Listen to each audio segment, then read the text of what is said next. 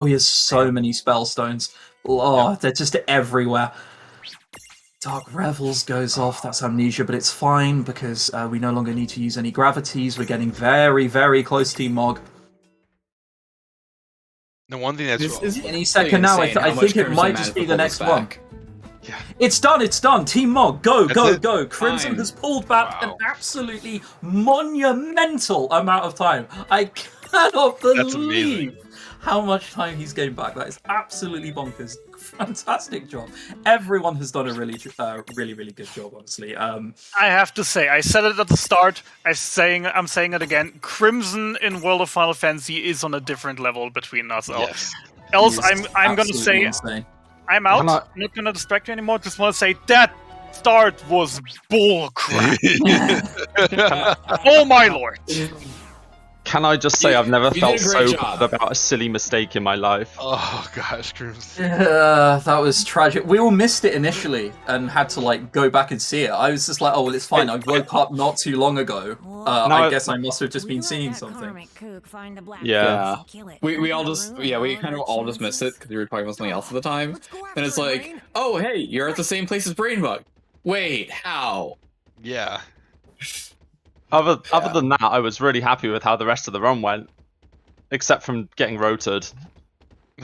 Yeah. Unfortunately, that is the term for not finding a black now. But absolutely bonkers ending as well. I mean, Harb as well. You had a frankly nightmare brandy fight. There were so many Dispelgers back to back, and at half health, you'd run out of star curtains. You didn't have any. You had to navigate that fight so carefully from that moment onwards, and you really did. Really, really good job on that one. Also, one last thing I want to say. You've said my Bahamut and Odin and Leviathan my Bahamut and Omen went great, my Leviathan bad. Just want to say that over Bahamut and Odin I lost 20 seconds, over Leviathan I saved 10. Yeah, so Leviathan looked a lot scary. It was scary, but it looked a lot worse than it is. But that's only because there was a Reaper crit, and Lana at one point was at 40 HP or something. It was a roll to stay alive. I imagine it was very, very close. But from there, I have to say, I didn't even see his HP up to the moment when I threw the X potion. I was scared after that. You were very, very low. I am. Yeah, very, very surprised. I'm even more shocked you managed to lose time on Bahamut, quite frankly, because your Bahamut fight was, the stuff of dreams. That is as well as you'd want it. Maybe it was better. So I'm out. Good luck to the other runners for Final Fantasy III. Go Team Tonberry. We're doing it this year. And I'm out. Have a good one. Bye-bye. GG. Have a good one. You did great. One thing that we didn't get to see from either Crimsons or Hobbs run was when X-Men Bahamut 2, the final boss, when it gets into a countdown phase, it is severely weak to all elements. So using a spell stone will do 9,000 damage. Now that's to me the best way to end the fight. Starting to count down, spam 1 or 2, boom, done. We weren't able to see that because that never happened, but that is possible. Yeah, on PC, it's a little bit more likely that they start counting, but it's. Well, Brain's starting the final boss rush himself. Yeah, Brainbug is now starting. That's nice. Immediate disaster. Oh, I didn't think you could use champions during if you had amnesia. It turns out. Oh no, because it's Doom. Never mind. It's the next one. That's the problem. And he got a crit. He did get a crit. Very nice. Yep. Very nice. Okay, so every crit is just under 2 lightning marbles you need to use. Haste wears off, so they're a little slower. Yeah, remedying plus to get rid of the Doom. I have noticed that we do have commentators for the next run in the call, but I'm very sorry. World of Final Fantasy has had a rather insane ending, unfortunately. So we'll get around to that. What do you mean it's longer enough? One. Fine. All right, so 2 crits means that they only need 1 throwable at the end. That was again a very, very nice fight. I mean, amongst all of Harb navigating some very tricky fights very well, and Crimson being Crimson Inferno 9, the man's an absolute beast. Like, it does also need to be said that Brainbug has also played very, very well. Like, the whole run's been fairly consistent. He's done very well. Yep. He started behind and really hasn't let the time drift that much at all. Gained some time, in fact. Yeah, gained some time. Wow, okay, good. Yeah. If that was a freezing dust instead of a quake, that would have been really bad. Yeah, the 2 quakes, though, really help, obviously. We touched on it before. Quake. Haste And again! Oh my god. Okay, yeah, 3 quakes. Lamau, dangerous fight? I think not. Never even a problem. Okay, so we have Eleanor coming up now. Don't they know they're type charting? Ground flying is immune to ground. Yeah, exactly. Alright, so the double faith, so all magic thrown out does do more damage. And staying including rain. Nice Yeah, mess. staying stacked. I mean, this is one way to do it. I think traditionally you one-stack rain. Because if there's an AoE attack and Long gets low, it will heal Long, but... That was really that smooth. looked pretty quick, didn't it? That looked pretty quick! Yeah, that was super smooth, honestly. And, like, the final attack probably would have done a KO if it was, like, multiple KOs if it wasn't stacked, so... Man, part of me wants to think, like, is it worth doing an extra Coliseum fight to have a spell stone there? Probably not, unfortunately. Coliseum fights can be pretty slow. Yeah, they can be pretty slow. They take a while. Right, now onto X9 Bahama. There's 47 seconds difference now between Tonberry and Mog. It's so close. It's so close. Like, Team Choco isn't even that far behind either. It's insane. Flare goes off on Long. That's not a brilliant attack, but it's okay for now. It's not going to cause a problem yet. You want to Elixir Long before ending anyway. Another Flare will then end up being a problem, however. He's using Fire Spellstones. I think traditionally I normally keep them for the final boss, but obviously... I think he has enough, that's why. He feels like he's enough. Yeah, I mean, like, we saw in the last fight that he did something different, and that definitely worked out. And for those that don't know, Brainbug did a lot of rerouting for 10-2, so I'll trust this man's differences. X9 Bahama 1 goes down, and just like that, we're on the final boss. Let's hope for no amnesia, no nothing like that, just a really quick fight, as little AoE as humanly possible. So, opening up with a faith. It's really rough with these fights. You don't even get healed between any of them, so it's just like 5 really hard bosses all in a row, no saves, no heals. Yeah. But that bus rush, is, to me, it definitely gets your adrenaline going, and your focus is absolutely. Out. During a speedrun, you just like turn off chat and don't look at it at all. 2 down, no AoE so far. We're doing safe. Defend. Oh, there are the Chaos Rebels, so amnesia. That's going to need to be cured because I think Brainbug will probably want more gravity before he starts throwing spell stones. Yeah. I still like half HP. I still amnesia. Yeah, probably just defend and then remedy plus. Yeah, there he goes. And everybody else just throw lightning marbles, do whatever you can. Yeah, the gravity is now doing 5,000 damage, so just start lobbing as many spellstones as humanly possible. Right now, Hope the count doesn't start. Oh, but the on-stack! Oh, no! That should be okay, as long as there is another... No! There's a death right at the end! It outsped, and he has to do the entire final boss rush again! That's so unlucky! Oh, that could have happened to anybody! Oh, it could have happened to anybody! It's such a disaster! No! There's nothing he could have done about that either! Nobody gets toppled on the final boss. That just doesn't happen. You don't get toppled on the final boss. It's not something you ever have to think about. Oh, wait. That's so crushing. Does it do QB again? No, it just cuts. No. He doesn't have to do QB again. He's safe before.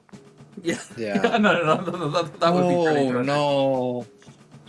That's so rough. That is so rough. Like, I mean, there's nothing that he really could have done about that either. Like, he got toppled, he had 1 action and then got AoE'd.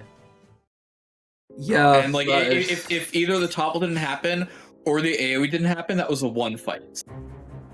yeah, and like he was gonna stack as soon as he got the chance. It was just ever so slightly outsped. That is a disaster. All right, well, I mean, we've already been through these bosses beforehand. Do the FF3 commentators want to briefly introduce themselves? Yeah, why not? So here we are. So I'm Leonis, and my co-commentator is Patorikku 1-3. Patorikku, the legend.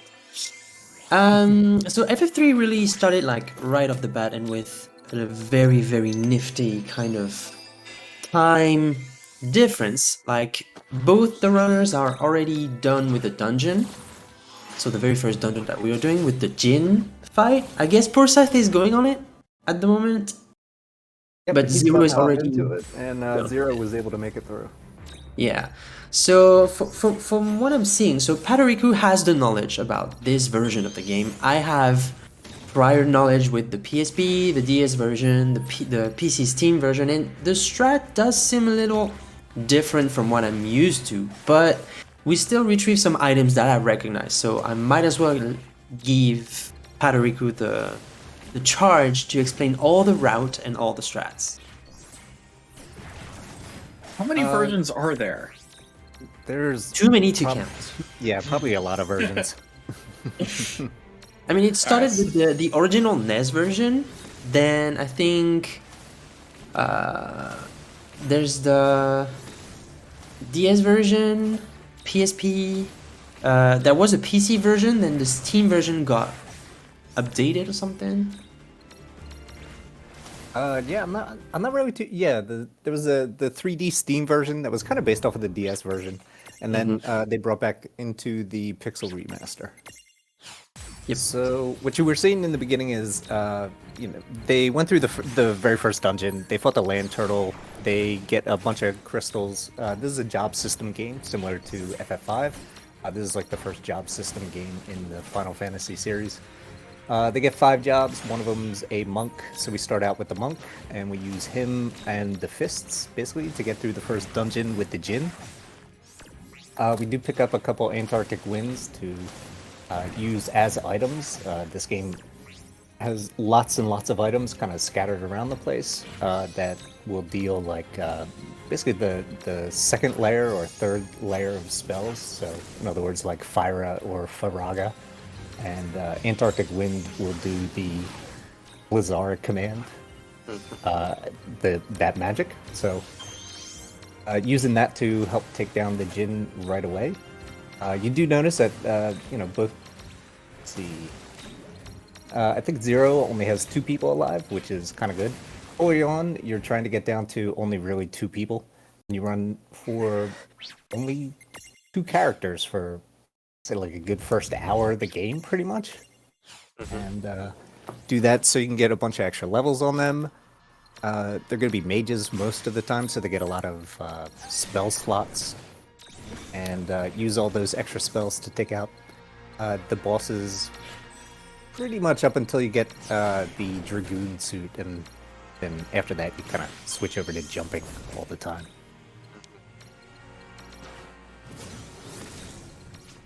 Yeah, so basically the strategy is not that different from the previous remasters or remakes of that game, so far I'm not quite lost yet.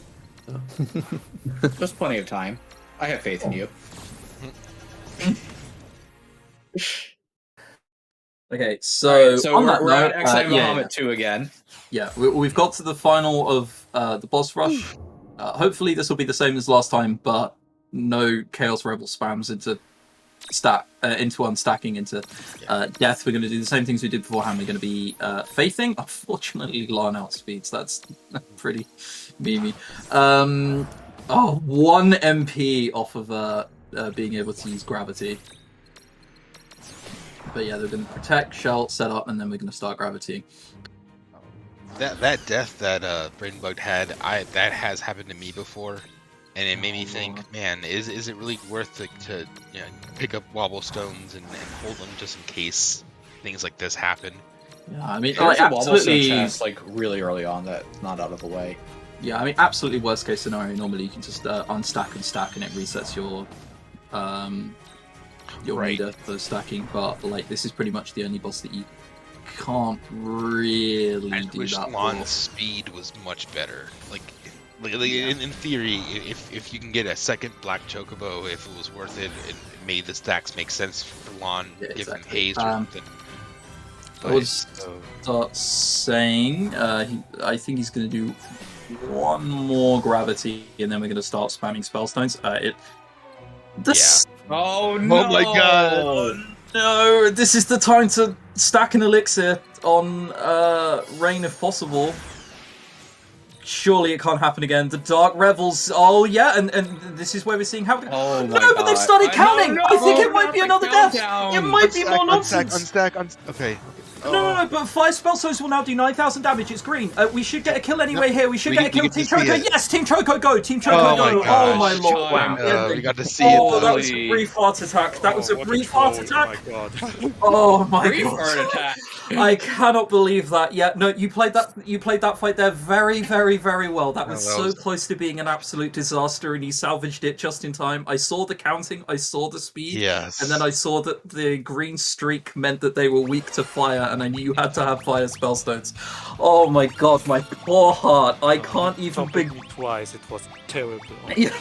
Oh. I can't We even got begin to flashbacks. think about how bad that must have been for Brainbug. Oh my lord. gosh. There were flashbacks back to the first death there, and then count. Oh my god. Oh. That was amazing.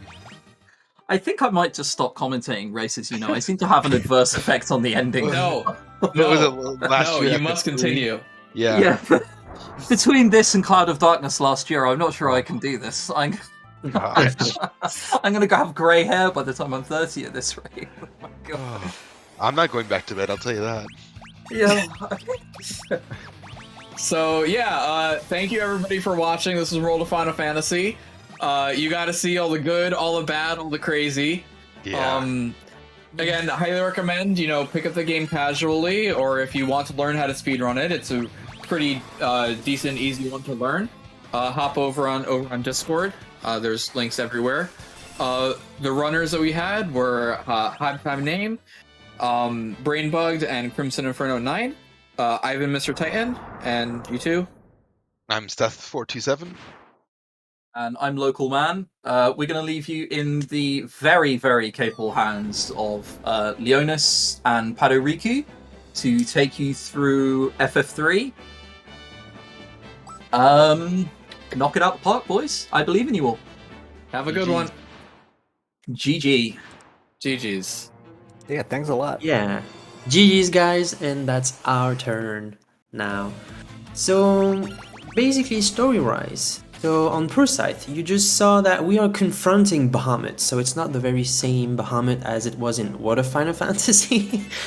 It's a very cool mechanic, so that fight can be taken in a variety sorts of way. Like, you can try and win, but you won't. So the main strat is to actually flee the fight.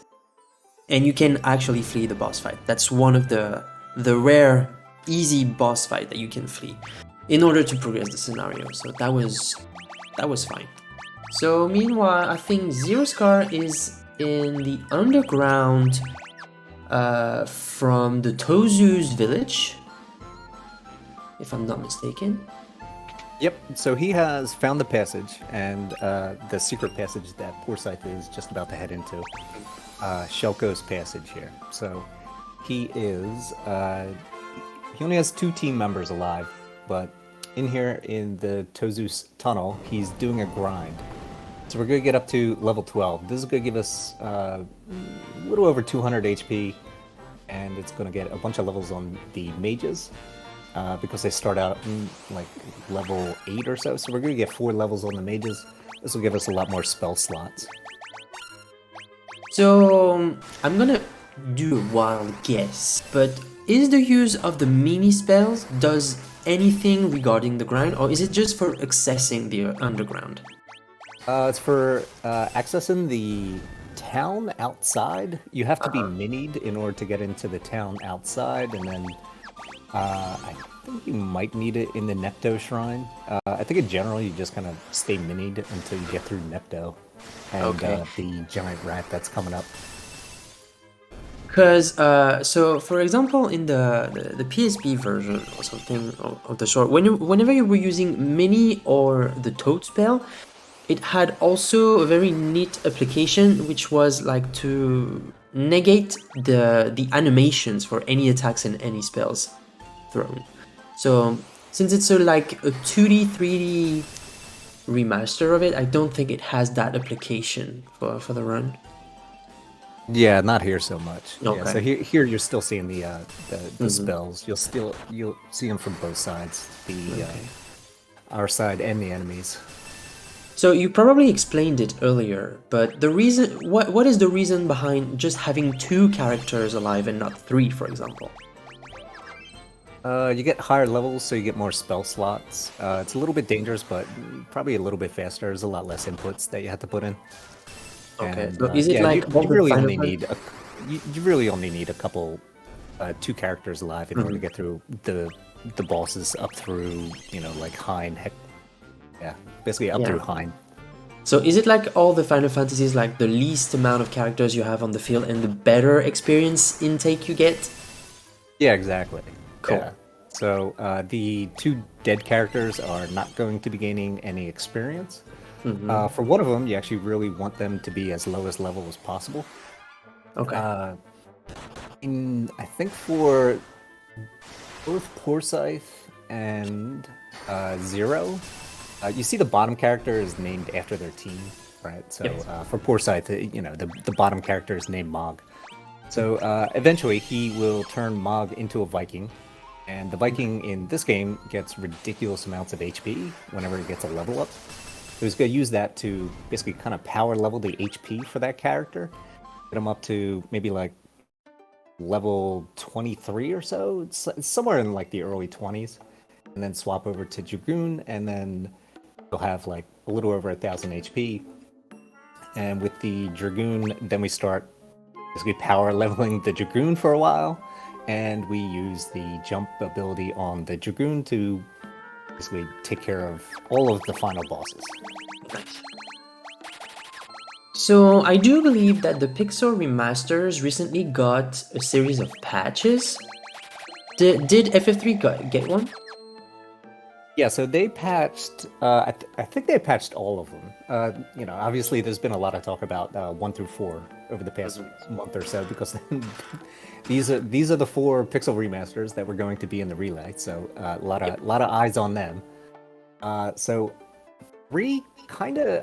I think 3 ended up a little bit like 1, FF1, where the patch was there, but didn't really do that much. It didn't really change that much, right? Like. Okay. Patch for FF4 had some pretty strong effects on that, right? Especially the final boss. And the patch for 2 wasn't even used in the relay, and that was, yesterday morning. They actually just used the older version of the patch, or like the older patch to run that.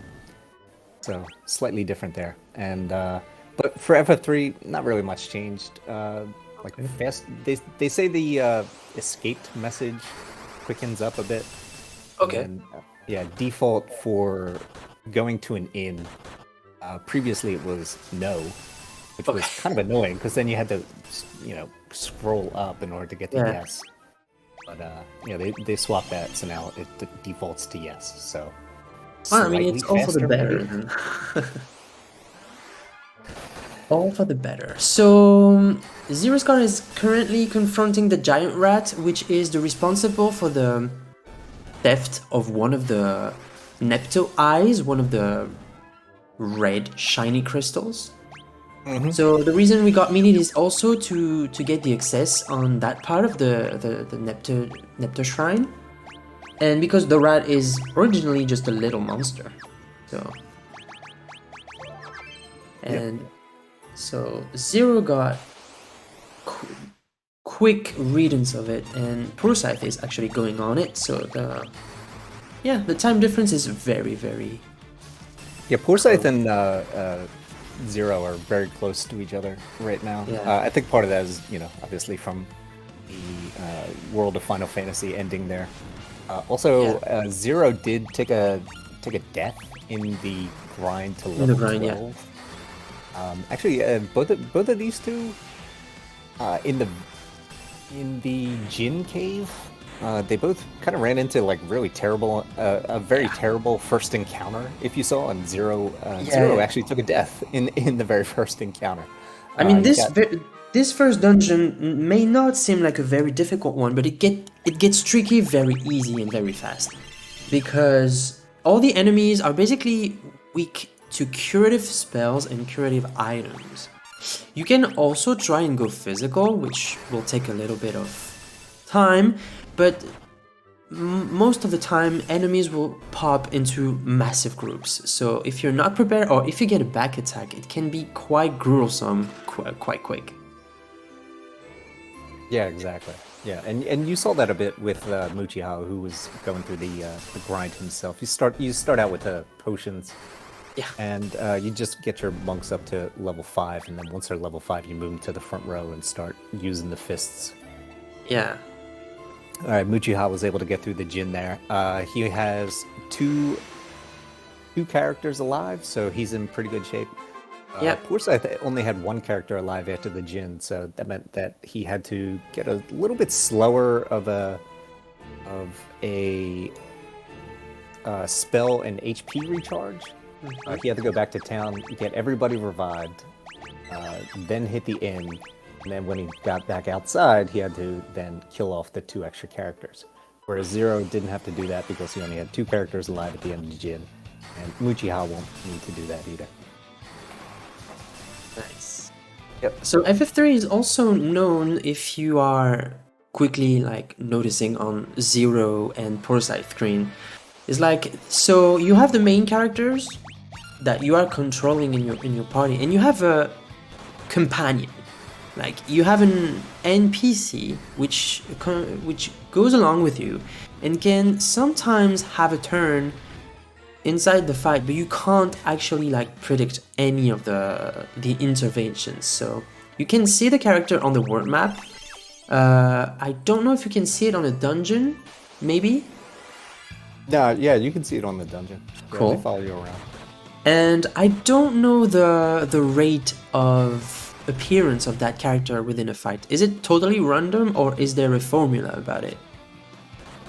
I'm gonna be honest, I can't remember the last time I actually saw one of the characters actually do anything in the fights. Like, I know that's definitely a thing in the 3D remake for the PC, right? But in the Pixel remaster, I really don't think they ever really show up into the fights there. So I think they just let you do your thing. But it could just be that we just rip through the fights pretty quickly. Yeah. We never have to worry about it. That would be the explanation. Right. And one thing you just saw there from Zero is, he comes into this castle. There's 2 reasons why he's coming into this castle. One is to get the HP and the MP refilled. The other is he's picking up a bomb fragment and an Antarctic wind. So like I said, with the items that cast, the Blizzara or Blizzaga spells, that are casting these magic spells, you're trying to pick up a bunch of them, especially Zeus's gauntlets, throughout much of the run. And then we're going to put them to use later on in a couple bosses. The Zeus's gauntlets or Zeus's wrath are going to be used to take out Kraken, and the Antarctic wind is going to be used to help out with Hein, and then Hein, we'll get to it later, but you can take advantage of a weakness that pops up with Hein. So it's good to have one of each of the different element spells available.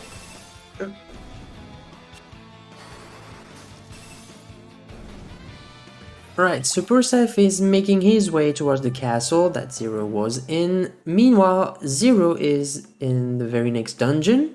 I believe it's the Tower of Omen. Yep. And you see, he had to switch to Toad. This game is kind of strange in that it keeps forcing you to be Toad or Minied or... Yeah, basically, just Toad or Minied in order to get into certain locations that you have to get into for story purposes. It's Yeah. I mean, I believe the reason is quite simple because the mini is to enter the underground, so it doesn't really involve any kind of change of element. Meanwhile, for the Tower of Omen, we are actually going into the sewers, so maybe water is the reason Toad is used? Probably. Yeah, most likely. Yeah, or it's just, well, you can't really even say it's like a small thing or like a small opening because you got mini. But mini doesn't work. Yeah, it specifically have to be a Toad. So this new dungeon, the Tower of Omen, is known for having multiple floors, and who says multiple floors, multiple occasions for enemy encounters. So once again, the Black Mage will take care of any kind of formations thanks to magic and elements. But sometimes if you, on the casual kind of playthrough, if you try and tests all the combination possible with the jobs, you could try and have some sort of alternatives, but you could also run into some kind of problems because those enemies could be troublesome sometimes. Yeah, definitely. Yeah, even for the mages, they're a bit troublesome. If you see the encounter with the petite mage, one of the spells or skills that it can do is silence, which actually prevents your mage from casting any spells. And considering you're using nothing but spells to get through this, it's very annoying. Yeah. They have picked up Echo Herb, so they are able to cure it, but you just don't want to have to stop, do the menu in order to clean that up before moving on. And then Zero is actually getting into a fight with the Olghiski here. The character names in this game are just they're something. We'll see. But that one enemy there will actually do a physical attack, and the physical attack actually has like silence touch on it too. So. In order to get through this dungeon quick, you're just really hoping not to get silenced and hoping that you get good damage rolls. You also see Zero picking up the Zeus's Wrath right before the room for the boss. Now he's going into the Medusa Fight. Medusa Fight, which is the very first split of the game that we are using for the relay. So we're gonna have our very first comparison between Team Tonberry and Team Mage. So we'll see how the difference is going so far. Yep. So the Medusa Fight isn't too bad. She does have the ability to use Stare, which petrifies you. And if she uses it like really early on, it's kind of annoying because then you really got to stop and cure the character. And it's also possible that she could just stare down the other one and petrify him. Then you got to redo the fight. So you're really hoping not to see that too much, or if she does use Stare, that it misses. Lots of things miss in this game. If you just saw on Zero's screen, Medusa did a Thundara on Torilla, but missed.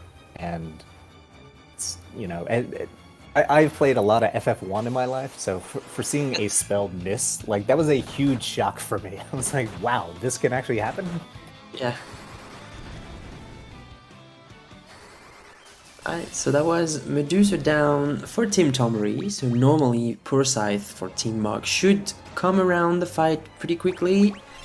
And meanwhile, on the Chocobo team, we have the retrieval of Desh, the character that we are seeing up until now. So Muchihaz has picked up Desh. They're about to go jump off Bahamut's nest there, and the free refill from HP and revive from jumping off this cliff somehow. As he's doing that, Poorscythe up into the Medusa Fight. Before Poorscythe got into the Medusa Fight, though, he did pick up the Flame Mail, which will actually be used in the next couple bosses because they go really heavy on the fire spells, and the Flame Mail there. That one Stare just connected, so that's one character petrified already. Right. So he has been going for a little while, so he'll probably just try to push through, and yeah, he was able to make it through. Yeah. So, I mean, having a character petrified, from what I've seen from the Pixel remaster so far, can actually have an interest in it. Like, as we could see, Medusa tried to launch a fire onto the petrified character, but it missed. So, having a petrified character can have a certain level of threat, but you can also have a certain level of cooldown, because any kind of attack that goes onto that petrified character will miss. So that's a free turn for you. Yep. Yes, FF1 takes great advantage of that. If you were watching that from the relay maybe about 12 hours ago, yeah, so you, in FF1 Pixel Remaster, you petrify 2 characters and basically run 2/3 of the game with 2 of your characters petrified. Poorscythe will unpetrify the character, but also in FF3 you do petrify 1 character basically right before the final dungeon as well. So you also take advantage of that same same mechanic in the Pixel remasters, where petrified characters can actually be targeted by the enemy with spells or physical attacks there.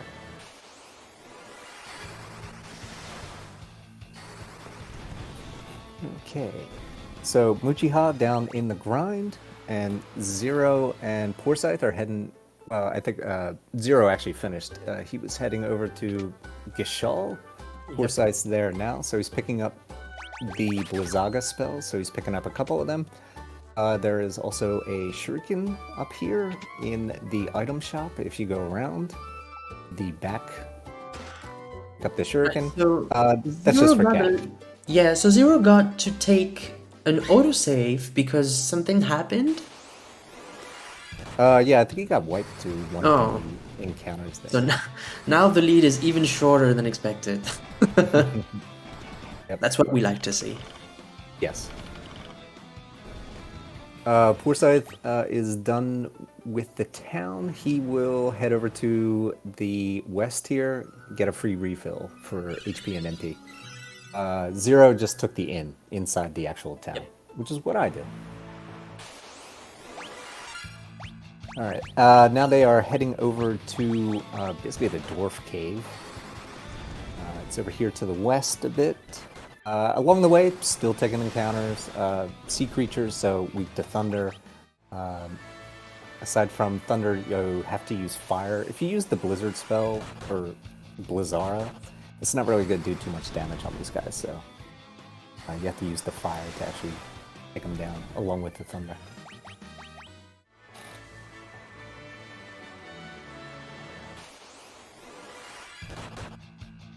And here goes Zero into Dwarven Hollows.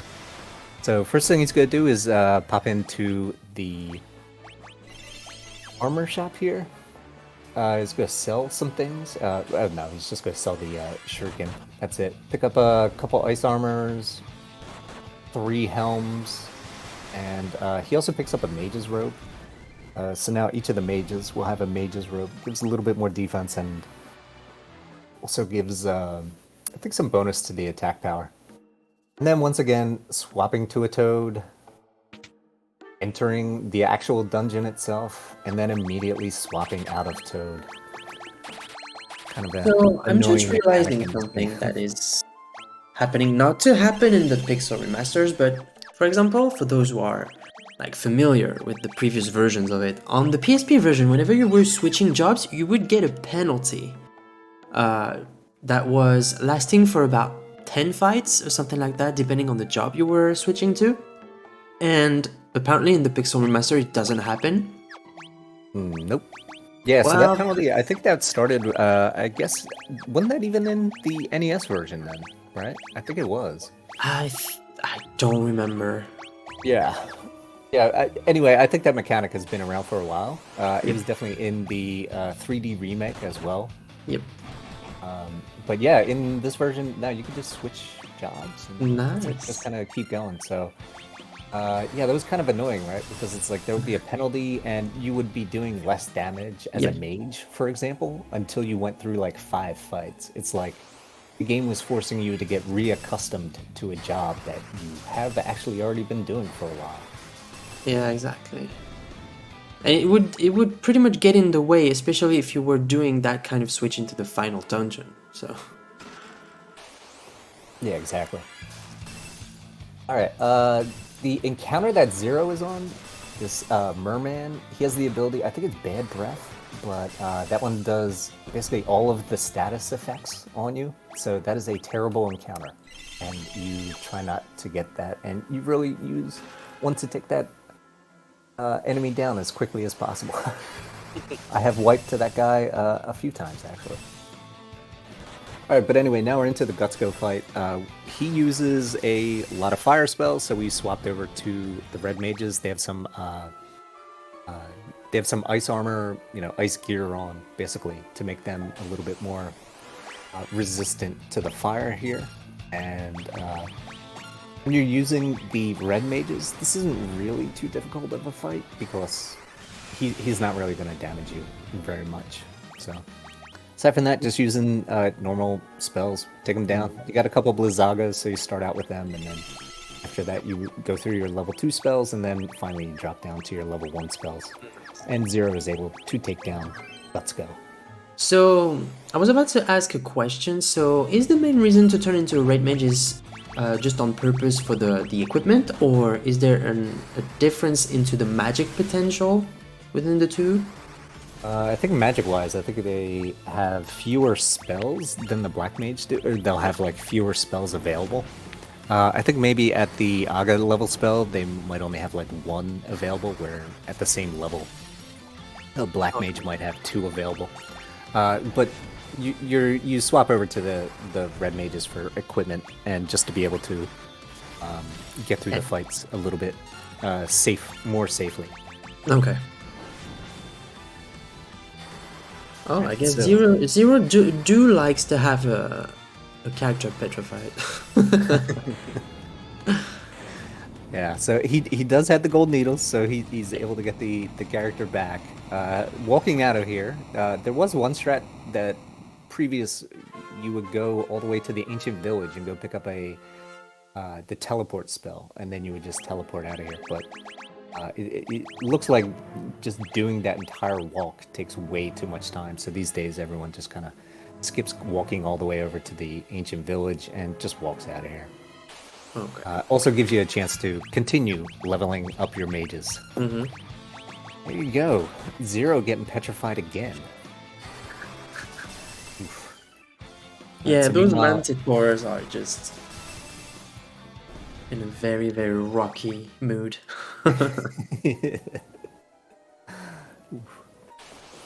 Alright, so meanwhile, Muchiha has picked up the Toad spell. He's about to head into the Tower of Owen and be fighting Medusa then. So two runners of the relay are using the English version of it, and the Chocobo member is using the Japanese text. Does that have a difference when it comes to timing, and if we were to go onto a PB kind of run? Yeah, that's a good question. There's been some debate about that. If you would like to, if any of the viewers would like to join the FF3 Discord, there might actually be starting a debate about that today or this morning. But yeah. But anyway, from across all the Pixel remasters, it's thought that the Japanese text is slightly faster. For I think it's 1, 2, and 4, you can actually use the Japanese font with English, and I think that might like kind of even the playing field a bit. But I think even more than that though, it just makes it easier to read. I think for viewers actually watching, the font for this game is not particularly large.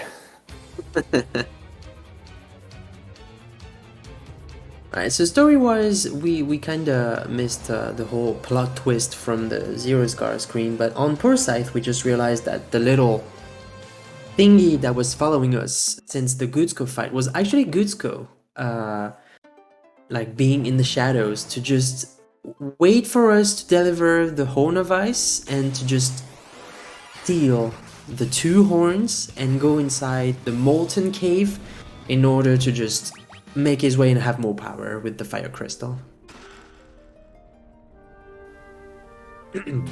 Yep. So that's what happens story-wise, and now we're gonna go chase after him to go grab that, to grab the 2 horns back. And as surprisingly as it seems, we are forced to walk through lava. Yep.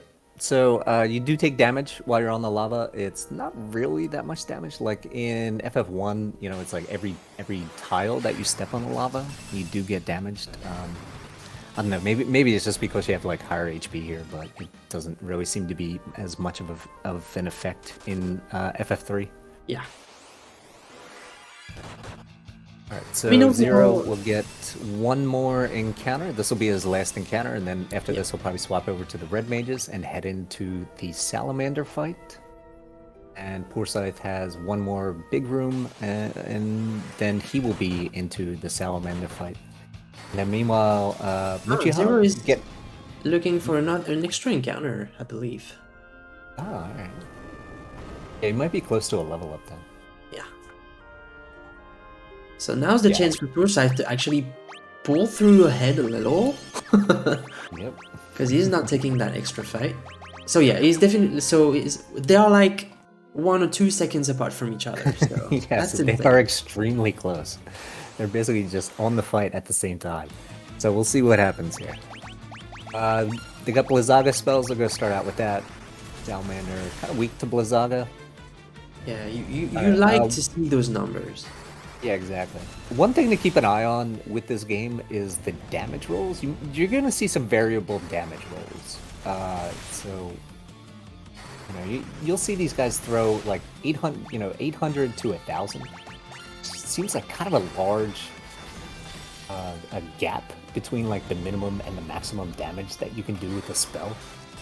But yeah, that's something that's kind of odd about this game, is just some of these damage rolls just end up being either extremely small or extremely large. They just kind of go off. Like with Poorscythe, you saw one of his Blizzard spells did about 100 damage, and then the next one did like 310, and he was able to take down the Salamander. Yeah, that's pretty much the reason why Zero is now ahead again.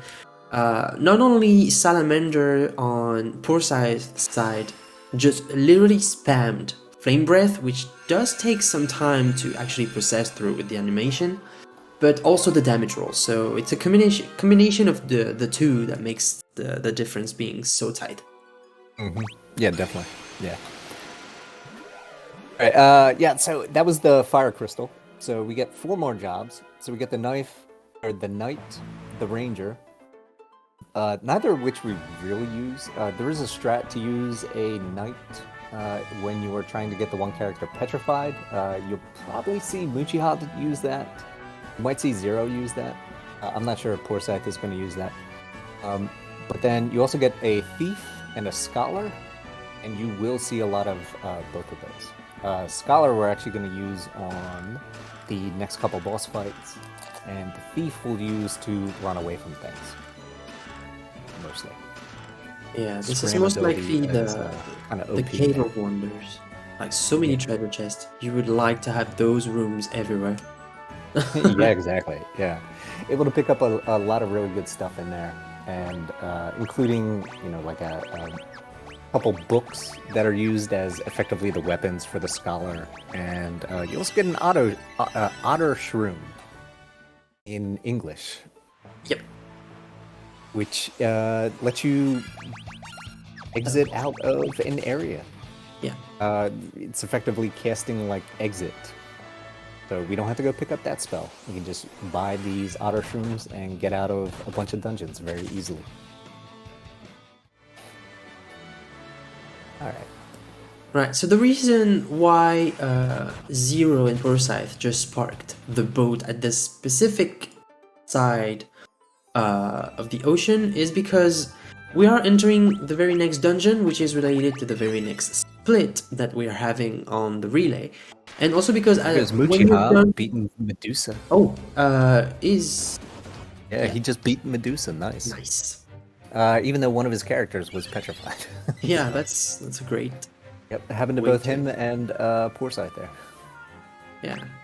And so basically what I was saying is that whenever you finish that dungeon, you are appearing on the world map next to a forest that is actually in front of the ship. So that's just a little optimization of movement and stuff. So that dungeon also have a very, very scary level of threat with the monster because they can hit for quite a lot. Oh yeah, definitely. Yeah, for the they're not going to be able to one-shot the white mage or the thief, but they get pretty close. Like some of these fights get pretty dangerous. The other two characters, you kind of want them to actually die before you head into the Hein fight, but it's not really a big deal if they're alive. Hein will usually take care of them. Yeah. Alright, so right before the Hein fight, they're going to swap over to a Black Mage and a Scholar. So this is actually kind of a pretty interesting fight. What we're going to see is, like I said before, pick up a bunch of the items that cast magic. So he's going to have the Scholar use them. The Scholar gets a bonus whenever he's casting, whenever he's using one of those items. He's going to start out with Antarctic Winds there. So you'll do that for 2 turns. So there goes the Antarctic Wind. You see the 492 damage. That is not very much damage on Zero screen.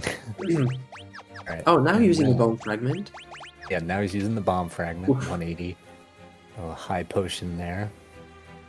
Okay, so Right, meanwhile, here comes the Poorscythe is Blizzard. also Poorscythe starting. getting into it. All right, and now for turn 3, he's going to have the Black Mage defend or heal himself, and then he's going to use the study with Scholar. Unfortunately, the study went before Hein did.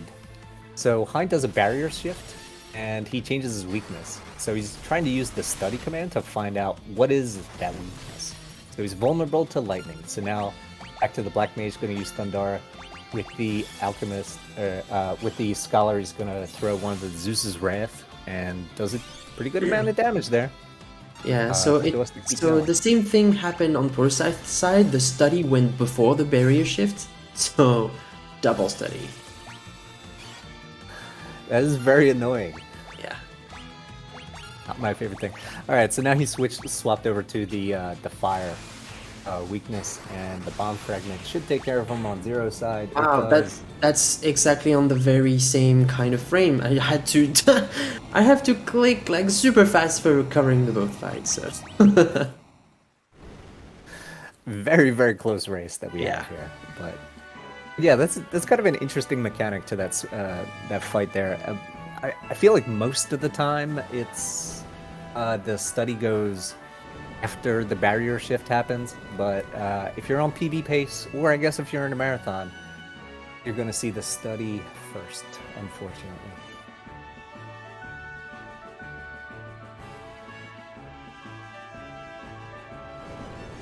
Alright, so meanwhile, Muchiha picking up a bunch of the ice gear as well as a mage's robe, and he is about to head down to go fight Gutsuko. Swapping over to the Toad so we can get into the actual dungeon itself. Then I'll swap back to a Black Mage there to actually travel through the rest of the dungeon.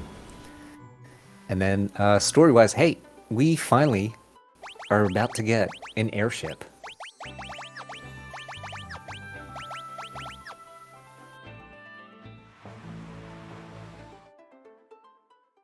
Into the castle here, talk to King Argus. He gives you a Wheel of Time, and then we're going to go talk to Sid, who we saw early on. And when you talk to Sid, he's just sitting there by himself, dreaming of a Wheel of Time. So we show up, we give it to him, he runs away, he goes and converts your boat here into an airship. And then you can leave this area, and it turns out this area is just a very small area of a much larger continent. It's basically like a little mini floating continent. And one thing you see, Poorscythe up there in the top left, he is raiding a bunch of chests, which you didn't see Zero do, but I think you will see Muchiha do later on. So he's grabbing a bunch of extra chests for money. Okay.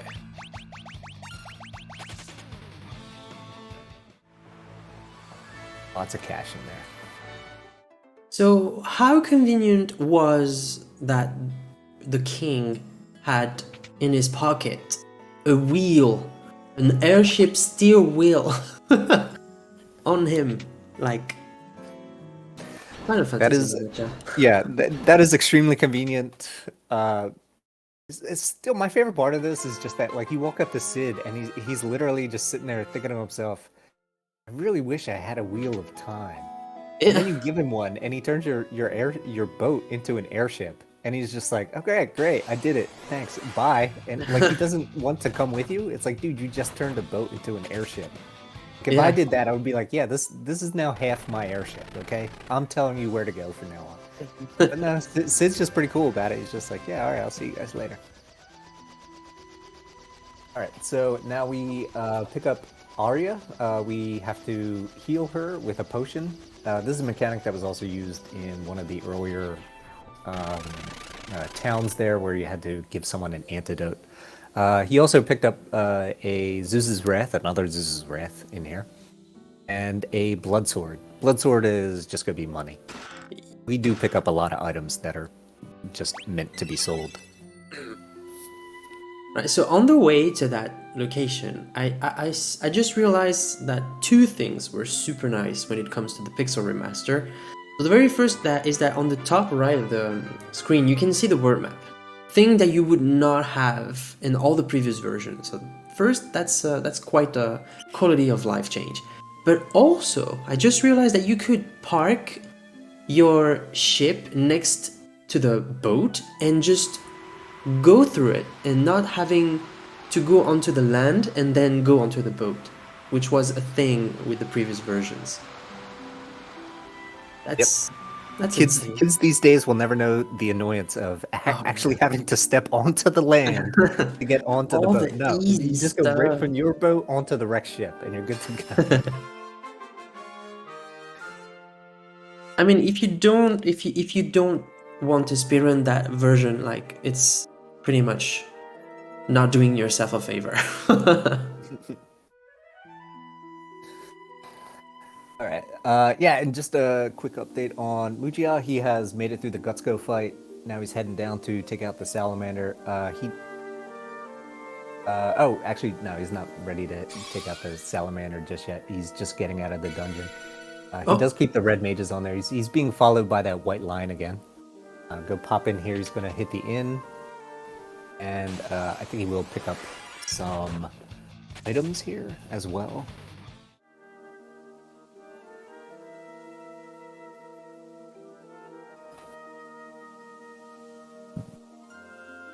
Yeah, so he buys a bunch of high potions and buys some Phoenix Downs. He also buys some mallets. He does like a little bit different strat with the mini stuff coming up. I think he just doesn't want to swap back to the white mage constantly. So I think he just... Game over on Zero's car. He's gonna have to restart the room, letting Poorscythe taking the lead. Oh yeah. Yeah, back attacks in that dungeon are quite what you don't want to look for, because those monsters are just super powerful and can petrify you on top of that. Yeah, the cockatrices. I call them jerk birds, but they actually really look like lizards in this game. Yeah. More than birds. Yeah, jerk lizards, I guess. Yeah, so they did kind of change around the enemy design for them, at least. But yeah, this dungeon, all you're doing is just running through everything. You have the scram ability on the thief, and that lets you get through a lot of these fights really easily, as long as the thief is alive. Looks like Zero just took another death. So I wonder if Zero intention of letting the first character as a scholar is intended or not. Because on Poorscythe it's like double thief, and now it's changing the jobs again. So I don't know. Yeah. So I guess he's trying to save like a job change later on, trying to save a single one. Yeah, I mean, on the paper, if there were like, on the very same pace, you would have a little advantage thanks to that. But that dungeon is so unreliable. Yep. All right. Yeah. So on Poorscythe's screen, you see Arya has just been shot by Kraken. He's going into this fight with a double scholar. So he has a bunch of Zeus's wraths. He has 5 of them, and he is just going to use Zeus's wrath on Kraken there. Nice And number. with the double scholar strat, you should be able to take him down really easily. He did bring up the thief. He's bringing up the thief just to give another target for Kraken. Like that's it. That was a nice fight. Yeah, that was a really great fight. He was able to get through that in 5 casts or 5 throws of the Zeus's wrath. Got really pretty good damage rolls on that, and like in other words, nothing got like one of those ridiculously low rolls. Meanwhile, Zero is Wow, getting nice like number on 0 scars. Ooh. yeah. Oh yeah. Wow. And Two then turn. of course the fourth one or the final throw is Yeah. 768, which is half of what the guy did previously. Fantastic. And I believe Mujiha is also on Salamander now. Yep. So using the same strat that Poorscythe and Zero used, swapping over to the red mages, going heavy on the blizzard spells, able to take them down pretty easily. Yay. And that now Mujiha will be picking up his 4 new jobs and then getting ready to head over to Hein.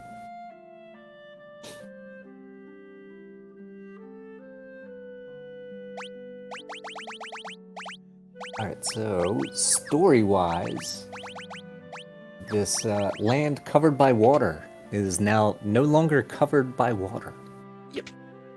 Thanks to the water crystal. So basically what happened is like Arya had a little shard coming from the water crystal that she was protecting because the evil force was trying to overtake the whole world by sinking it underwater. So the main reason we went to that cave was to restore the water crystal to just get the world back into its original state. But we had to have a sacrifice because Kraken just tried to shoot us from the back, so Arya just sacrificed in order to make everything go smoothly and according to the plan.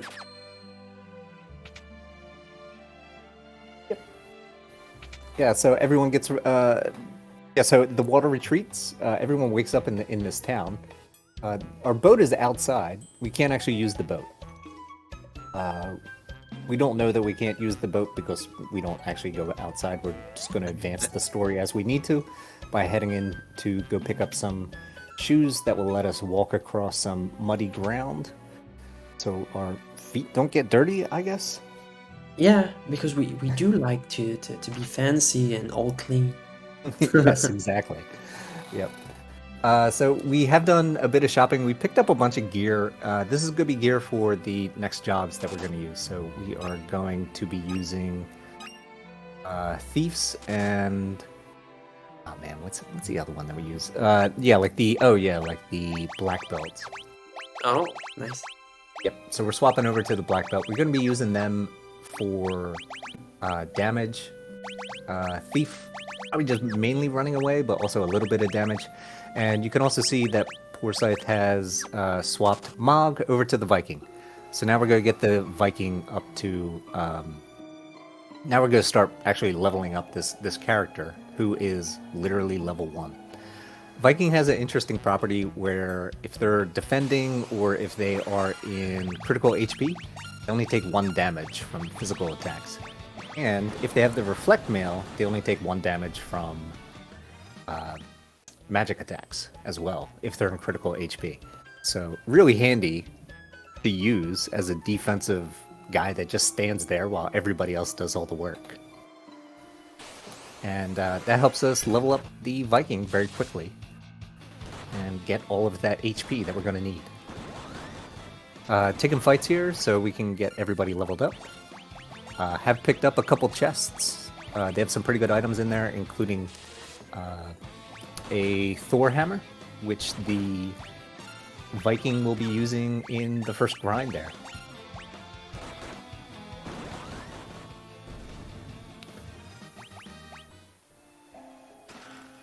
So one thing that Poorscythe did when it came to the thief, and that's a thing that's pretty much like current knowledge for all the previous version, is like whenever you are onto the thief or using a job that can use daggers, the very fact that you can equip daggers is raising your speed and your agility so that you are more likely to act first within a turn rather than just having to wait for all the others to get their turns. So sometimes it can be good for fleeing purpose, and it can also be good if you have to take down your characters quick enough for the grind not to take too much time. Yeah, especially for the fleeing, because you're going to use that a lot later on. All right, Muchiha is in the Hein fight there. He actually got the study after the barrier shift. So he should be able to get through this fight a little bit more quickly. The bomb fragment with the Fyra wasn't able to take it out.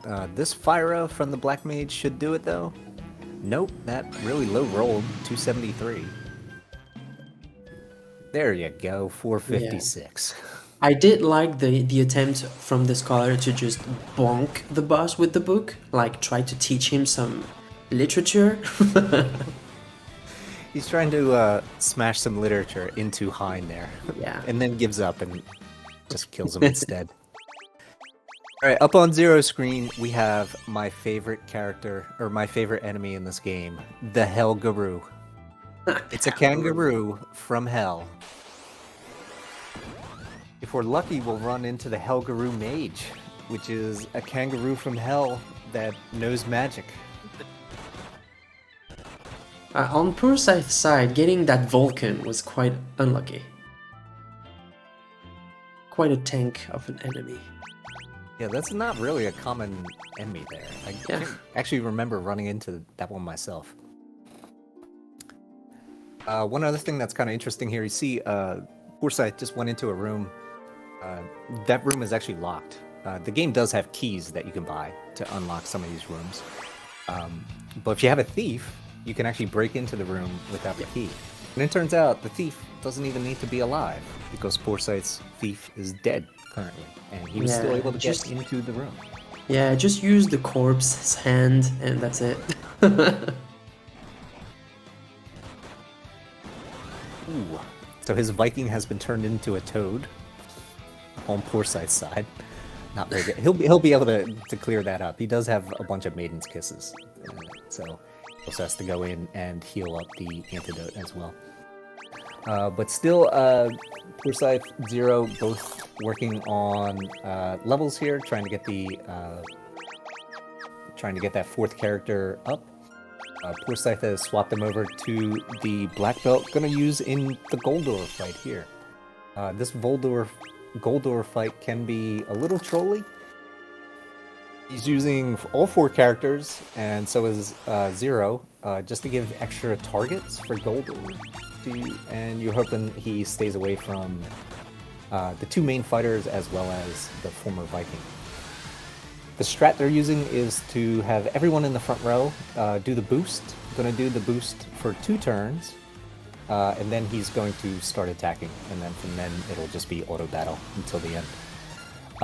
Zero is skipping the boost, just going with the auto battle. Okay, Goldor was trying to go for the Mog character. That's not nice.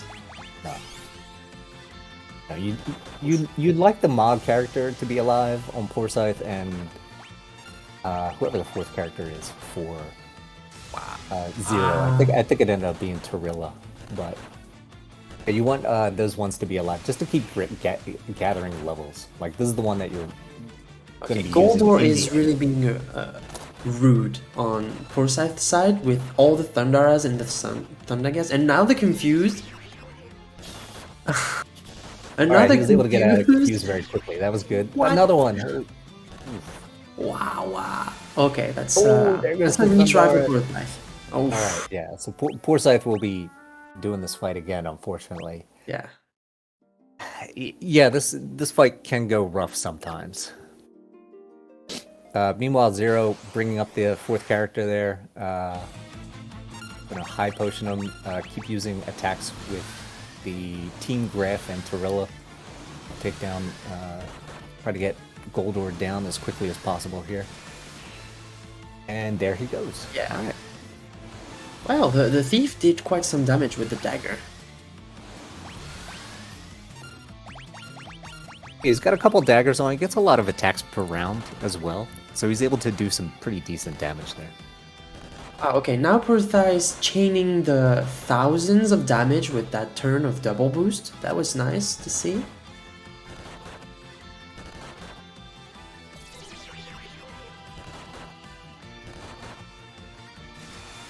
Yeah, the gap is pretty much closed. It's just keeping changing hands over RNG. That's quite a thing to say, especially for FF3 that has been known in the past for being one of the runs of the relay that could be like going every sorts of places. Now it's just getting consistent and quite interesting to see in terms of difference. Yeah, we might see that in the Pixel Remaster. One, because it's a Pixel Remaster, and two, because, you know, Cloud of Darkness is still Cloud of Darkness. Yeah.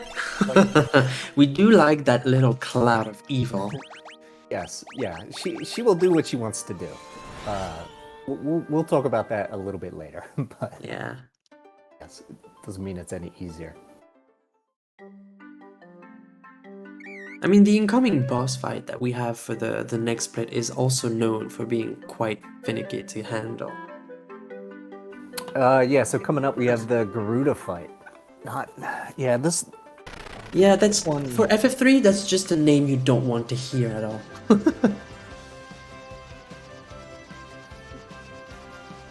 Yeah, exactly. Yeah, so Garuda will use a lightning attack to take out everybody. Before we get there, though, gotta fight some Gold Knights. We gotta pick up another temporary NPC person that you just drag around. And also we're gonna go buy a bunch of wind spears to put onto our dragoons. So now we have the prince with us. Gonna go shopping.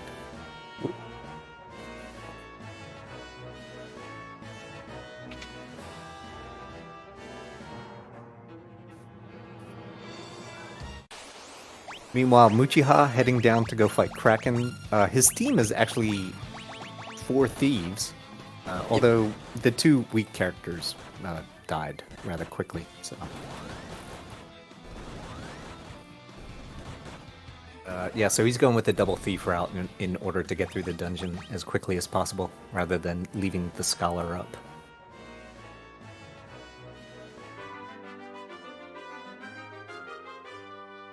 Okay, and then Zero. So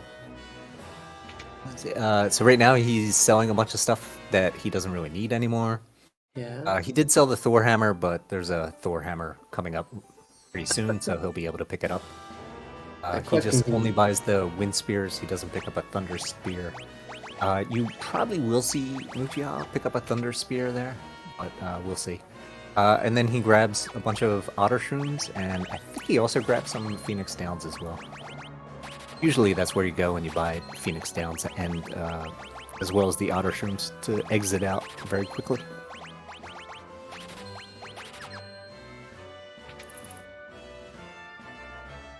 Alright, so Zero healing everybody up. He has all 4 characters as dragoons. You might see Poorscythe just go with 3. Poorscythe and Muchiha just go with 3 characters into this fight, for probably a little bit safer in order to get through it. And Muchiha with the double scholar strat has just taken down Kraken, so starting to come back a little bit there. Yeah.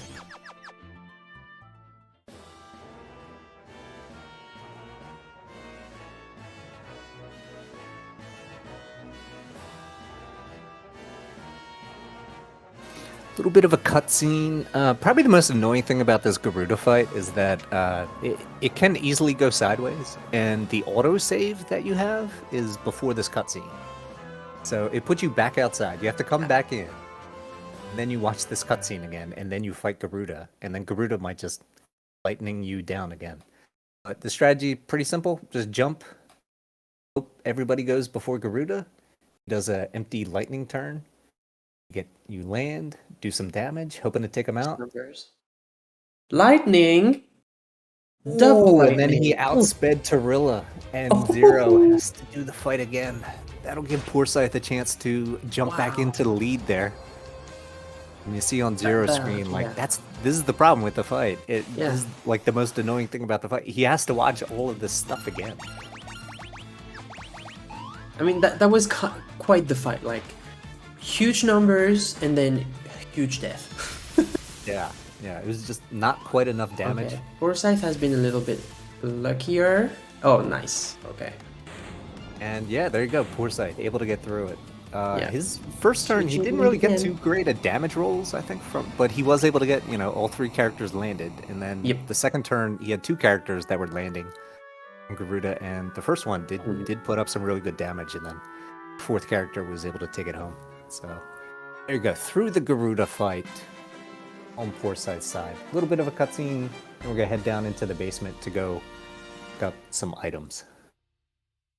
All right, second attempt here for Zero. Jump, jump, jump, jump. Empty lightning turn. A little bit better damage than last time, except for that one dude. Okay. All right, there you go. So two got to jump. All right, there you go. Zero through. Yep. So Zero through that fight. All right, Poorscythe now picking up another means of conveyance. So we had an airship very early on. It crashed. We got a boat. We sailed that around a bit. We got it turned into an airship. That got shot down. And we're getting another boat or another airship. This is a little speedy guy that we're going to use to just kind of speed around this map, the Nautilus airship. And first thing we're going to do is actually go get the ability to take this underwater. So I saw some people in the chat asking that what kind of job would be better be used against Garuda.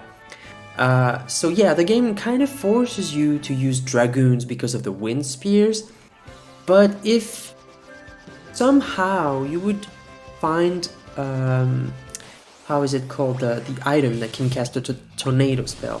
I don't remember the name, but there's an item that can cast an Aeroga kind of spell.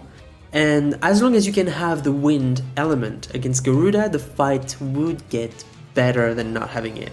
So you basically want some kind of lightning protection, so having lightning armor proof, or some magic that can have the magic damage, something like that. But you really want also to get the most out of the wind element against Garuda.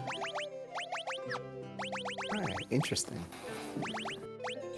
I just run the speedrun strats, so I know them. I've never played this game casually. I've literally only ever done the speedrun of it. So yeah, there's a lot about this game that I just do not know. That's what speedrunners do. They just take the game and they just rush it. Yep. Somebody wrote a guide. I used the guide. I put in some of my own stuff for me that was slower, but probably that I was hoping would be safer, and that was about it. Yeah. Alright, so heading up to Doga's mansion for Poorscythe and Zero. They have to be mini again. I think this might actually be the last time that we have to mini or toad in order to get into an area. But just running away from everything. Everyone should be a thief. Yeah, everyone's a thief because they have this scram ability. Lets you run away from enemies very quickly. Take too much damage, get healed up. But in general, just trying to rush to the end. And at the end of this, we will get the ability for our Nautilus to go underwater. And then we will head down to some temple under the water to go pick up a loot.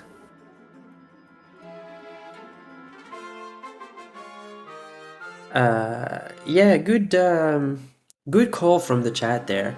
FF3 is known also for having the very first appearance of the Mughal race, which becomes very iconic and being one of the main teams for this relay. because FF1 and 2 don't have any Mughals. I think FF2 innovates a little with the appearance of the Chocobo, and then FF3 push it a little bit further with the appearance of the Mughal. As for the Tonberry, I think the first Tonberry you can fight is from FF7? Or maybe 6. I don't remember. Ooh, Mujia just took a death Oh, yeah. walking down to Vulcan. Goldor's mansion. Oof. Yeah, That's- that encounter that's is kinda rough. really like not giving a little rest. Oh yeah, so FF5 has the very first appearance of the Tonberry. I was not sure about FF5 because I'm quite not very knowledgeable with it, but yeah, okay, so FF5 for Tonberries.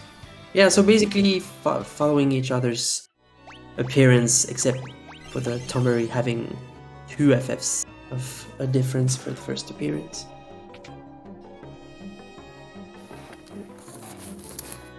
Alright, so now the dungeon that Poorscythe is in, and that Zero should be in a moment.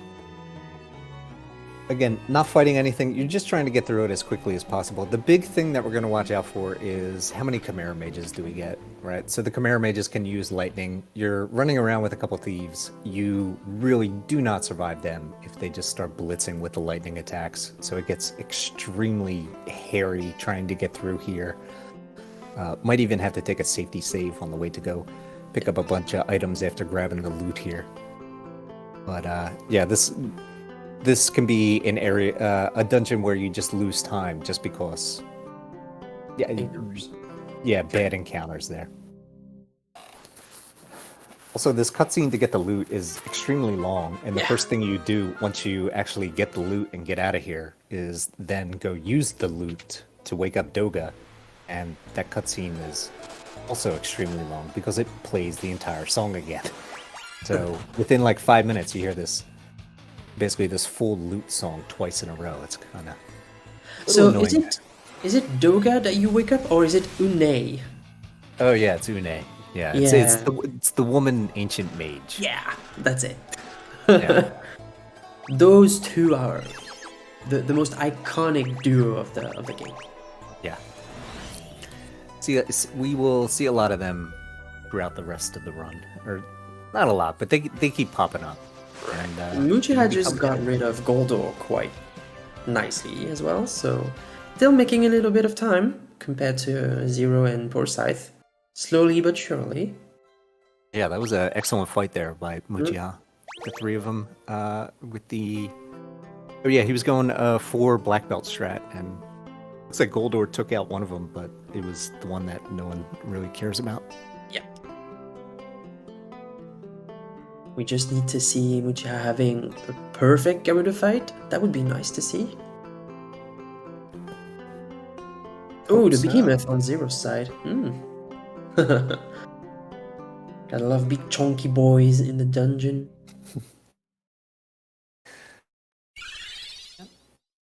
So, coming down here, pick up a couple pro rings.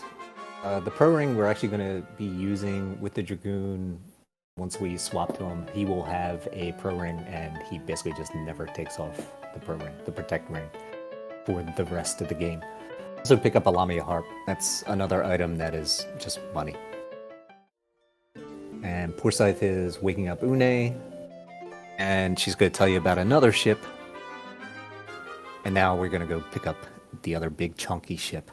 Yeah. This game never ceases to provide you with ships. Just keep giving you new means of conveyance constantly. Yeah, but I think the invincible here that we pick up now is finally the last one. And this one has the special ability to hop over mountains, which we'll be using shortly. Shortly? No, not really shortly. Yeah. We have the grind first. Yeah. And then we will start hopping over some mountains. Yeah. But first we're gonna do the grind. Get the invincible, grab the other ship, go do the grind, and then we come back to the big chunky ship and start and head to go take out Hecaton. So meanwhile, everyone Full is. size screen, big pickup right here. This is the Reflect Mail. This is going to be our main body mail for the Dragoon for most of the final bosses. At least like 3 of the 5, and especially Cloud of Darkness there. It gives probably the best magic defense of anything that we pick up. So that's why we're that's why we're grabbing it. All right, we really need the magic defense for some of these, some of the fights that are coming up. And now Poorscythe is also selling a bunch of stuff that he doesn't need, and he's going to pick up. All right.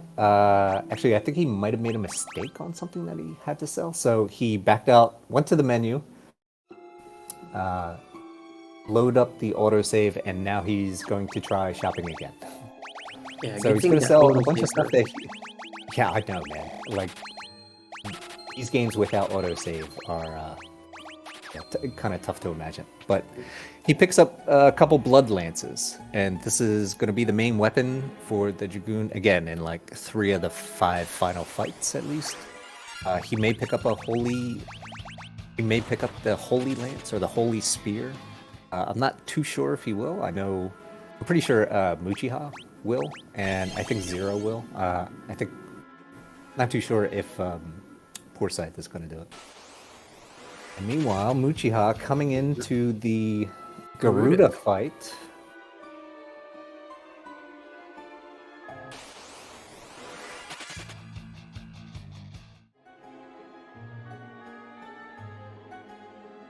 Let's see how it goes. Hopefully smooth. Alright, let's go into it. Let's go, Muchiha! With only 3 Dragoons, okay. Just like Poorscythe. Some good damage rolls. Ooh, everyone survived and got the second turn. Nice. Yeah, there you go. Alright. Turns into a bit of an easy fight there for Muchiha, able to get through the Garuda fight. With everyone alive.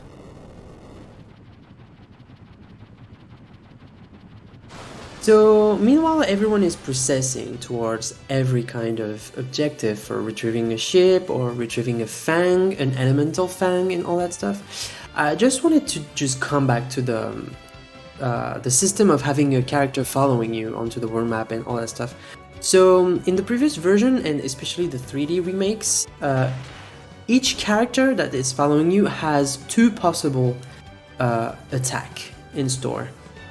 So I believe Desh had Thundara spell with the attack one. Area had Aurora and Cura or something like that. The Princess Sarah has Arrow and Cure, if I'm not mistaken. For Une, she has Holy and Haste, if I'm not mistaken. And there will be... So Sid, the very first appearance of Sid has, I think, an elemental spell and a physical attack. So in the 3D remake, you would have wanted, sometimes, to see those side characters take a turn for extra damage for free.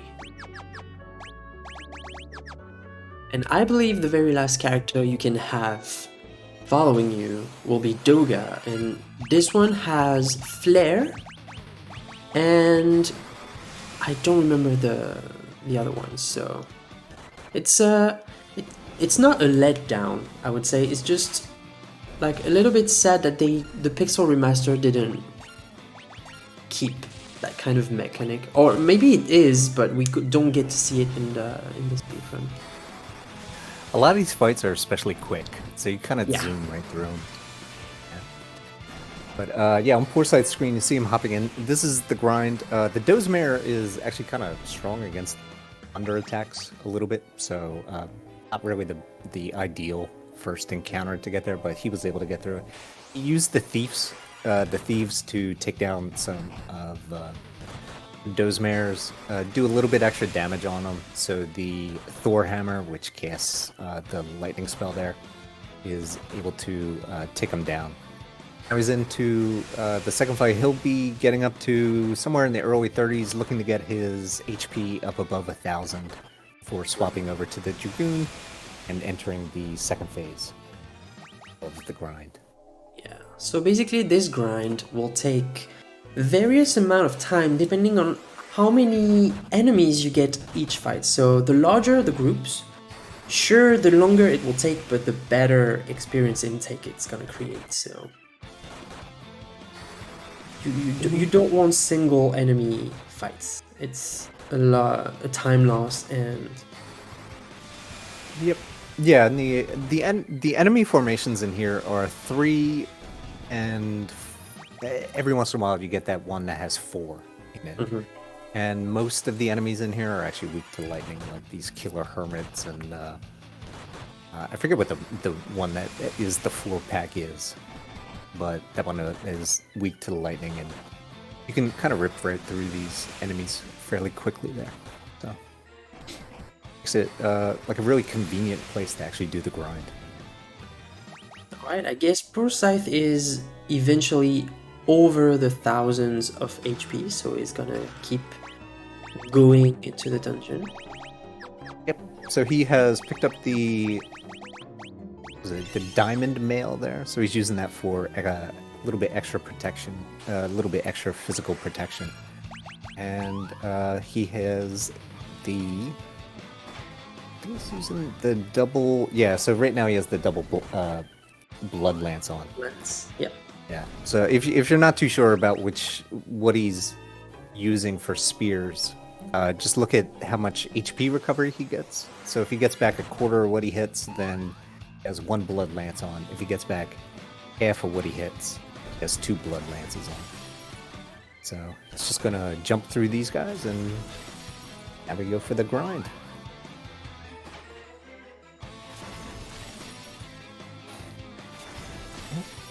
Up in the So top right basically for every- Tonberry. Yeah, up in the top right for Tonberry, you see 0. He's still the Viking, but yeah, he's just about to switch over to the Dragoon and change over. Got maybe like one more encounter that he'll do here as the Viking there. That should push him up over 1,000 HP.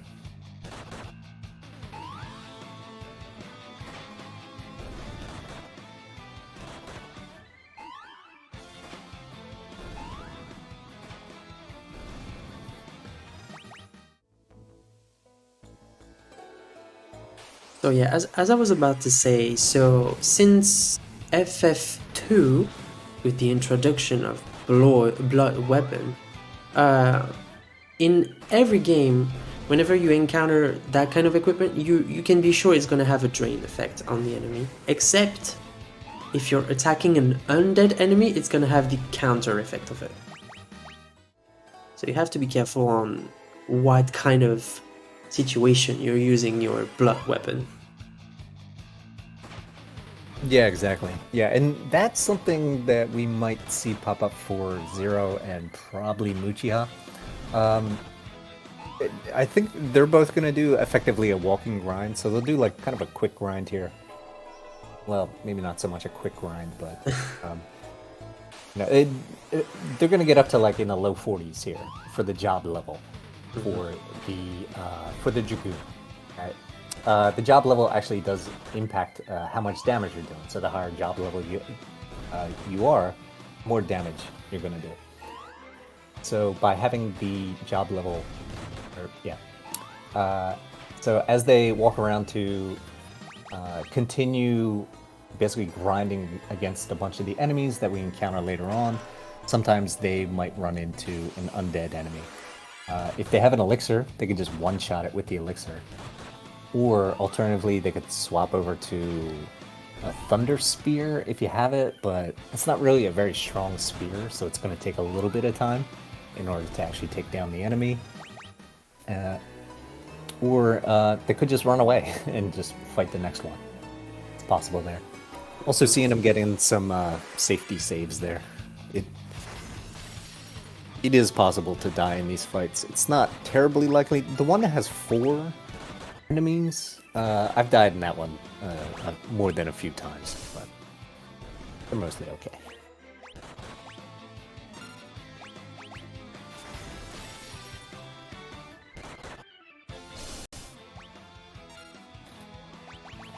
Alright, Muchiha has picked up Une to pick up the Invincible, and then head on over to the Sunken Cave here for the grind.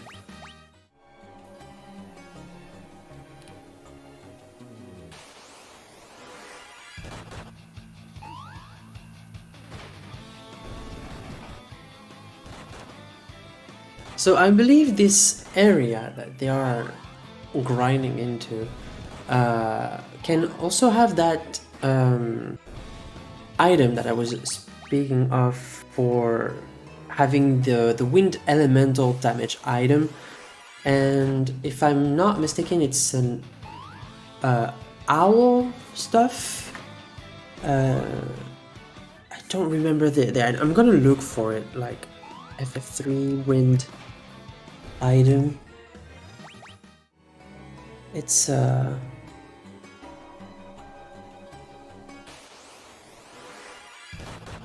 Yeah, I'm not too sure myself. I just know that we pick up the diamond armor, diamond helm. We're using that for defense right now. Although later on we're going to get something with a slightly better physical defense that we'll be using on the two-headed dragon.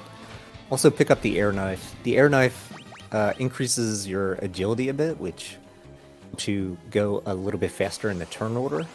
And once we swap over to using the thief to scram out of all of the actual encounters there, having that little bit extra of agility will let us get away from some of those encounters a little bit more quickly. So that's how the air knife is a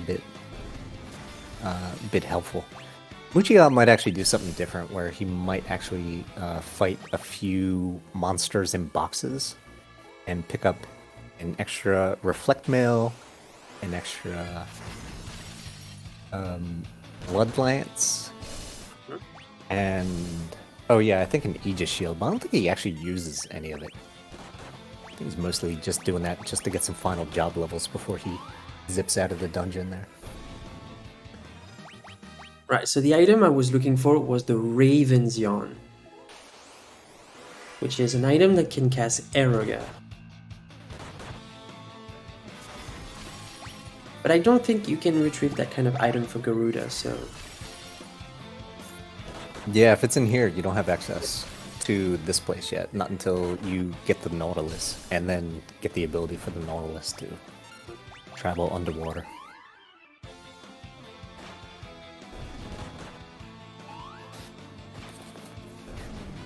You see Zero, he actually got a back attack there, and he just ran away. Yeah, sometimes it's just easier just to run away from a back attack rather than sit there and fight it. Poorscythe was able to get through his. I think he has a little bit. He might be higher level now. I'm not really too sure. They have almost the exact same HP. So Poorscythe is at level 33. Alright, yeah, so he is like one level up. So Zero is at level 32 now. Alright, and then Poorscythe heading into this Kelpie Hollow guy fight.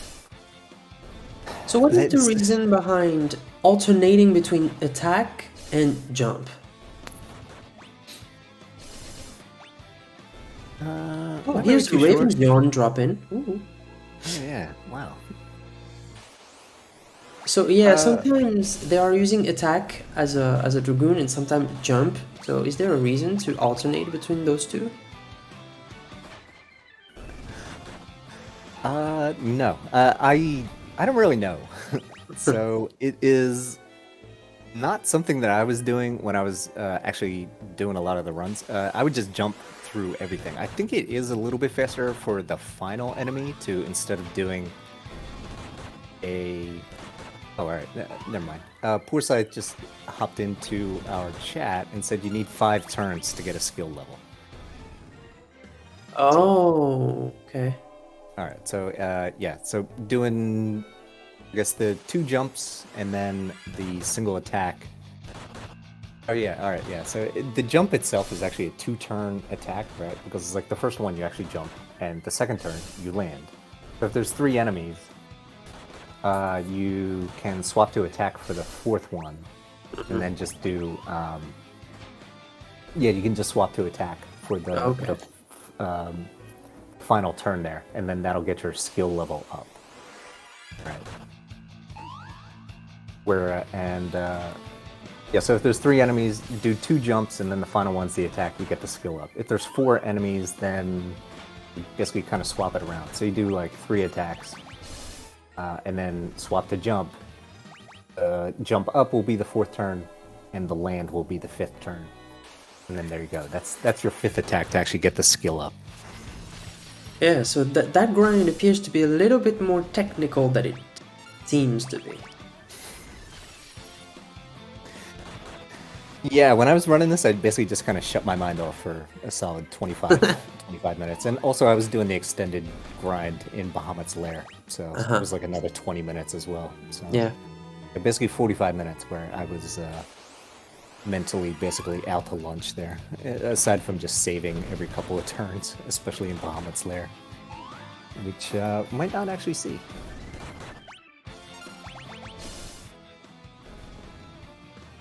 Alright, level 36 on Poorscythe's and... How is Zero Scars doing? Level 35. They have like 1 level of difference, which is a couple fights in between. Yeah, you get pretty good experience from these enemies here, so...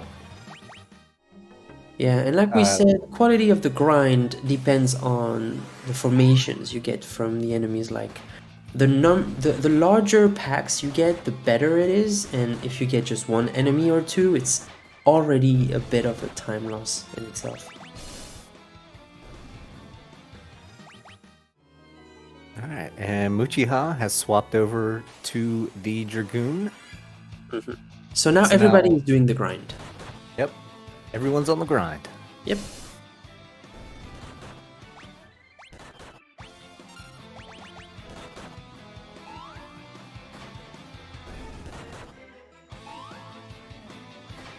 So for those who are new to the relay, we are onto the Final Fantasy III installment, and we are playing the Pixar Remasters version, which came onto the PC. So this is the very, very latest installment for the FF3 game.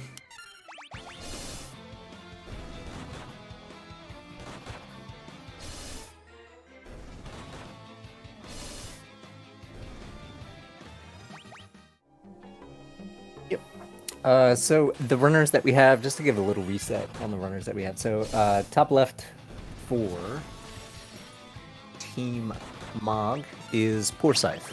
Poorscythe has been in relays previously. Yep. So last year he was actually for. He was doing FF3 3D. Mm-hmm. So 2 years in a row he's been doing FF3, although different versions of it. And then he was actually also in the relay 2 years ago as well, when he did the FF2 PSP. Yep. Zero is in the top right for Team Tonberry. He has also been in the past 2 relays. Last year he did FF13 too.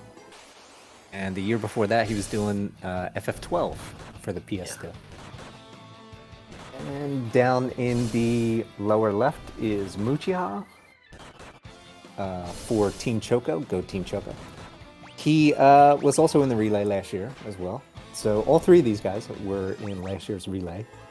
And Muchiha was doing FF6 Glitchless, which is actually the next game that's coming up after FF3. Yeah. So, and as for you, Patorikku, were you in the last relays? I was playing yesterday, yeah. Wow, I didn't know. FF1. So, if the chat is actually keeping up with the whole relay, how do we do to know who's running and who's commentating and who's in which team? Are there any comments you could do in the chat for knowing that? Yeah, that's the way. The command relay has all the informations you need. The game, the version of the game, the runners that are running it, and the commentators that are tagging it. So. Also has a really handy map, which on the map, or not a map, a graph, which on the big graph, you can actually see the yesterday's FF1 race that I participated in. Just look for the giant green line doing a nosedive all the way from pretty far behind to in first place, all the way down to the bottom of the graph. That was a very fun race. Please try to watch the VOD if you have not been able to. that was something. And had an ending that like the game right before this, World of Final Fantasy, that one also had like a really special ending there as well. Alright, really... level 40 has been reached on Poorscythe character.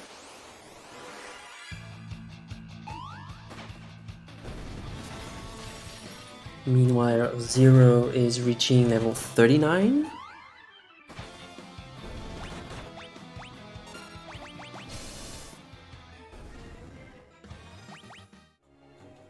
Yep.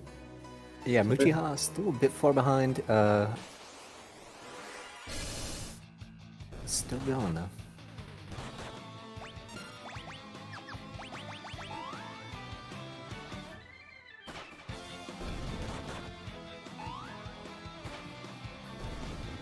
Yeah, Poorscythe swapping over to Thunder Spear in certain cases, trying to get, I think the Thunder Spear here gives some extra damage on some of these guys. Might turn a damage roll into a guaranteed kill for some of these enemies. Although at this point you're pretty high level, so yeah, you're just generally going to kill them anyway, in one shot. Oh, turtle shell drop, nice. Yeah, during this grind you get a lot of really nice drops. And then you proceed not to really use any of them. Like a turtle shell would just be fantastic, I guess, if this was the 3D version. Oh, but, yeah. yeah, but here it's just like, I don't really need it. Alright, so Poorscythe has picked up an elixir from one of the chests there. He's heading over here to the left to... take a look at these three chests. The first one is the zombie dragon. So he is letting it hit him 4 times so that he can actually get the job level on this. Because like I said earlier, you got to have 4... there's like 4 turns before in a given battle before you can actually get the job level. So for this guy, he takes a couple hits. And then... another Blood Lance, nice. Yep, does the jump and picks up another Blood Lance there. And now fighting a couple Death Claws.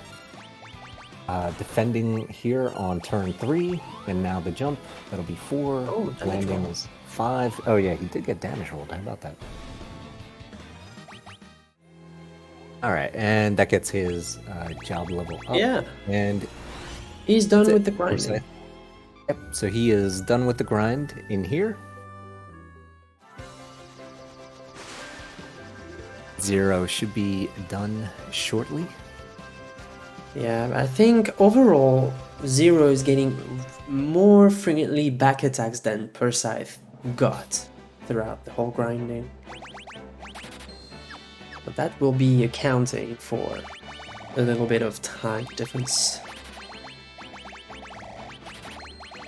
Yep. So now, Poorscythe doing some shopping. He has a lot of money from the grind there. So he maxes out the high potions, gets a whole lot of Phoenix Downs, stocks up on some of the other items as well. And now he's gonna take the Invincible for a ride. All right, so it looks like Poorscythe is going to just kind of do the walking grind here. So he's going to head down to go fight Hecaton. Before we get there, we have to go through this little maze here with the big ship that hops over these mountains. If you don't line up the ship in the correct area, you press the hop button and you just hop up and down, and it doesn't actually move. That does actually get kind of annoying when you're trying to get through here very quickly. Also, especially quickly is I did do the run for FF3 no glitch jobs for the NES, and with that one you use potion and heal skipping, and getting through here with the potion and heal skipping was that was something. That was something. Yeah. That... That's quite a nightmare. Like, you can easily get thrown off.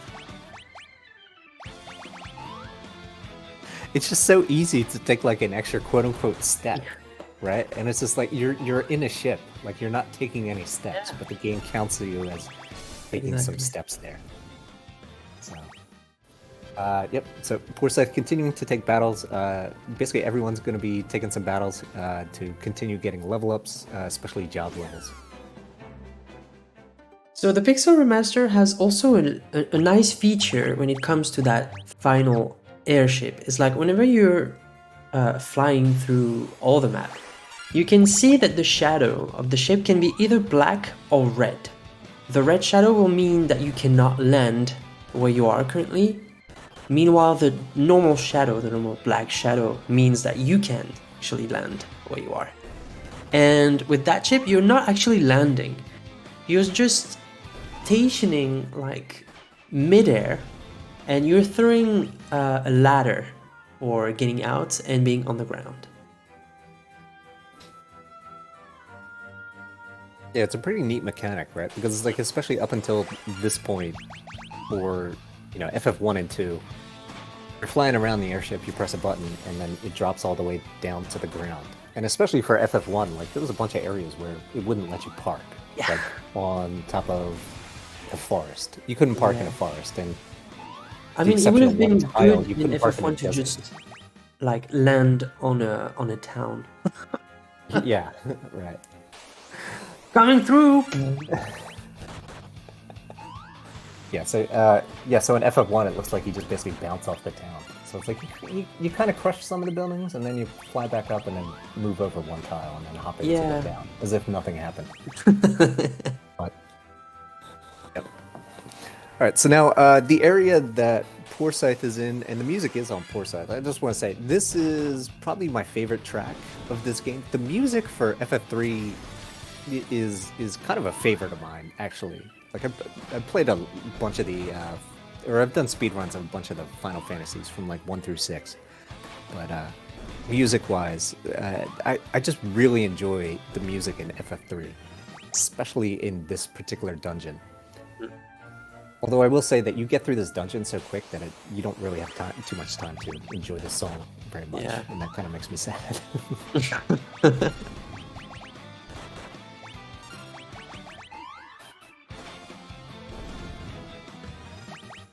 So this dungeon is pretty, well, easy now that you have the map, the general map to help you on the top right. But on a very casual playthrough, if you are playing the earlier versions and even the NES one, you have to find those paths, which are in the shadows, which is why this place is called the Shadow Cave or something like that. But it can be quite tricky to just not get lost.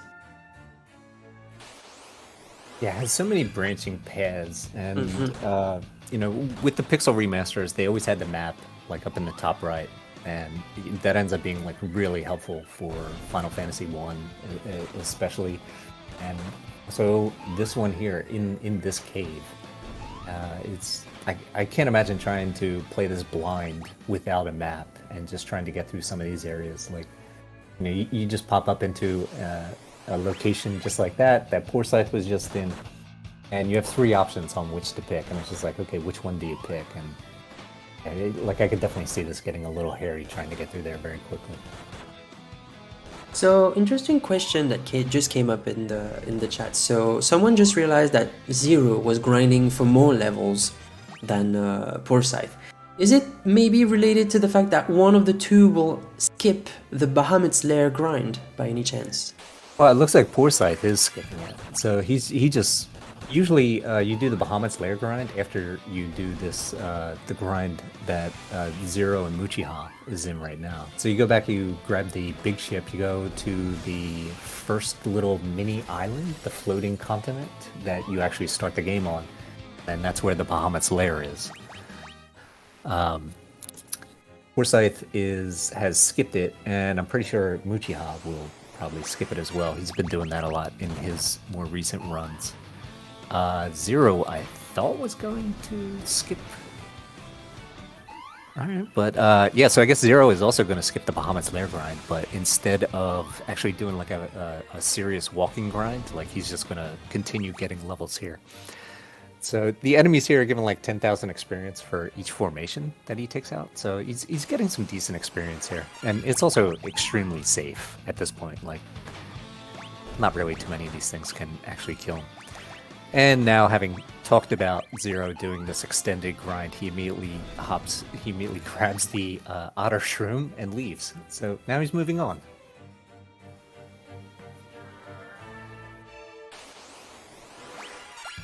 Is still the Dragoon. So I imagine he is going to still continue to actually pick up levels as he heads down to go take out Hecaton. He's also doing some shopping right here, just like Poorscythe did earlier.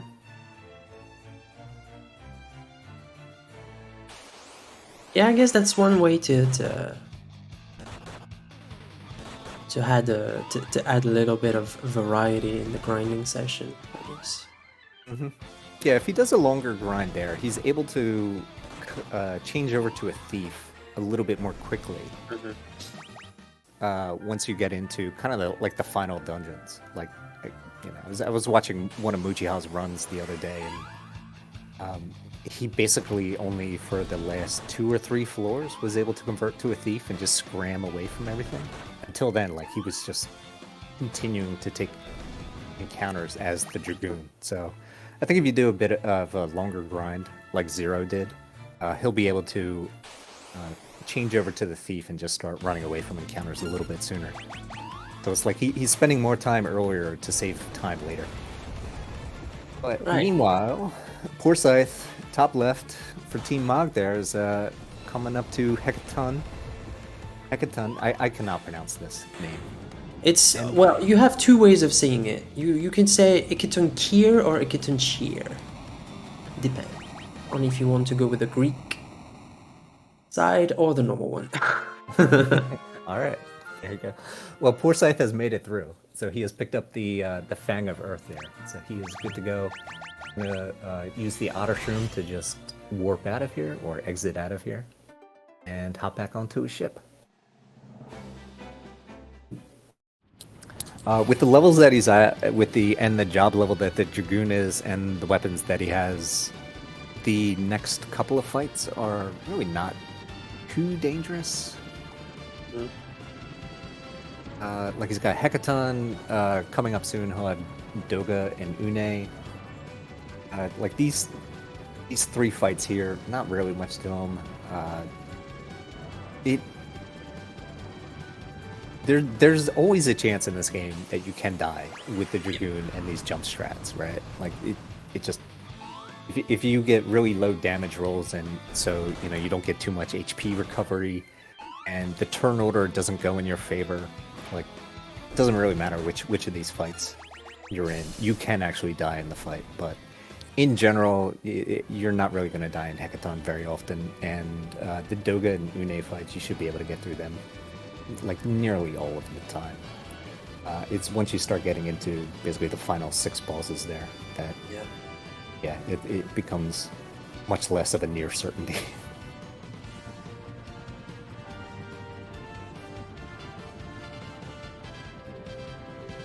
Right, so Muchiha is also done with the grinding. So we might see Team Choco making a nice chunk of time back from the 2 other teams. So that's quite surprising and quite awesome to see. Yeah, Mujiya has been grinding this game for a little while now, and I think his PB is like a 232 or something like that. Okay. Like he has a really like an excellent PB, so it's like 232, 233, somewhere in that range. I think he's like second on the board, and then Poorscythe is a little bit behind him, and then I think in preparation for the relay, Zero got his relay prep PB, and I forget what that took him down to. It's like I think he might have a 244. I got to double check though, but yeah. So Mujiya has like a really solid PB in this game, so not really going to be a big surprise if he's able to pick up a bunch of time here and come back. Though he tried to hop over a full range of mountains, it didn't work. No, the game will not let you do that.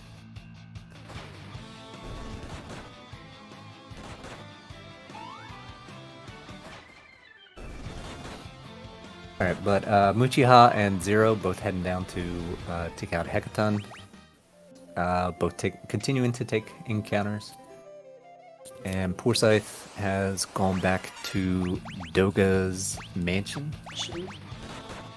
Yeah, now he is gonna go fight Doga and Une and pick up a couple keys that he will need.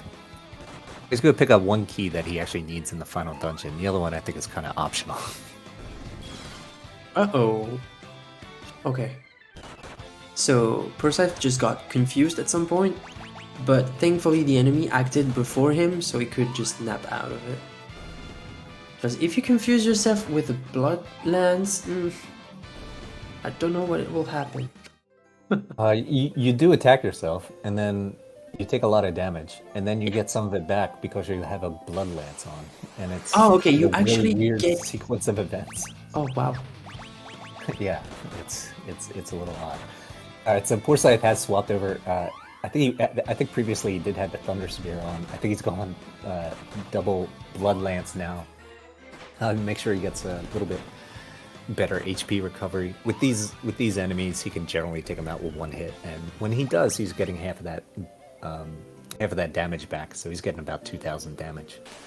The area that he's supposed to go to is the top right door, but yeah, he's going to do a quick detour over here. He's going to pick up a couple light curtains.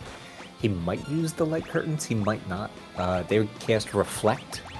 Later on, when he goes to petrify one of the characters, if the encounter that he goes to do it is like very mage heavy, he'll probably throw the light curtain on the characters there to help them make sure that they stay alive, and then he'll have the mages petrify one of the characters, and then he'll be good to go. Alright, and also when he's fighting these Humbaba and Ogre, he is only using one Blood Lance. He swapped he puts one of the shields on, so he's able to cut down on the amount of damage that he's taken.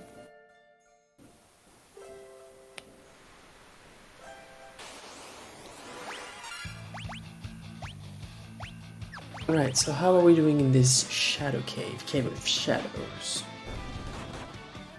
I believe both runners are close to the Hecaton place.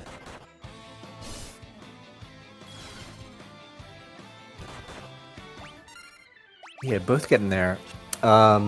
Zero is on the final floor, although it is a pretty long floor, actually. So Yeah. it'll take him a little. Yeah, this one has an extremely long walking path. And Yeah, it's one of the very I think it's first only a dungeons couple with- floors behind him. Yeah. Like, it's the very part of the game where all the long dungeons are piling up one after another, so you really have to be patient. Oh yeah, and we have a couple of the longest dungeons still to come. Yeah.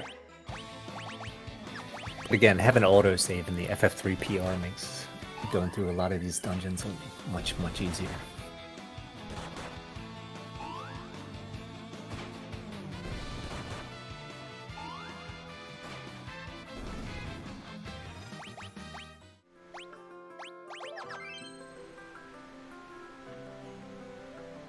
Poorscythe trying to force another encounter before he heads in.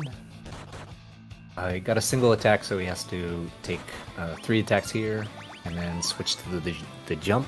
Does that in order to get the job level. Alright, 0 into the Hecaton fight. Starts off with a physical attack, and now he's doing the jumps. Poorscythe going for a second forced encounter. And that's the fight for Zero Scar. It was a really quick fight for 0. I think Poorscythe's might have taken longer. But I think 0 was a little bit higher level, actually, when he was doing that fight. Alright, Poorscythe is heading towards the battle. So it's a double battle. First you are facing Doga, then Une. Yeah, so you get both characters back to back. I think Doga can use Flare and Une uses Holy. Holy, yeah. Yeah, so you're hoping not to see really Well, either of them. Talk about Flare. Yeah. So Poorscythe did put on... He tried to use it 3 times in a row. 4 times? Okay. Wow. Going ham on the Flare there. Yeah. Yeah. Doga is in beast mode. Yeah. Well, Poorscythe did- wait until Une spams Holy. Yeah, no. The Poorscythe did put on the Reflect Mail before he hopped into this fight, though. Snowstorm. That's one Holy. Oh, Snowstorm. Yeah. Okay, that was quick. There you go. Alright, so Poorscythe is through Doga and Une. He's going to pick up his keys, and then he's going to And head over to the Uchiha final just fight. slayed Honkatonk.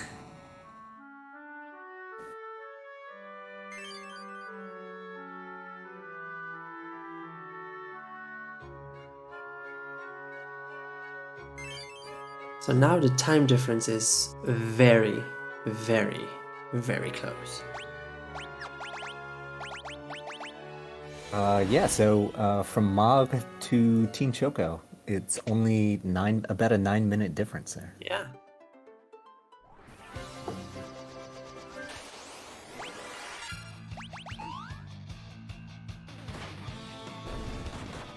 Uchiha's quick. What can you say? So Poorscythe's still taking some encounters, still trying to get the job level up. His job level's up to 73. His actual character level is 47 now. He's going to pop into this town.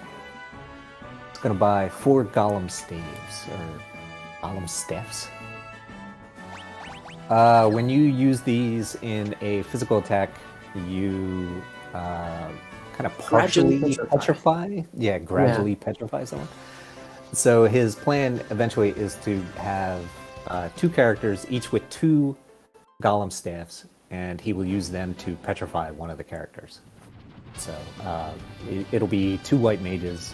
One of the white mages will hit themselves, and the other white mage will hit that one white mage that's hitting himself. And by doing that, that white mage will be petrified. And then that will become a target for the final bosses. So use that to protect against himself a bit there. Yeah, because we do need to remember for those who are like quite new to the speedrun and to the Final Fantasy III game, or the Pixel remasters when it comes to that, when a character is petrified, that doesn't mean he's dead. He's just unable to act because petrified, but the enemies can still target that person. And the very neat trick about it is like whenever an enemy is targeting a petrified characters of ours, it makes everything missing about that character. So it's a potential target to add within the fight, but it's also more safety when it comes to having more free turns, more rooms for adjusting the strategy, or to just go ham more and more, longer and longer throughout the whole run.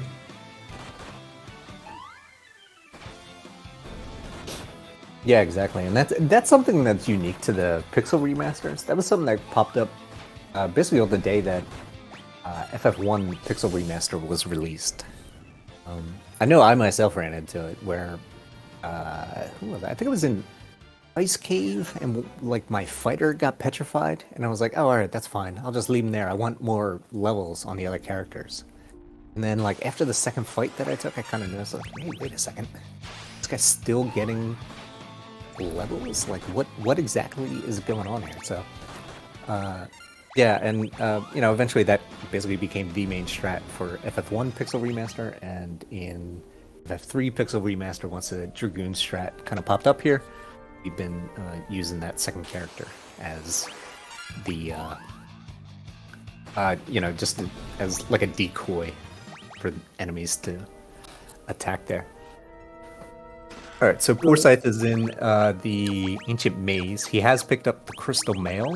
This actually gives him more physical defense. We'll be using this at least on one of the final bosses, the Two-Headed Dragon. It's very physical, heavy. And probably on the others he'll be using Reflect Mail.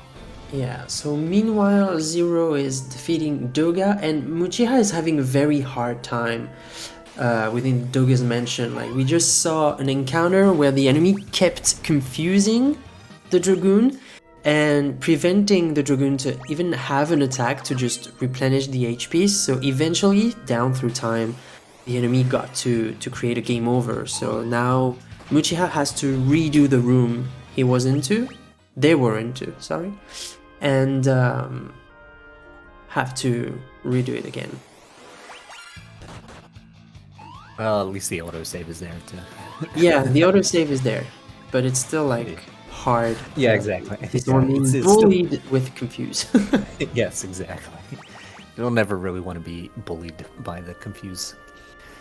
So meanwhile, Zero has made it through Doga and Une. He picks up the two keys, the Eureka key and the Silas key. This is another one, like, so many words in FF3 that I have a really hard time pronouncing, just because, like, I don't really say them very much. I just read them on the video game screen, and, there's not really any spoken dialogue in this game, so I don't ever really hear characters say it either. So for FF3, there's a lot of stuff that, I just read, and I'm like, I have no idea how to pronounce that. And that's another one. So Poorscythe also took a game over to just retry from his previous save spot.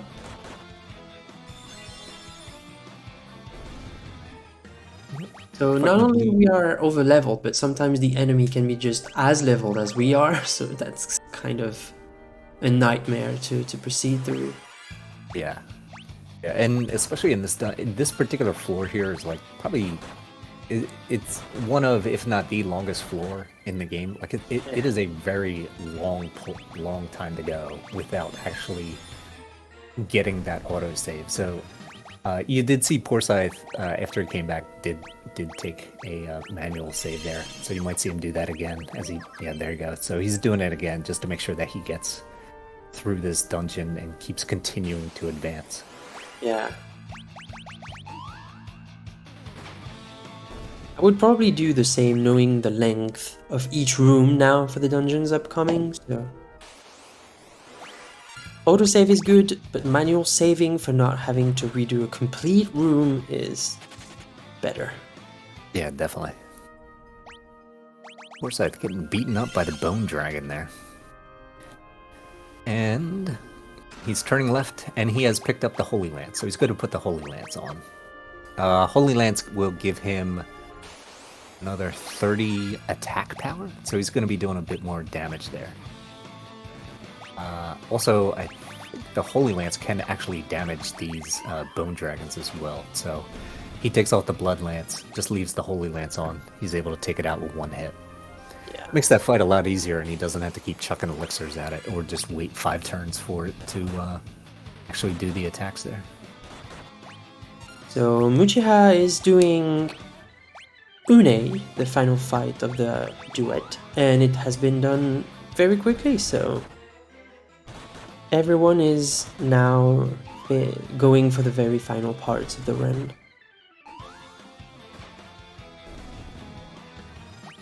Meanwhile, Poorscythe was grinding a little bit more of job levels in general to make sure that everything goes smoothly. Yep. And now he is into the Crystal Tower. I'm run away from this attack. This is not a nice attack. Looks like Zero in the top right is looking to get the Red Mage petrified. Running into a little bit of trouble with that because the Red Mage keeps on being attacked and dies. So I think that's at least the second in a row where the Red Mage died before it could actually be petrified.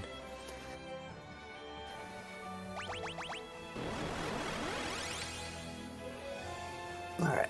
Also, Poorscythe, like, one of the interesting things about this final dungeon, and you've seen this with the past two enemies that Poorscythe has run into, they actually just reskinned some of the earlier bosses, which was, you know, reskinning other sprites. Very common, I guess, in the first three Final Fantasies.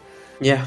No different here. So he fought he basically fought Medusa. Instead of Medusa being red, it's now green. And then he just fought the Djinn, and instead of the Djinn being mostly blue, this one, again, mostly green. I think there is a gold ore that might pop up, only instead of gold, it's purple. So it's Purple Door. I don't think they actually call it Purple Door. I think it actually has like a real name, but yeah. And Poorscythe just faced probably what I would consider the scariest enemy of the dungeon, the Unkums, because they have all the final elemental tiers of magic. So if you don't pay attention, you can die very quick. Yeah, they do a lot of damage there. Meanwhile, Zero has already transitioned over to the Thief, so he's just scramming from all these battles. He does pick up the Crystal Mail just now. Uchiha just about to enter into the Ancient Maze. Got a little bit more air shipping to do. Probably still taking fights as well.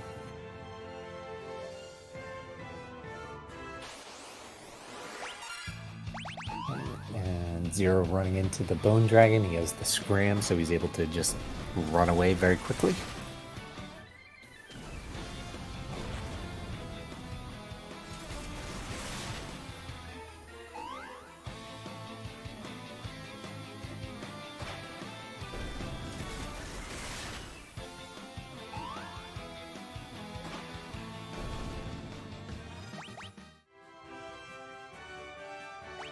Taking levels. His character level is up to 49. Zero has picked up the Holy Lance. These Shinobis are kind of jerks. They can hit hard, they poison you, and they have... They just had to use the Jerk no Jutsu, yeah. Yeah, he was... so Poorscythe had taken a save on this, so he was... he didn't have to go all the way back to the beginning of the room. He was able to start from about the quarter mark of the room. Or a little, probably closer to halfway actually, but... Yeah, normally this dungeon is fairly long, but it does have multiple invisible walls, so...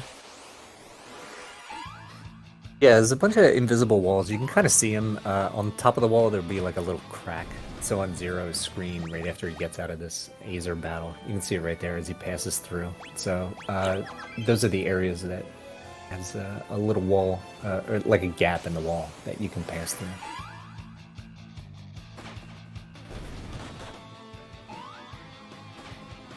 Yeah, Poorscythe getting into a fight with 2 Shinobis, that's a lot easier than getting into a fight with 3 Shinobis, so that's one that he'll actually take there. Ooh, hello, Yellow Dragon. Alright, just runs away from that one, doesn't want to mess with the Yellow Dragon.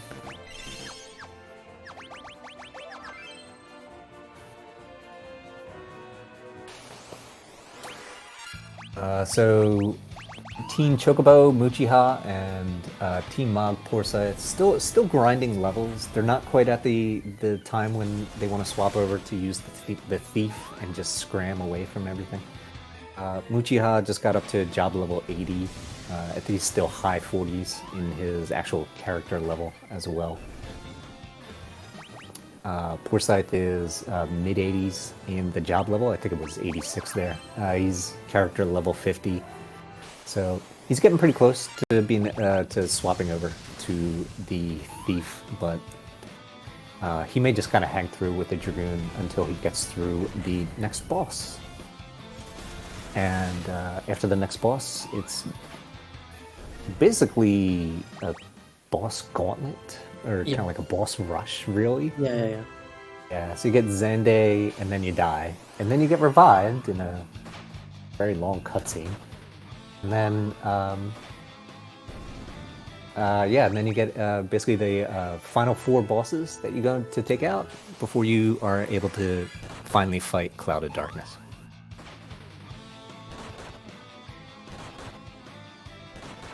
Poorscythe and Muchiha still have yet to have the one petrified character, whereas Zero does have his red mage as petrified.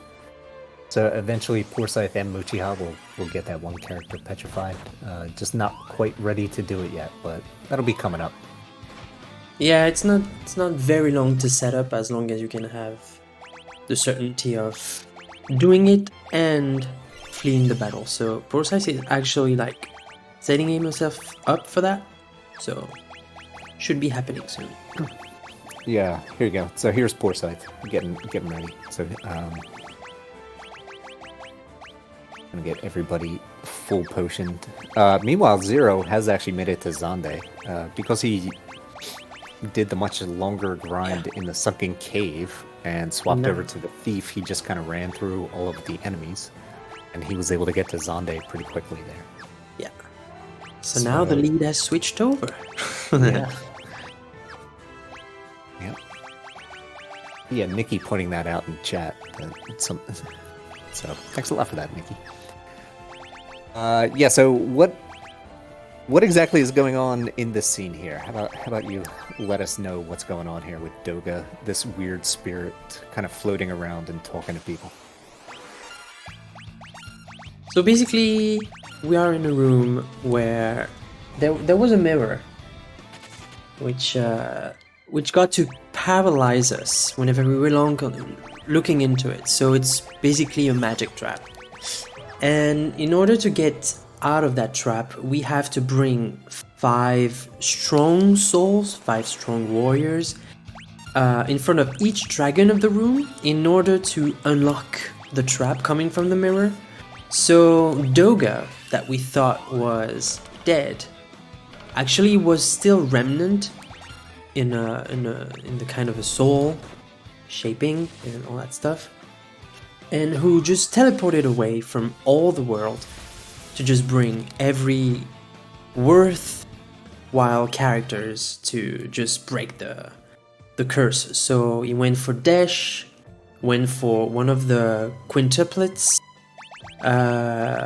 went for the Prince Alice, and went for Sid, I think, as well. He does grab Sid. Sid's in there. I know that. And I think that's pretty much it, because Arya is dead, and I don't think Princess Sarah is actually being involved in that scene. Or maybe she is? Oh yeah, she is. That's the very first character. Don't mind me. I was like, she's not very important, right? Zero taking a death on Zande. Yeah. All right, so that's a thing that can happen. Like I said, even with the Dragoon strats, it's still like you can get very unlucky with turn order or just damage rolls, and you can take a death in really any of these fights. Zero is also using a Holy Lance as well, so he because he has one Holy Lance on, he's only getting back a quarter of his the damage that he's doing to Zande in recovered HP there. So yeah, so far this retry looks to be much better on the targeting, because Zande is actually focusing onto petrified character. Yeah, this one seems to be going a bit better. Also, as Zero has pointed out in chat, he didn't have the Reflect Mail on. So now he does have the Reflect Mail on, which is good because Zande is going to use a lot of spells. and but his weapons right now are the Holy Lance that he picked up in the last room of the Ancient Maze, and the Blood Lance. So now Poorscythe is gonna face Xande as well, so the fight is very much the same. But the placement of the characters is a little bit different. So on Zero's screen, the Dragoon is on top slot and the Petrified character on the very bottom one, and Poorscythe has the reverse order.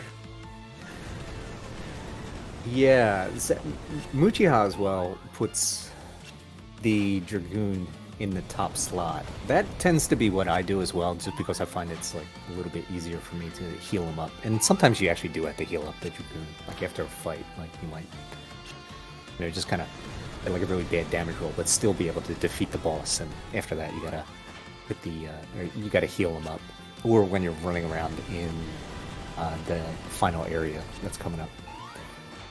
But Zero makes it through Xande. Goes to fight Cloud of Darkness. You can't actually beat Cloud of Darkness there. He's going to use Particle Beam and just absolutely annihilate your party. So instead of actually doing anything, they just defend, let Cloud of Darkness take you down. And then the 5 legendary warriors, or strong warriors from the previous room, come back in. And here's the final appearance of Doga and Une here. Revive everybody. Very reminiscent, I guess, of FF4 there. Alright, so Xande's fight on Poorscythe just ended first try, so that's nice.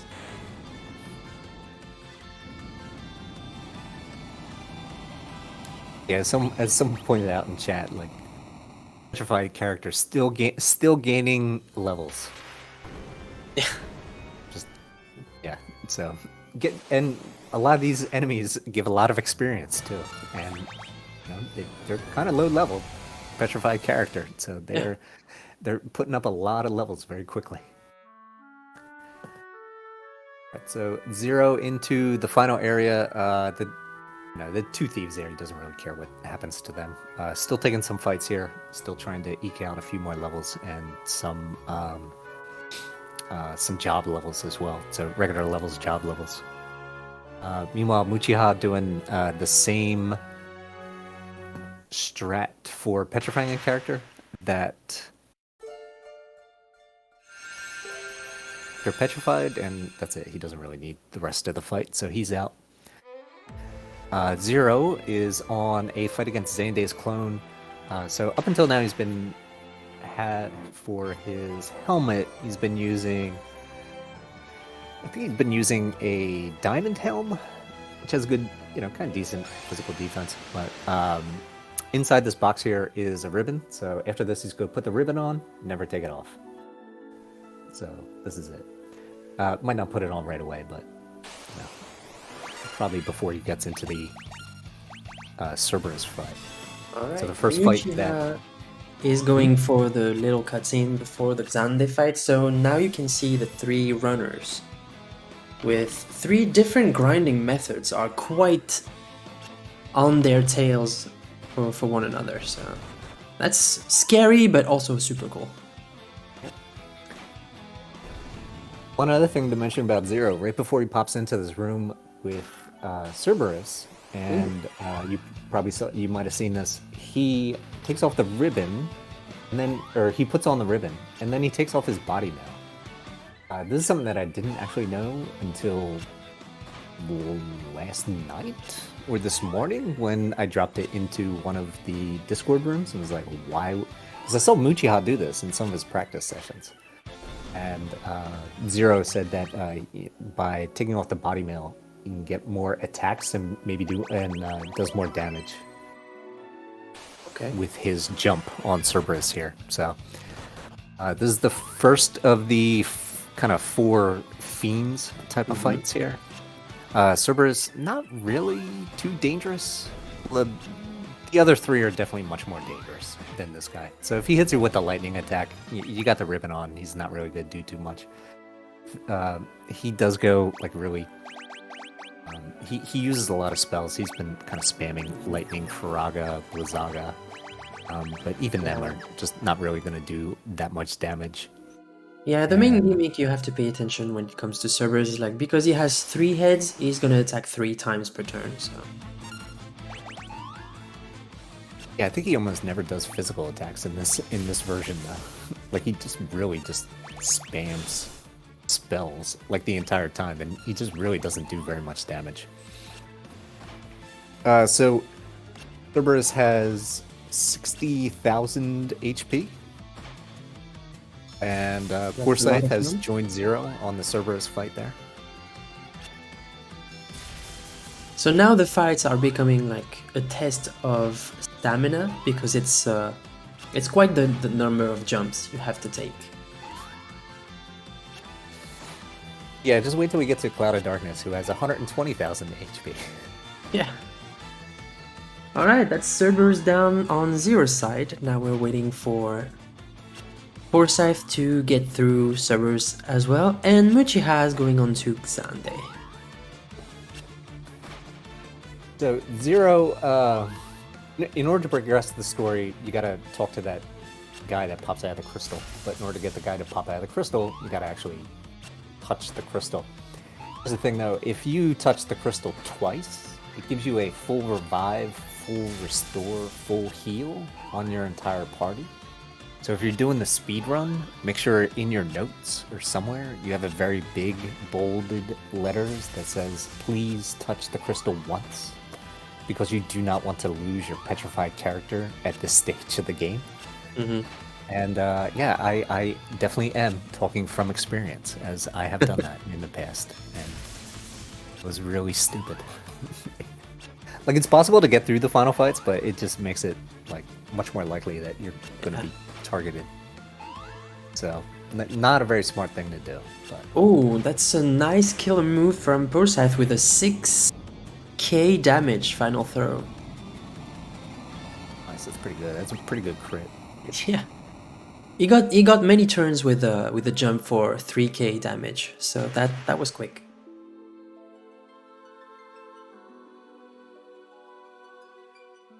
Yeah, Alright, I think so he was for- using the Holy Lance as well, which... Yeah. Alright, so now Poorscythe up at a decent level, he's just going to swap back over to the Thief and just scram from all of the remaining fights except for the bosses. And we now announce that, except for Muchiha right now, Poorscythe and Zeroscar are now just having one final split, which will be the end of the game whenever Cloud of Darkness is fading out. So it might take from 15 minutes, I would say, a quarter of an hour, maybe more, depending on how the RNG is. But I would advise the FF6 crew to start gearing the engines and to be ready to rumble. Yeah, it looks like they're getting ready. As Zero is in the Echidna fight, Poorscythe is about to join him. Yeah, they're on the very same fight at the very same time. They're waiting for Muchiha to tackle Cerberus. Yep. Muchiha finally getting his one character petrified. Now he's going to pick up his ribbon by fighting Xande's clone.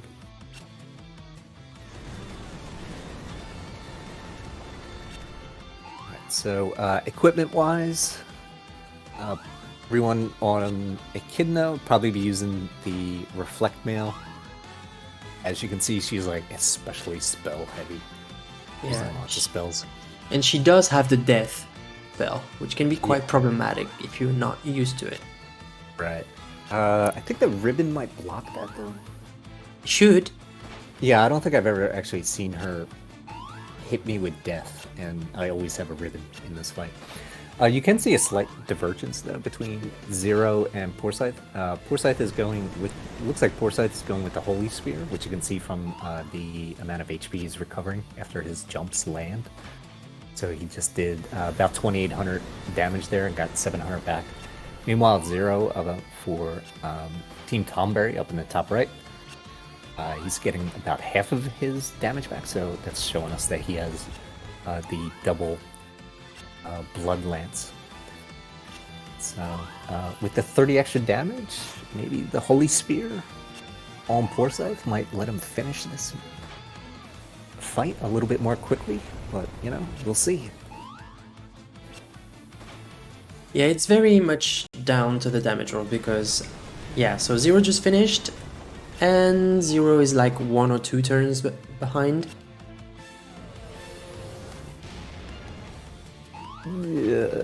Poorscythe just took a flare to the face. In down. Okay, so he has to redo Ekin. That's unfortunate. Yeah, that was bad timing with the flare there, and then the jump that he landed didn't really get him that much HP back. So unfortunate, but yeah, like I said earlier when we got into the Xande fight, in a couple of these fights, it doesn't really matter what what usually happens. It's a possibility to always die in any of these boss fights. These are rough, right? Like it just might actually happen. So in the meantime, Uchi has slowly grinding Cerberus HP down. Ooh, nice 5k jump right there. Might fits things through. The Dragoon for Mujiha, who is Ku-chan, one of 3 characters effectively named Ku-chan on his screen, is silenced, but that doesn't impact the Dragoon jumping. So, to prepare for this, I watched one of his streams from a couple days ago, and he actually brought that up where the same thing happened. His Dragoon was silenced for basically last quarter of the game, and he's just like, it doesn't hurt anything, so I'm just gonna leave it there. Mm-hmm. So yes, he is more than likely aware that his character is silenced, and he's probably laughing to himself that the character is silenced and he's not bothering to heal it at all. Right, so 0 is on to the next fiend, which is Ahriman. Poorscythe is still battling with Ekine, and now Mujiha is gonna try and catch some more time by going to the Ekine route. Yep. So for Ahriman in this game, he has 75,000 HP. Alright, so I think out of the 4 fiends here, he's the one that actually has the largest. Yeah, Cerberus only has 60,000, not 65. So it's like Cerberus at 60, Two-Headed Dragon at 65, Echidna at 70, Ahriman at 75. So it should take a little bit longer than the other fights in order to take him down.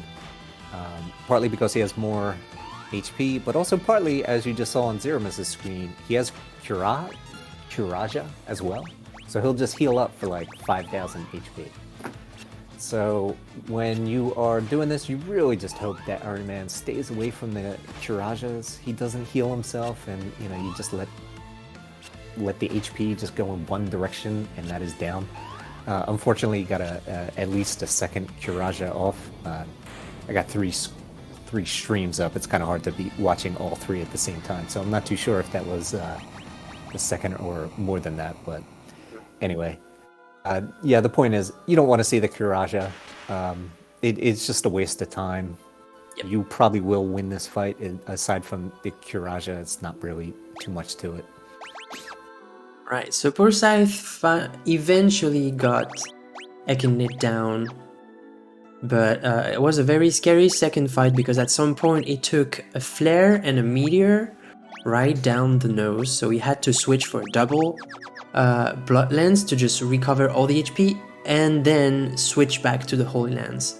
Meanwhile, Mujiha is having a fairer fight, I would say. So far, all the flares and all the meteors have been either when the jump was in or just on the white mage.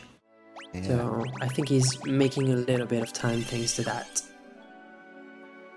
Hitting his white mage, named Mujiha. There goes another Kuraja on Zero's screen. I mean, Ahriman does know that the lead is very minimal, so he has to make it like even tighter for us to watch. Listen, Iron Man is on Team Close Race. All right, that's Yeah. why he's doing this. That's Exactly. all he wants to see. So you know when Uchiha gets there, he's never going to use Kiraja once. He's just going to let Uchiha just go right through. Oh yeah, that would be awesome to see. That'd be pretty funny. All right, but yeah, so Poorscythe also now on Iron Man as Zero finally gets through the fight. He has one more of the I'm calling them fiends because again I've run way too much Final Fantasy 1 and you call them fiends. So if there's 4 enemies, I call them fiends. Final Fantasy 4, I call them fiends. Nice. I literally cannot call them anything else. But, Yeah. So Uchiha had a very, very, very scary end of fight because he was down to the wire multiple turns in a row, but Echidna is down. So now the gap is just as close as ever for as long as FF3 is concerned. yeah, there's a chance we might have all 3 characters and 3 different fiends. Yeah. Oh wait, no, I guess because No. Muchiha is actually going to fight Iron Man right now, so you might have Muchiha and Poorscythe. Almost like Poorscythe is bridging the gap between Zero and Muchiha at the moment. But yeah, Zero popping into Two-Headed Dragon. Two-Headed Dragon, very physical heavy. He does have 65,000 HP, and looks like yeah, so based off of the damage rolls and the HP recovery that Zero is getting, he has on the Holy Lance. He probably also has on the Crystal Mail to get himself that basically as much physical defense as he can get. Two-Headed Dragon hits very hard, as you saw right there, where he did like 19,000 damage. Not really something that you want to see. If the turn order gets messed up, it's pretty easy for Two-Headed Dragon to just bop you twice in a row, and then you have to do this fight over again. So all 4 of these final fights, these final 4 fiend fights, can be pretty annoying for different reasons, you know. Two-Headed Dragon, just for punching you twice in a row and taking you down. Iron Man just from spamming Kirajas, and First Kiraja on Poorscythe's side. Still nothing on Uchiha. Team Close Race. Mm-hmm. Though I've never seen that many meteors in just one relay so far. He does seem to be spamming a lot of meteors.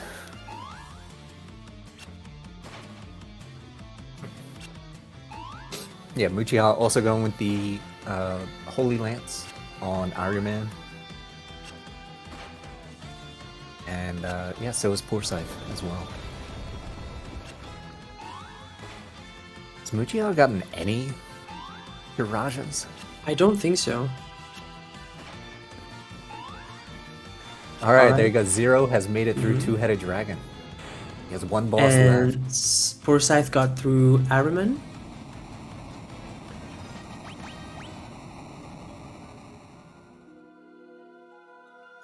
Uchiha's probably getting Oh, close. that's the first Kiraja for Uchiha.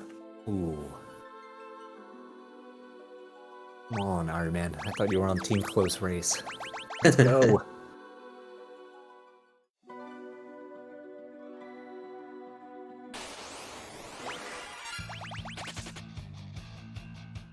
Alright, so now Zero is heading towards the very final boss, which is Cloud of Darkness, which will be the very last split for the FF3, so we might have the FF6 crew coming in and getting ready for their glitchless run, which is going to be great. But meanwhile, we'll still have Uchiha on the fight with Araman, still spamming all the spells. Yeah, it looks like he just did another heal as well.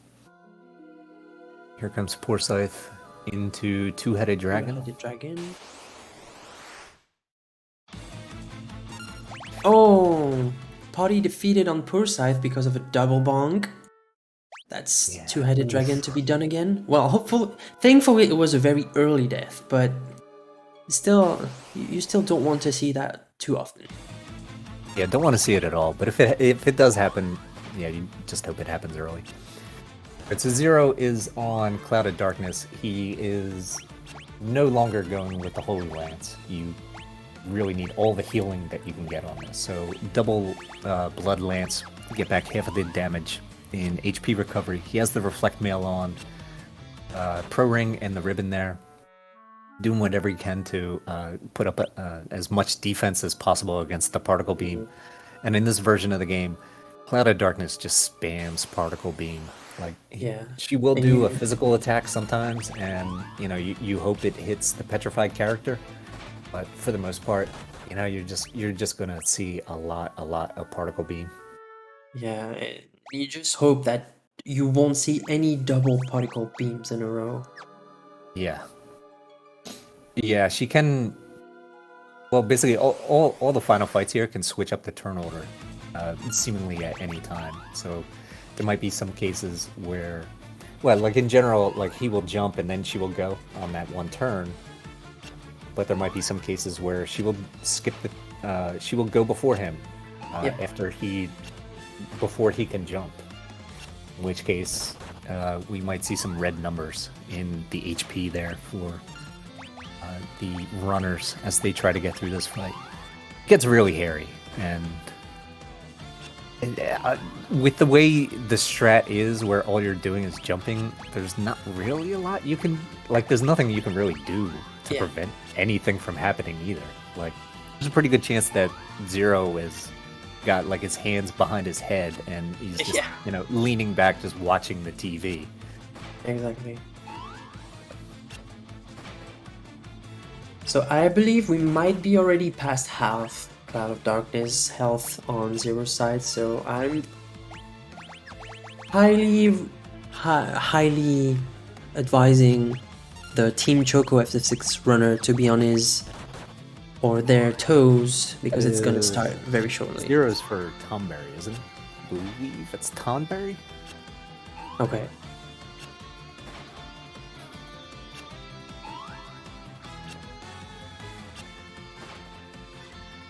Which means, my buddy bdude has better get ready.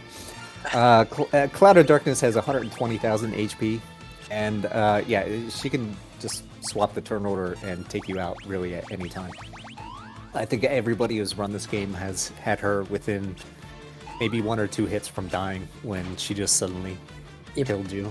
I think it actually happened to Zero, I say a couple days ago. Okay. Wow. Yeah, and Poorscythe Mutia. eating double-headed dragon at the very same time. Very same close race for time. Team Mage and Team Choco. This is amazing just how simple they are. Wow. Who knew FF3 could be that exciting?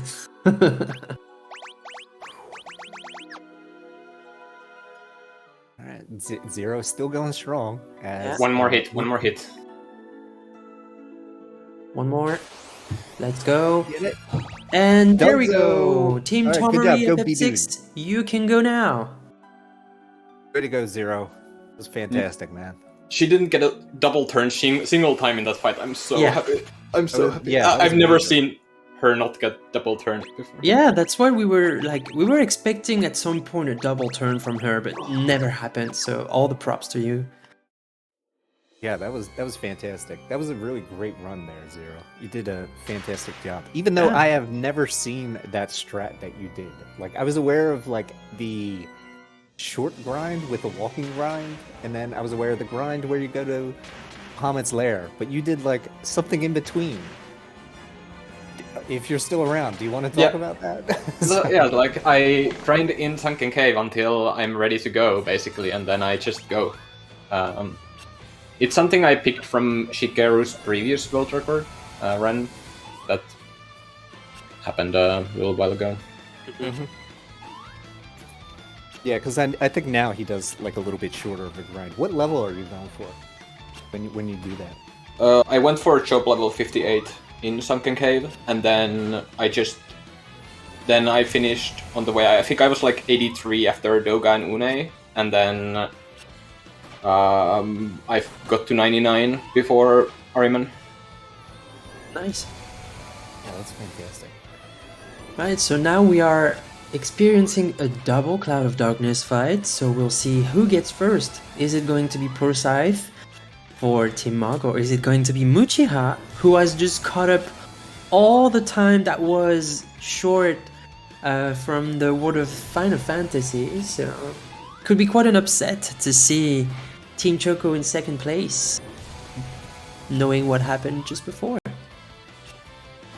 Muchiha has been putting up some fantastic times in this game. So, yeah, maybe not an upset, but yeah, this would definitely be something. Alright. And kind of on pins and needles here, watching for Cloud of Darkness. What is she going to do? Hope she gives the same luck to these two that she gave to Zero.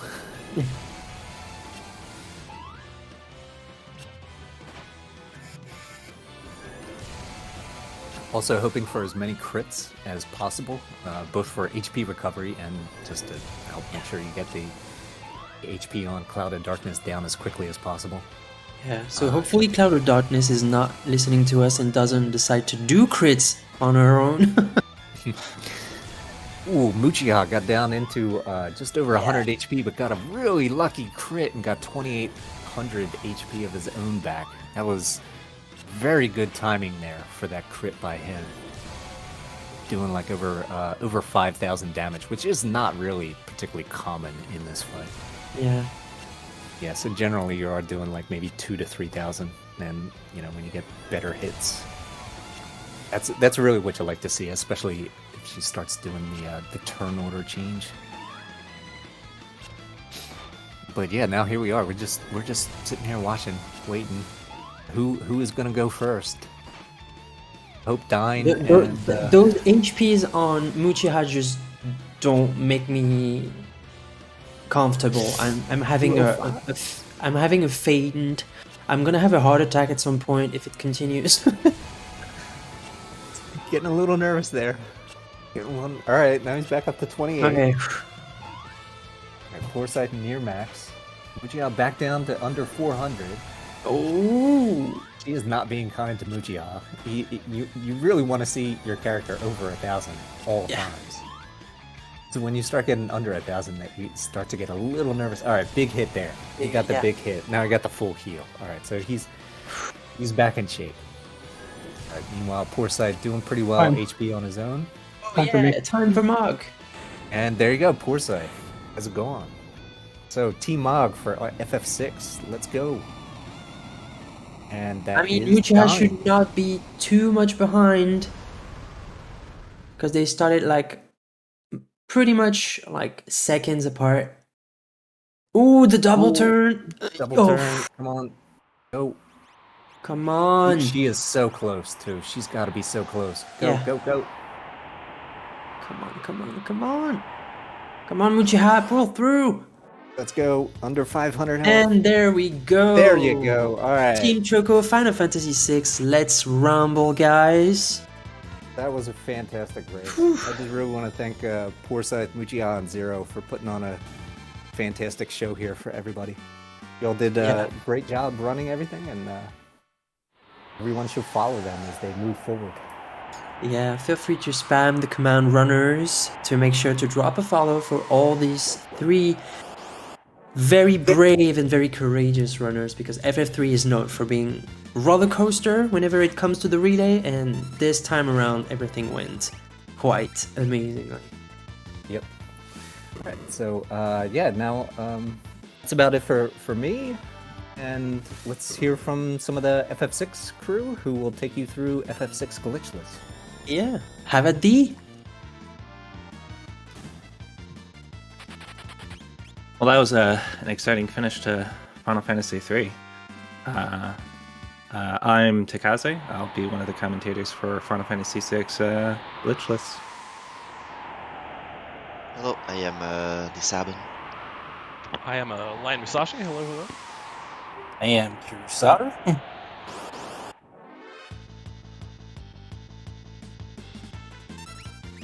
So things have definitely caught back up for everybody, which is really impressive considering how we had started the last couple of games. Right now, I believe everyone is still in Narsh. Both Dyne Nuitari from Team Mage and I'm Nightshade from Team Choco are going through the opening with our question mark girl and her 2 soldiers. There's a bunch of unavoidable fights here, aside from one. So they're taking these fights in such a way that our girl question mark will receive all of the experience. Turn order is such that they're throwing out a couple of attacks with the guards, and taking her turn last, and having the 2 soldiers run away at the end, which funnels all the experience into Terra. So the goal here is to do that for all of the fights that are forced, and then get to the end of this cave, which Dyne has just got to, for our first boss, the Whelk. And as you guys can see on bdude's screen right now, he is grinding Terra in the second part of Nourish, and he is just about to get into his 4th encounter here, which is going to give him the experience he needs to reach level 6, which teaches him the important spell of Antidote, which will allow him also to give Locke level 7 when he joins the party here coming up. One of the things I really like about Final Fantasy VI is the first boss fight with Whelk actually does a pretty good job at like teaching you the game mechanics in terms of strategies that we'll be seeing a lot throughout the run. Weight tricking being one of the critical strategies that we'll see all the runners employ almost in every single fight. One of you want to talk about weight tricking? Yeah. Well, weight tricking is a trick that's pretty common in some of any PlayStation Final Fantasy as well. It's when you enter a menu, a command menu, magic item, or anything really, it stops the ATB of everybody, including the enemy. So you can like when there's an animation ongoing, there's no other turn that can occur during that. So when an animation is happening, we just go into the menu to stop everybody's ATB. Let the animation go, and yeah, we can make more turns happen for us that way. And I guess we can explain, before the start of the run, we did what we call a C manipulation to manipulate the encounter strings of the run. I assume, well, I'm pretty sure all the 3 runners will be able to do the full manipulation of the whole game for the step route and all that. The encounters will be like on specific tiles. The enemies will be like specific, like enemy packs will be the same. Some exceptions though during the run, but we don't have much control over that. But yeah, we have a step route ongoing. So if you see a weird movement a weird movement that the runners will do just to get more encounters or something like that, this is why. One thing that actually happened at the very start, probably might have not gotten picked up by the stream as the runs was like cutting over, but in the first fight for Dyne, the 2 soldiers didn't manage to run away, so Terra didn't get quite enough XP. And before we leave Nourish, we really want Terra to be level 6. There's a averaging of levels that kind of happens throughout the game, so there's a couple points where we're grinding levels along the way, and we really want to make sure that we collect as much XP and getting to the levels that we're expecting, so the next character you pick up in the party gets extra levels as well. Yeah, it's really important when you do that, especially early in the game, because if you do not have the proper levels, it will really screw you up later on. Alright, so we're going to see Dyne probably have to take an extra fight in this second section of Nourish, and that's going to deviate a little bit from the step route. But it's not going to be... There's going to be chances in about 45 minutes to kind of reset the step route. So after that point, Dyne's step route will quote-unquote be fixed.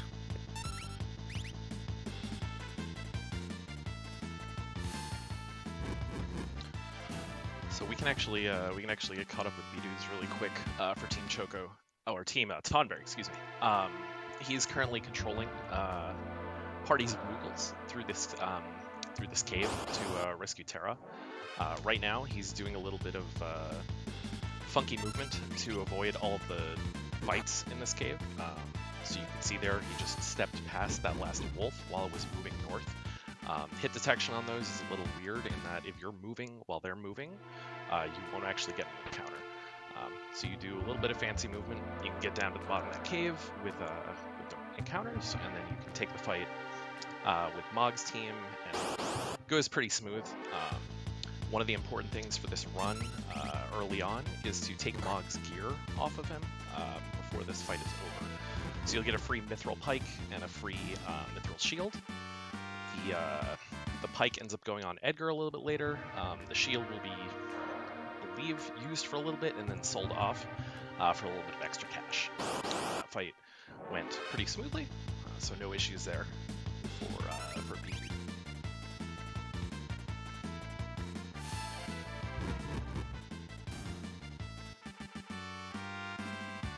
And so here we see Terra on Dyne and Nightshade's stream, just hitting level 6.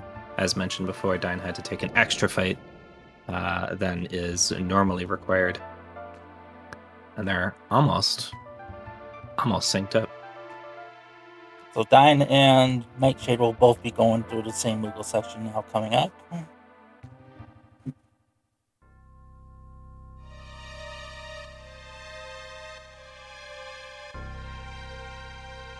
After a little bit of a cutscene here with Kafka.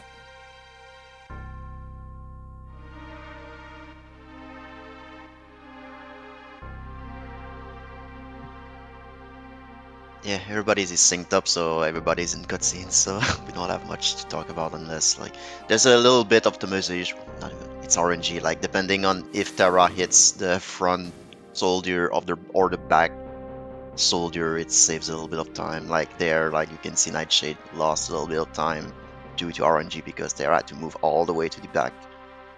But that's like, we don't have any control of that. Yeah, so while we've got a little time, so bdude is making his way down to Figaro Castle to go meet Edgar and advance the story and everything. This is, as was mentioned earlier, this is a run that's got a lot of little tricks. The ATV weight trick in battle is a big thing. The step route is a big thing. A lot of little optimizations in this route. All three runners are going to be running basically the same route. And it's just about, those refined menus, the combat, things like that are going to, determine how this goes. Obviously, there's a heavy bit of RNG in some of these battles. Earlier on, things are a little bit smooth. We'll be, pointing out the battles that have some hiccups here and there, things like that. Later on, things get a little bit more tricky, and we'll see some potentially crazy stuff, unlucky stuff happen. That is unfortunately a bit out of the runner's hands. That makes this run kind of fun. I'm fully expecting nothing unlucky from any of the runs today. No, not at all. Nothing ever goes bad in this game. Yeah, it's great. And what we saw, basically different, like on all three streams, is renaming characters. It's a common theme on most all RPG speedruns. Really, it's to minimize it's to save time because the characters, each letters are being drawn individually instead of being like all drawn at like same frame. So making them shorter saves time. But I think I saw bdude going for strat, so we'll see what's going on with the names at the end.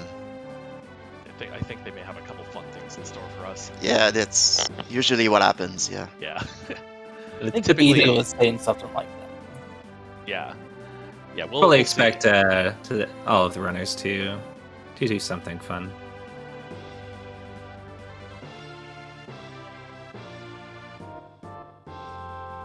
So we have Dyne and Nightshade both making their way through the Moogle Cave.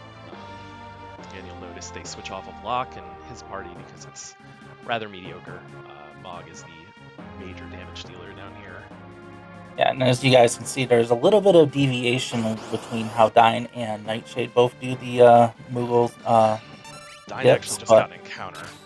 Oh wow, which is- Dyne which did is get a nice unfortunate. So having an encounter there, the step route is not. It's fine. It's just the encounters will be shifted. So I assume. His encounter string is already off as well. Yeah. So You he's should be gonna- fine. You should be fine on the mountain though for Yeah. Moncolts. But as mentioned with the step route, so if you're on step route, you know exactly when you're going to be getting into encounters for the most part, and for each area that you're in, it's the game just has encounter after encounter. Every encounter you get just adds an additional counter to the encounter string. I really want to. I really want to shout out the snare strats from Dyne that killed They've the been- boss. It's a Saving nice backup strat. Although you can get lucky with that and not have get Elf Fire or Poison Frog work. That works just as well too. I think that's actually the optimal strat for the PR run. So I think he may have his runs confused. Yeah, it's true. Or maybe he's going for the show. Yeah, no, which I appreciate. It's a fantastic backup when you have the situation where you got an encounter anyway. It's way quicker. And if you guys noticed, Nightshade did not get the Mithril Shield off of Mog before the end of the battle. I mean, it's not a big deal, but he did get the pikes. That is the more important thing.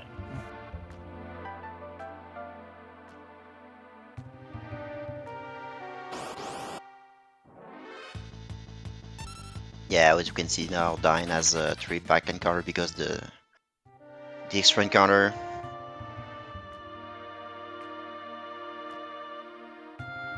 The way running away works in this game, every formation has a different kind of value for running away. In general, to keep it short, it's easiest to run away from a single enemy. It's harder to run away from more enemies. So the way the step route is built is one to make it easy to run away from in certain places, as well as giving you kind of an optimal number of encounters for getting XP along the way.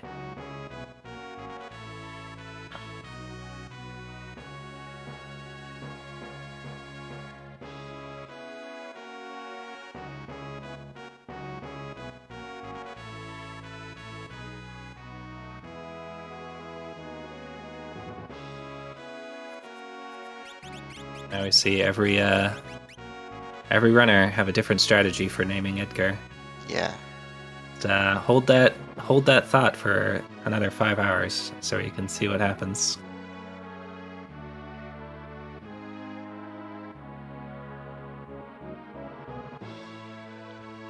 So yeah, we're at Figaro Castle. Not much going on. Walking, story triggers.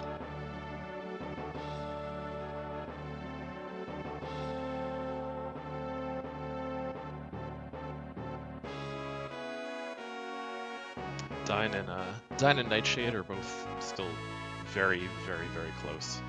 Going through the same cutscenes right now. I think they may be, just about in sync.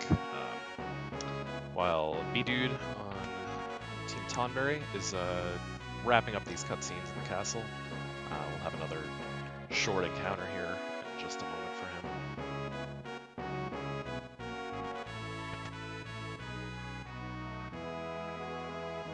Now, bdude is actually coming up on the Magitech fight. See if he gets lucky with the ATB here coming up. It does actually play a little bit of factor coming up. Yeah, this is a very, very scripted fight. The only real RNG in your favor here is how quickly Edgar gets his first turn, because he's the only one dealing any damage in this fight for your party. Otherwise, we're just going to have a quick steal to try to get a tonic or a potion. So he just got a tonic. And Terra will sit there and defend and hopefully not take 2 tech lasers. Yeah, this is the first instance where if you cast magic, you get the magic cutscene. So Magic. yeah, So what, like 40 some seconds of cutscenes or something? yeah, it's something like that. Yeah, but you definitely don't want to cast magic there. It's less damage, but And yeah. that if you use magic up to you get to South Figaro, I think it still happens. Is that right? Yeah, it happens in the Cave of Figaro too. I actually had that happen. Wild. Yeah, once you're on, I believe it's once you're on Mount Colt, the trigger is gone. So obviously on Mount Colt we'll be purposely using magic in the boss fight there, but still a little ways away from that.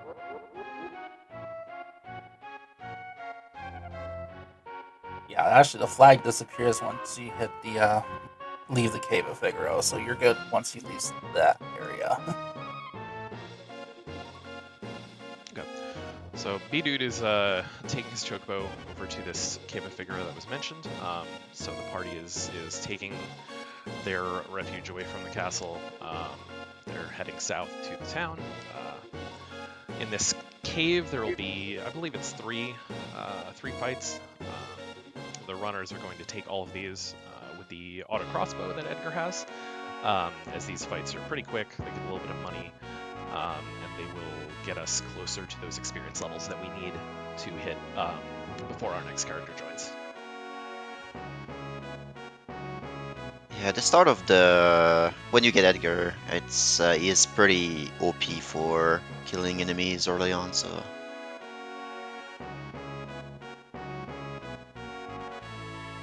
Another reason why the level difference is really important too, because even if he's off by 1 level, you will not be able to kill all those enemies. Maybe having minor technical difficulties on bdude's stream at the moment. Should be back momentarily.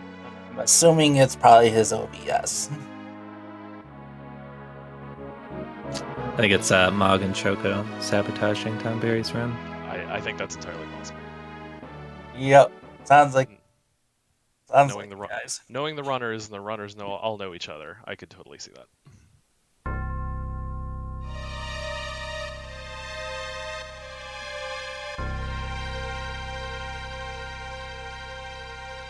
This is just a normal coincidental thing for me, unfortunately.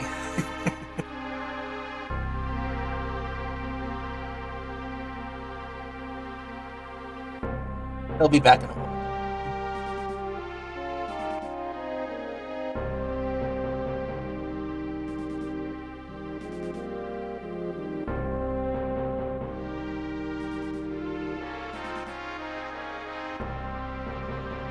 While we wait on him, the other 2 runners are still really step for step here. It's one of the upsides of this being almost an entirely cutscene driven little area here is that really He's just sharpening his knife, guys. a little bit of movement tech. There's a couple little things you can do while you're going through the castle to avoid NPC getting in the way of your route. But there's no real step route implications here because the step route will only increment when you're in a zone with threat. So nothing really here other than moving back and forth to the cutscene triggers. And then Dyne and Nightshade will both be coming up on that Magic Armor fight as well. I certainly appreciate not having to worry about step route in towns and other areas that you just don't get encounters. It's a nice refresh over stuff like Final Fantasy IV where you always have to worry about it. And Final Fantasy V, which you don't have to worry about it, but like if you ever misstep in Final Fantasy V, it's very devastating. So Final Fantasy VI step route is fairly, I would say fairly beginner friendly.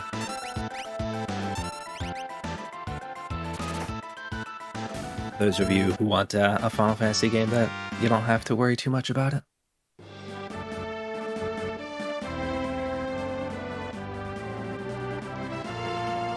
Choco through that fight just fine. No real concerns there.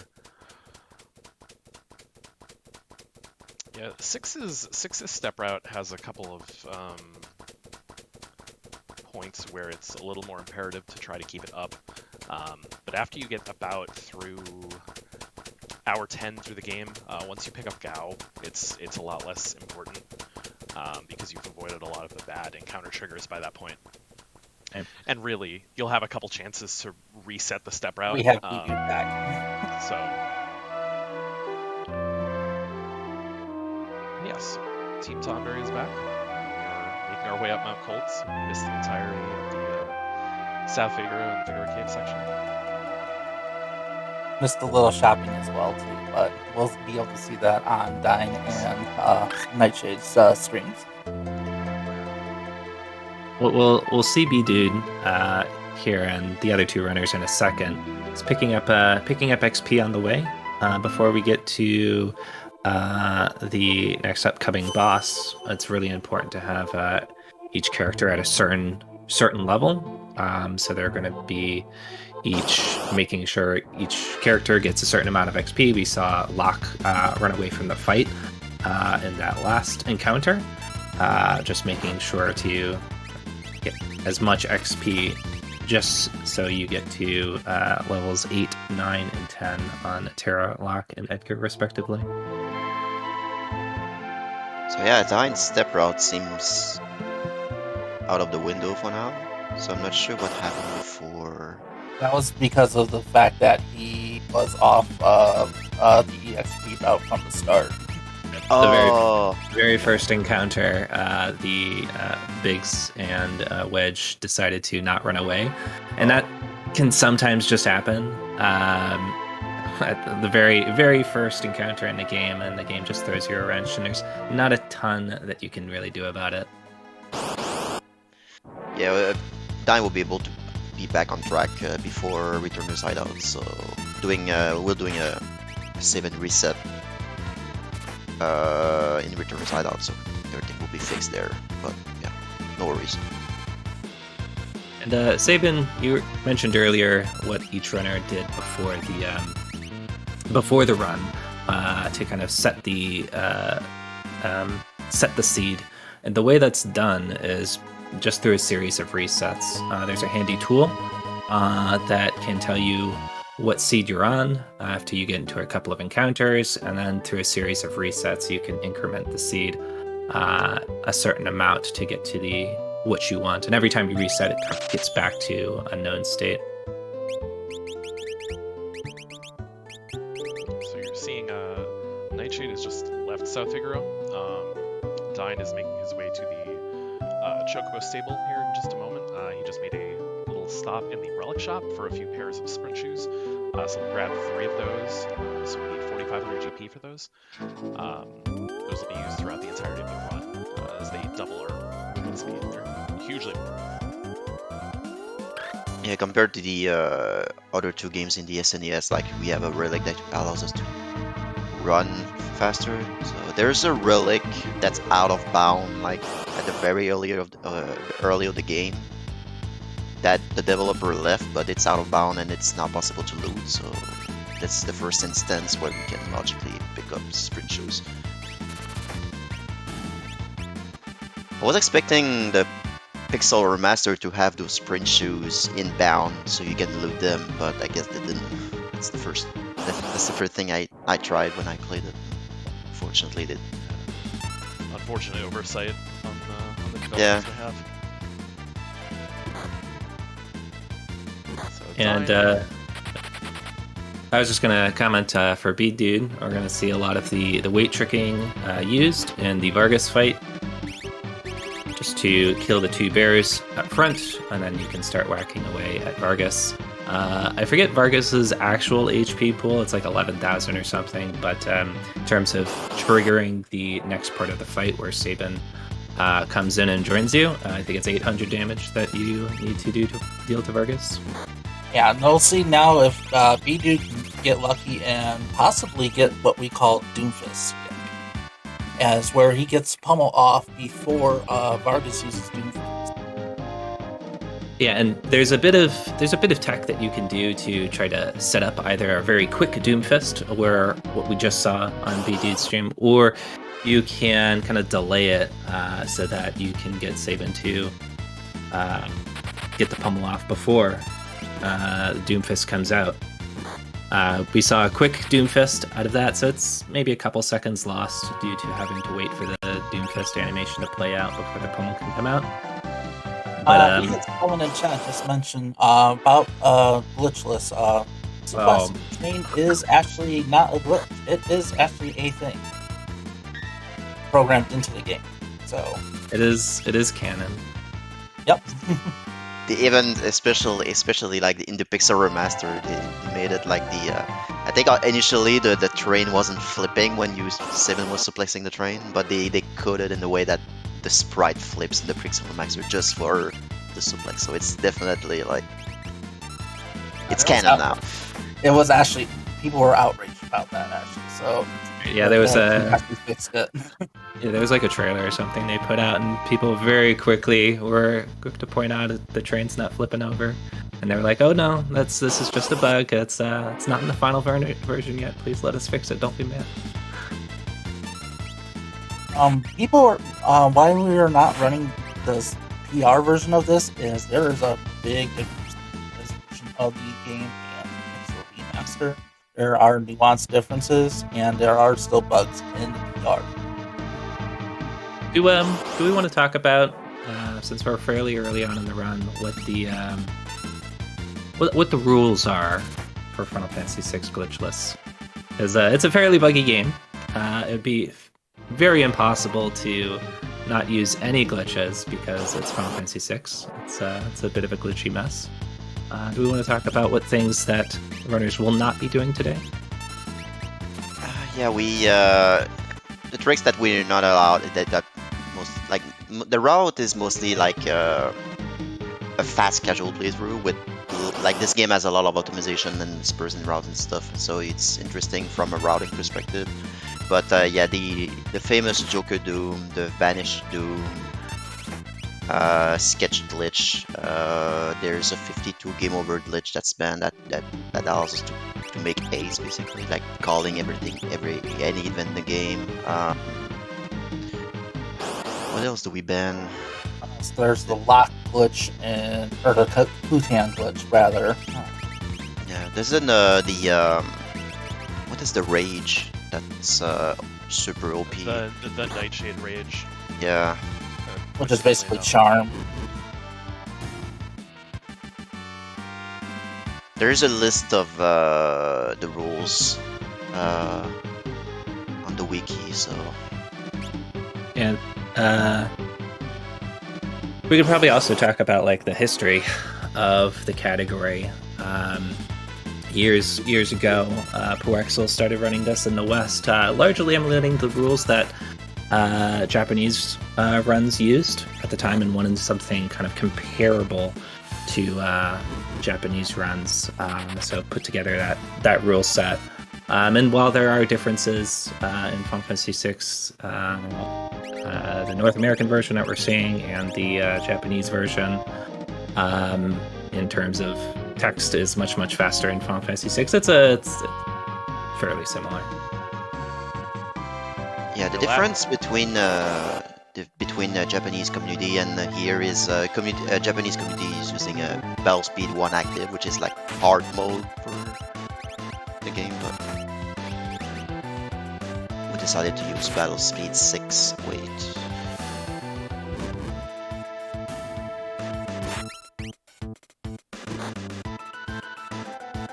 Alright, let's see if we get any Doomfist skips out of Dyne and Nightshade.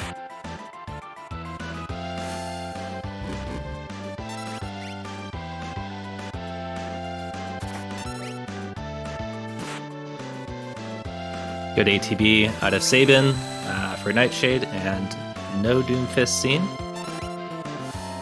Well executed there.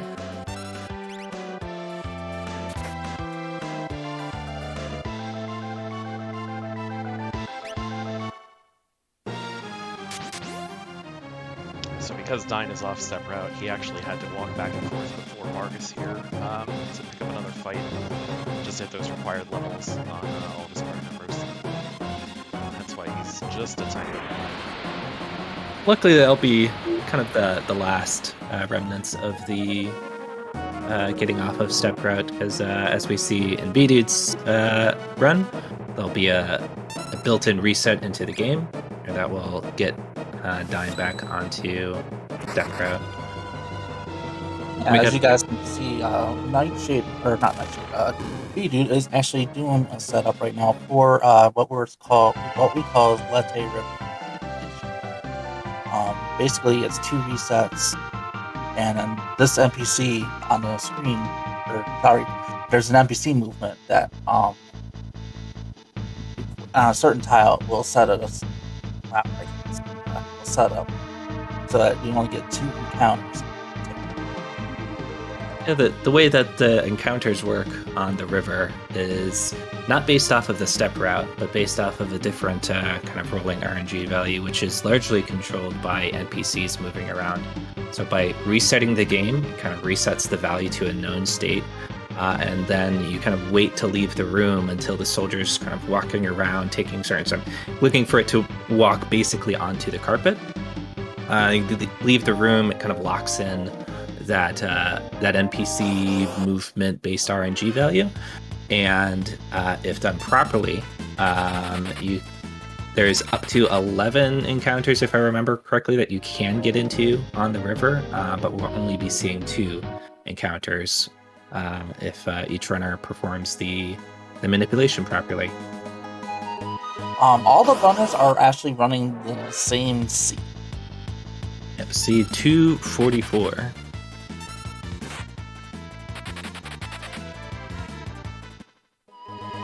Yeah, Well, this is a seed that Abyssinium came up way back when LCC was working on the step route for this game. Like, the precursor of the step route was developed manipulation, but we found out that the whole game can be manipulated with step routes. So Abyssinium went into the drawing board and figured out this encounter that was mostly favorable because it gives us good encounters and the river as well, which is one of the most important part for deciding what seed to use. So it was settled to 244 for this round. On bdude's stream, we'll be seeing the first of many encounters with Ultras. Yet another encounter where weight tricking is imperative. Because there's some dialogue at the start of the battle, everybody's ATB is maxed out. So this is one of the fights where it can be fully scripted, and if done well, there's really nothing Ultras can really do to kind of mess it up. And there's a bit of manipulation inside the fight as well, forcing Ultros to counterattack by throwing a fire at him, and forces him to use that retaliate. Just delaying Ultros' turn a little bit. I don't think we talked about counter canceling. There'll be a couple more times where we see it, but some manipulation we can do inside the fight as well. That was a great fight by bdude. That was very clean. That's one of those fights, especially for people who are learning to run. It's very easy to get off track, and the moment that fight goes off the rails, you can just lose it. Because if Bannon falls in that fight, you instantly game over. And he can, based on where he is, he can fall to 1 tentacle attack if you get unlucky. So what Dyne just did is he talked to Bannon outside, said no once, and went back to the north to talk to the guard. That was during the cutscene. If you say no 3 times, there's a cutscene going on. It is an NPC that gives you the Genji glove. So that NPC is actually the guard that's on the north room. But if you say no once and go there right away, it gives you the Genji glove. It saves like 7 frames. It's like very minimal, but it's like a cool trick to do. All right, everybody will be getting the Genji glove. It's just depending on which order you talk to Bannon and that guard in, or you just don't talk to the guard. Yeah, you can. Weirdly enough, you can save a very, very small amount of time. Yeah, you can talk to the to Bannon twice, and still get the glove after that, or go up and get the items and get the Genji glove, and then go back and get the third confirmation, or just get it after talk to Bannon 3 times. There's many ways you can do it as long as you get the Genji glove. That's all that matters. If you say yes once, you get the gauntlet, but we tried years when we found this. If you say no, grab the Genji glove, and say yes after, you don't get the 2 relics, unfortunately, so that doesn't work. And the cutscene when you say yes is definitely a bit longer as well. Yeah. So it's just not worth it. Gauntlet is not that good. So. No. Yeah, both Gauntlet's not good, and the cutscene's just longer. So there's a bit of both. Just having a good piece of equipment and skipping a lengthy cutscene. Why we do the former? Alright,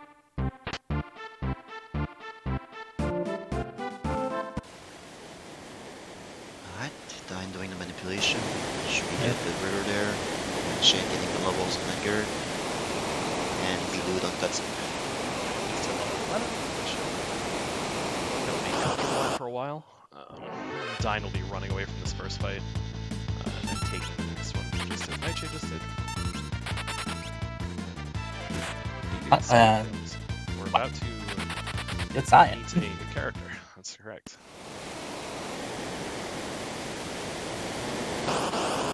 bdude refers to Mustache Man, Samurai, Mustache Man shirt, he belongs to you. I can't sing the whole song though, so. That's a meme on his channel, by the way. A short fight that'll be coming up here on that side of things. Be a short menu to go along with it to throw some sprint shoes on Cyan, and we'll change the battle speed over just to make this fight go a little bit quicker. And the next combo, actually. Yeah, Mustache Man is like an old, super old Mythic 6 meme from like the Mr. NV times from like 2014. Oh, bringing me back. That's almost 10 years old at this point. Yeah, it's the classic. Sorry to say that. Yeah. There's a lot of bugs in PR. I have not been patched yet. So Nightshade is on Ultra's Fight as well. So you need to just utilize the retort skill from Cyan, that is the Sword Tech 2, to instantly defeat the leader. We received 1 or 2 drops from that. Got the black belt. We did get the black belt. There's a 7/8 chance to get the black belt, which is what we're hoping to get. It sells for 2500 GP. And there's a 1/8 chance to get a Phoenix down from that fight instead, which sells for 250 GP. That is the rare drop. That is bad. And the money route can be tight in this run, so you really are hoping to get as much cash as you can to invest into rods later on. Invest in your speedrun. Good Ultras fight out of Team Choco.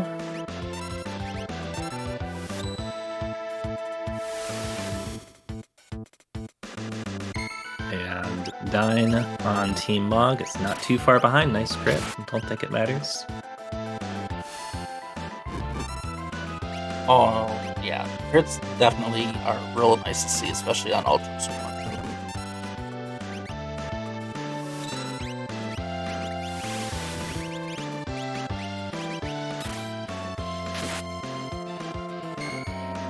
There is actually there's a slightly alternate strat for the Ultras fight that used to be used a little bit more, and still kind of gets used in Kefka and Narsh runs, where you'll have Terra take a tentacle and get dropped to critical health and try to trigger her desperation attack. Desperation attack. Thank you. The old school equivalent to a limit break, which if it fires will basically instantly defeat Ultras. So if you get lucky, it can be very quick, but it's not something that's reliable, so we don't tend to do it in this run very often. Yeah, it's like a 6% chance. Yeah, it's very low chance, and you need to be critical and being into the fight like after 40 seconds, and it's like 25 point something seconds of battle time, I think. A lot of things needs to line up to have a desperation attack in this game, so when you get it, it's like, what? So most people who get it in casual, they don't even know what it is, so there's no indication it's in the game or... Fortunately, they fixed that in FF7, which is like, alright, this is the mid-break and this is how it works. So actually making it a mechanic that you can use and not just be surprised at whenever it happens. Yeah, that's... When it happens, it's a beautiful thing, though. Yeah, Terra's desperation attack is called Riot Blade, and also used sometimes at Kefka at Narsh runs. Sometimes you see Edgar's Royal Shock. Royal Shock, yeah.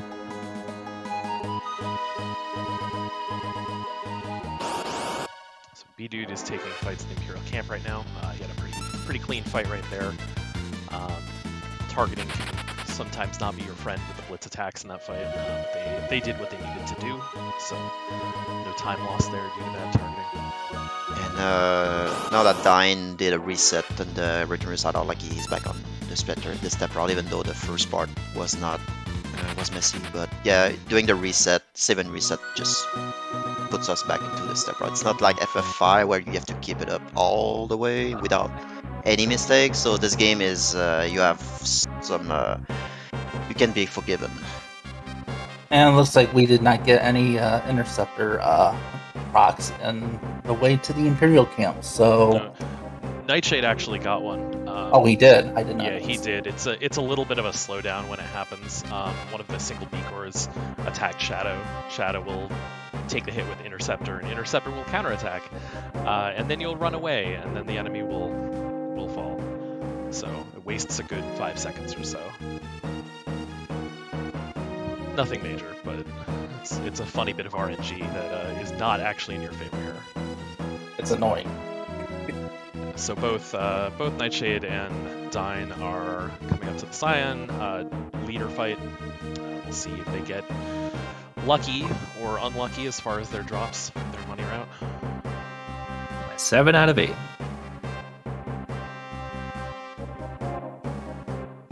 Now will Dyne and Nightshade get lucky?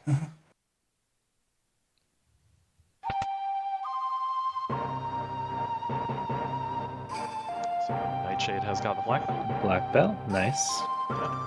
2 out of 3 so far. And if we don't see a black belt, it's not like this is not a run under or anything like that. It just makes things a little bit more tight. Probably get a little less smoke bombs than you'd like. Might have to pick up a safety chest to ensure you're at the amount of money you want.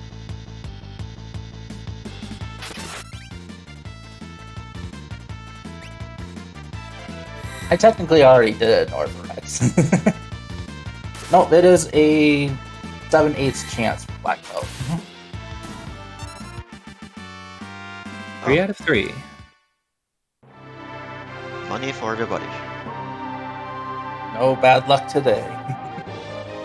It ends up being one of those issues that on its own it's not a problem, but if you repeatedly have bad money luck, you may encounter some issues with it later on. Like Nightshade did not pull the Mithril Shield off of Mog during the Martial fight, so that's 600 GP, and then for instance not getting the black belt would be another minus 2200 GP, so things like that end up compounding a little more. Everyone should be good. Mithril Shield though is not too detrimental because sometimes some of the runners do not sell it because they actually use it. So and there are a couple other encounters where we are either expecting it as a certain drop or a steal, and it very frequently is the you want the common drop and not the rare drop, as the rare drops tend to even when it's a piece of equipment that looks really good and maybe in a casual playthrough you want, they kind of incentivize you to keep it by making it 1 GP. So we definitely want the common drops when we're fishing for them.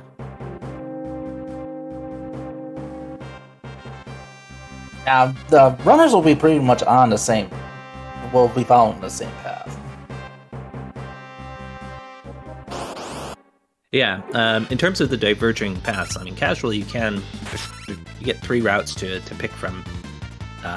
Sabin route, Terra route, and the Lock route. Yeah, as mentioned, they'll be going through the same routes.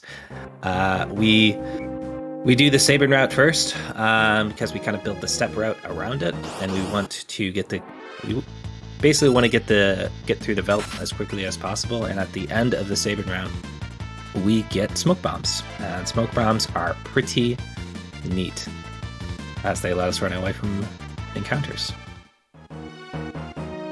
Yeah, it's one of the small differences between the US route and the JP route. So last year, Mujiha, who just finished up Final Fantasy III, actually, was running 6, and in that route they do Sabin scenario later on. They don't start with it like we do in US. Yeah, and the JP runners often don't use C254.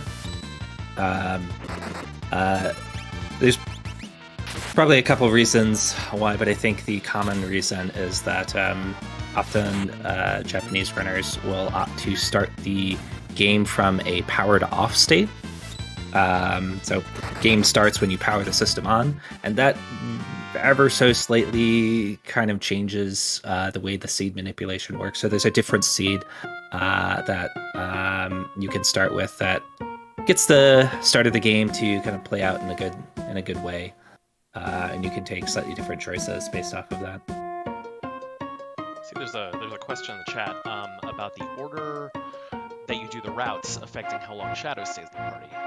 Shadow staying in the party is based solely upon RNG. For any battle between when you pick him up and once you get on the Phantom train, there is a 1/16th chance that at the end of the fight he will just leave. It won't happen for back attacks or pincer attacks, but any standard attack that you finish with him still in your party and alive, there is that chance. So we'll be seeing everybody just run away, because well, it wouldn't be the worst thing ever if Shadow left. It does make the Phantom train a ton safer. There's a couple of fights in the Phantom train that can be a little scary.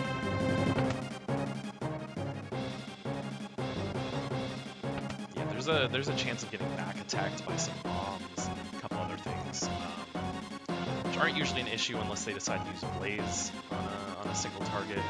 That's usually just a one-shot.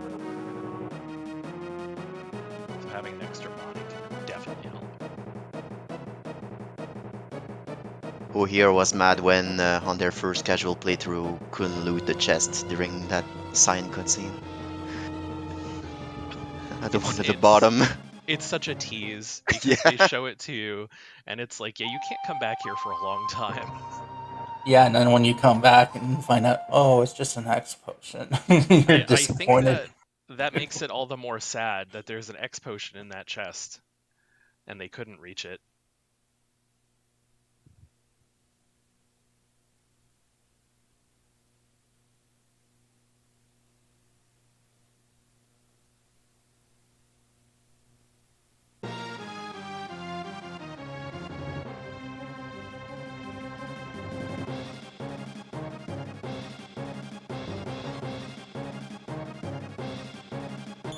So, bdude is in the train now.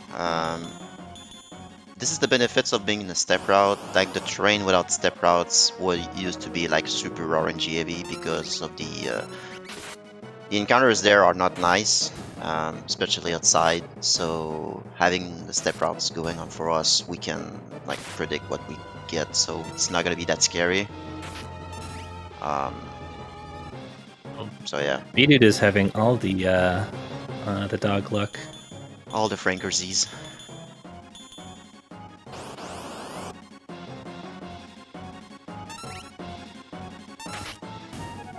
And an unfortunate pincer. Oh, that's the worst encounter to have a pincer on, too. Yeah, these ghosts can be a little scary. But of course, you can't run away from a pincer until you clear out one of the sides.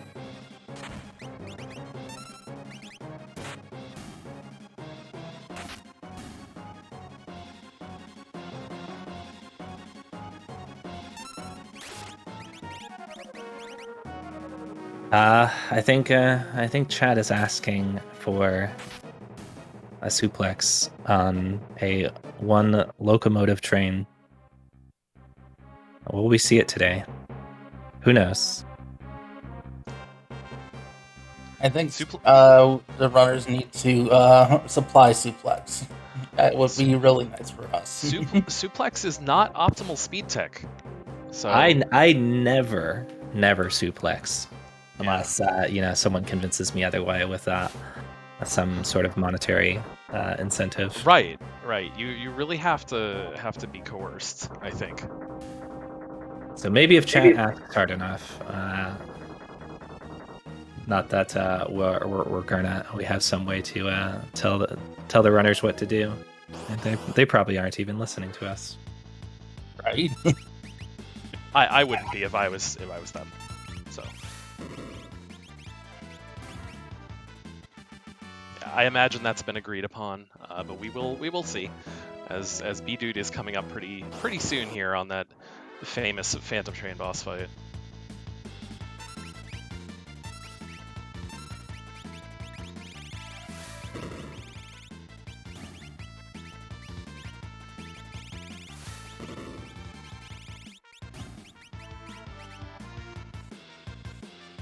Nice preemptive.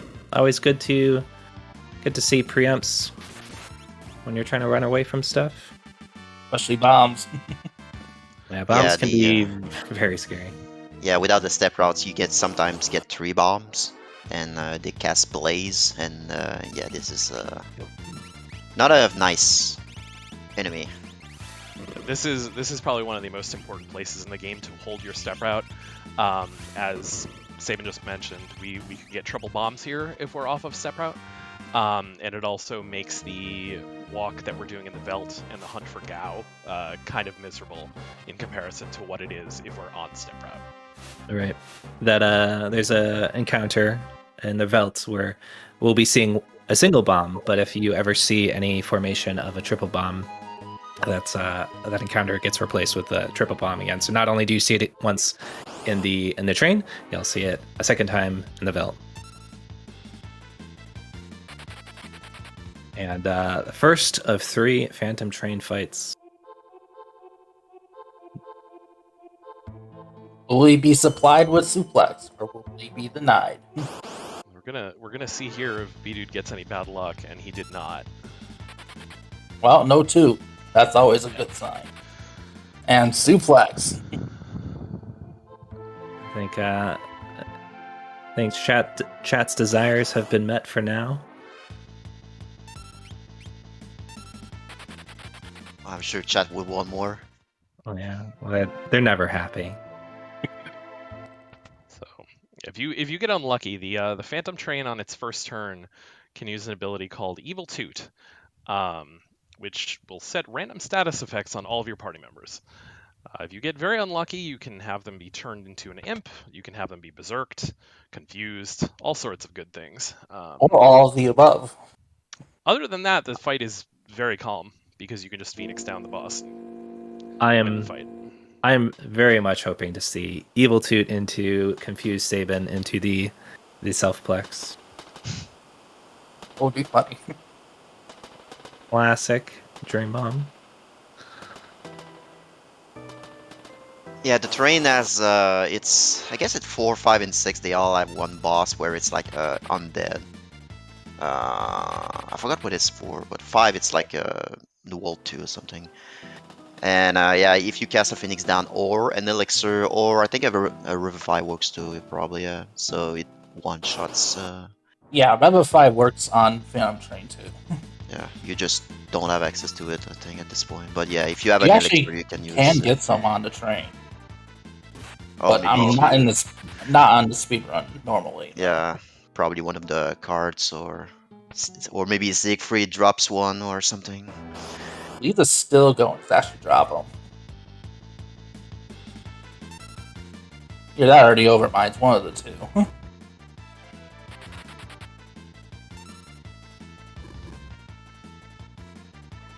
I believe the original JP route uses an elixir on the train instead, just because they don't have an extra Phoenix down. Yeah, it's a faster animation too. Yeah. So And we'll see during the run, but the runners will get more than enough elixirs to take care of everything they run into before the end anyway. So if they happen to have it, it's not a bad choice.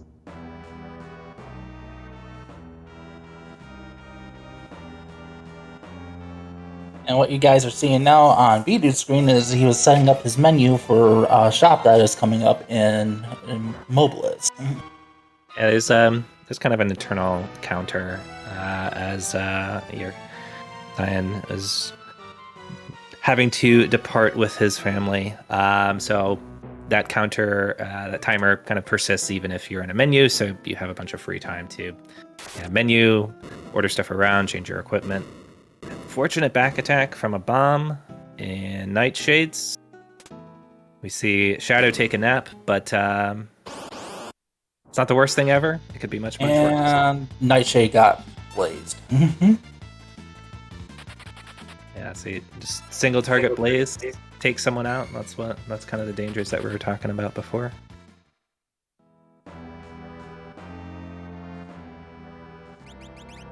And on Team Tonberry's stream, we see bdude just kind of chilling. He's chasing waterfalls. Listen to some flapping music.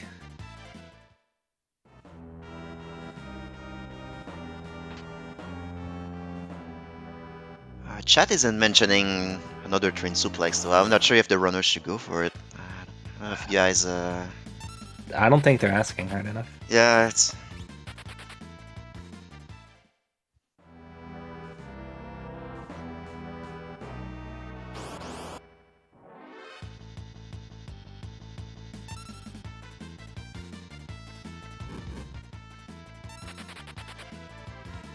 Hey guys, you need to be spamming. Oh wow, Dyne just got blazed too. Shadow as well. Oh, we see the evil toot. Good. Nothing. Yep. Nothing too dangerous. Got it. Just slowed. The double slow is a pretty calm Yeah. scenario. So no complaints there.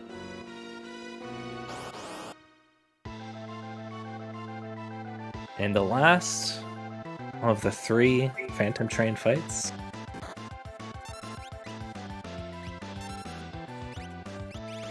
And pretty, wow, actually really calm attack there for Dyne. Hi, we Alright, did it, chat. Are you happy? Runs confirmed.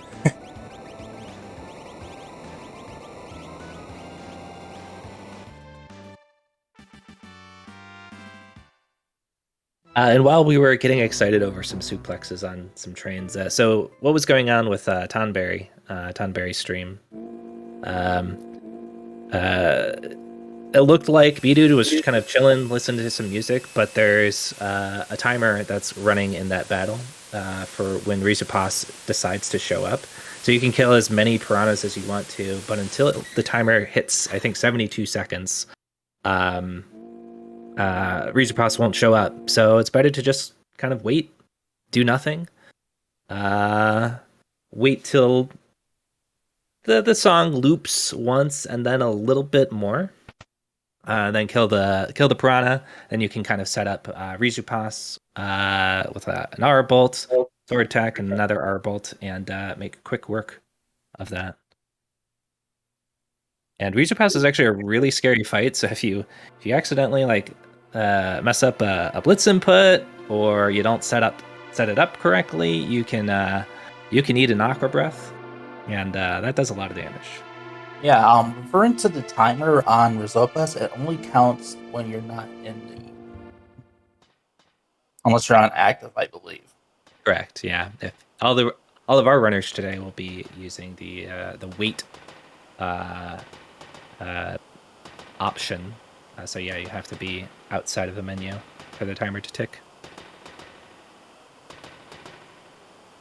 And we're introduced to Gao. So this is probably one of the bigger RNG points in the game. We cannot progress in the game until we pick up Gao.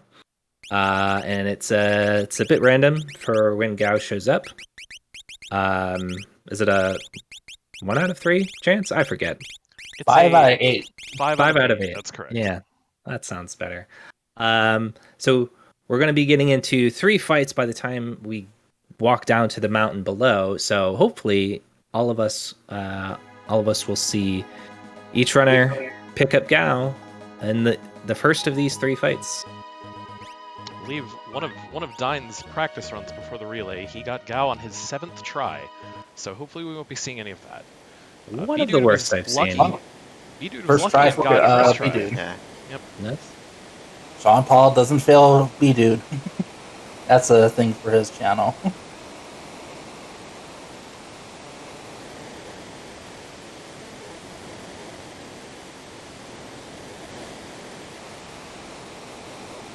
I think the worst I've ever experienced with Gao is 8 encounters.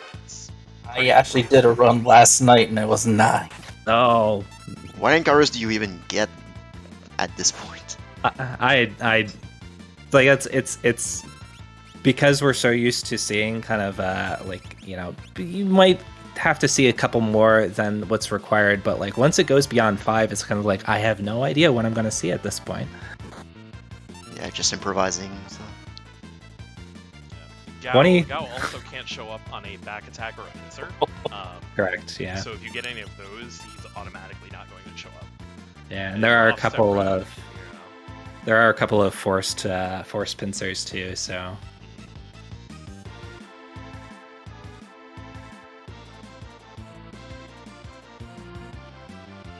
Jamming out on Choco and Mog stream. Not that we can probably not hear the music for them, but they're jamming out. Watching another forced cutscene on bdude's side. The Gao cutscene is almost 2 minutes, I believe, and just The longest 2 minutes in the game. hold the button. Yeah, fortunately, well, I assume all the runners use turbo now, I guess. But yeah, if you don't use turbo, you can just hold A during the cutscenes. Like for this one, so. But yeah. Why match text what you can use turbo now? Clean waterfalls. Both Mog and Choco.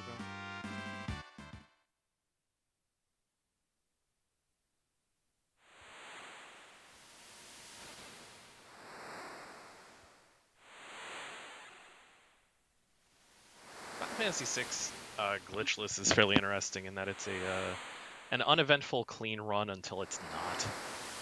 The things that can go wrong will end your run in a hurry, or they'll cause a reset in a hurry at least. The things like the El Nino on Rizopas. There's a fight coming up here in the Serpent Trench that if you get unlucky on can also cause a wipe.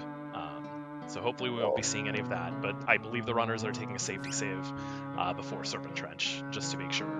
Yeah, there's a small chance this first encounter is a single Inga form. And especially if you get back attacked, you might see Aqua Break here. Yeah, the Serpent Trench is another one of those areas where step route doesn't really matter. It's kind of like the Elite River, where it's based off of things other than the step route. So we're basically always going to get into 4 encounters in the Serpent Trench. Actually, but there's a chance of that. But the first encounter could be a single Anguiform, as mentioned. And some enemies have like different AIs when they're alone. And Anguiforms, when they're in a pack, are pretty tame. They don't do much, but when they're by themselves, they can use much deadlier attacks that would be bad to see if we did see it. It might not be a wipe, but it would make the Serpent Trench a bit interesting. If you're pretty much not at full health, especially on Gao, it can pretty much wipe you. So what we're hoping to see out of the Serpent Trench is just a bunch of preempts, just like we see here. bdude getting all the preempts. Game wants Tonberry to win. That is the dream. There can be some fairly heavy time swings in this area, just due to preempts versus back attacks and pincers. So hopefully it won't be too much of a mess. 2 out of 4 so far. Wow. Easy. What is this luck for Team Tonberry? That is impressive. So, alright, we're actually looking for Gao now for both Mage and Choco. So Nightshade did not get Gao on his first encounter. So hopefully he will show up here on the second one, and he did. Nice. So that's good. Dyne is done with the first encounter and did not see Gao. So same for him. Hopefully he will show up on this bomb. 5 out of 8. Remember that? Yep.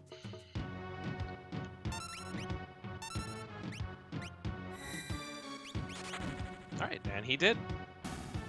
Nice. Game's being pretty nice to all of our runners. Yeah. All the runs are having good runs so far, yeah.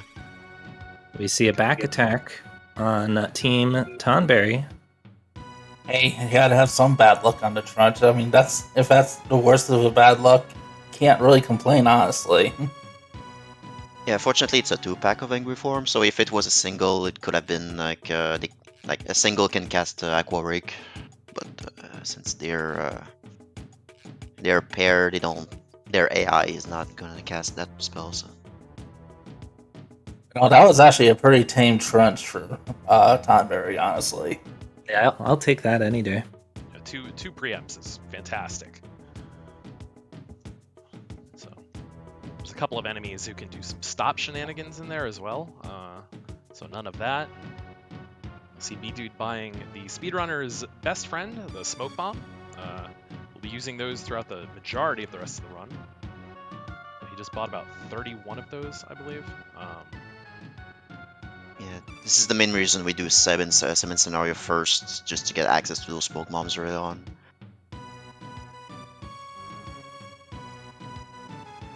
They will be very handy. Like from there, you like pincer attacks and back attacks won't matter as much. So.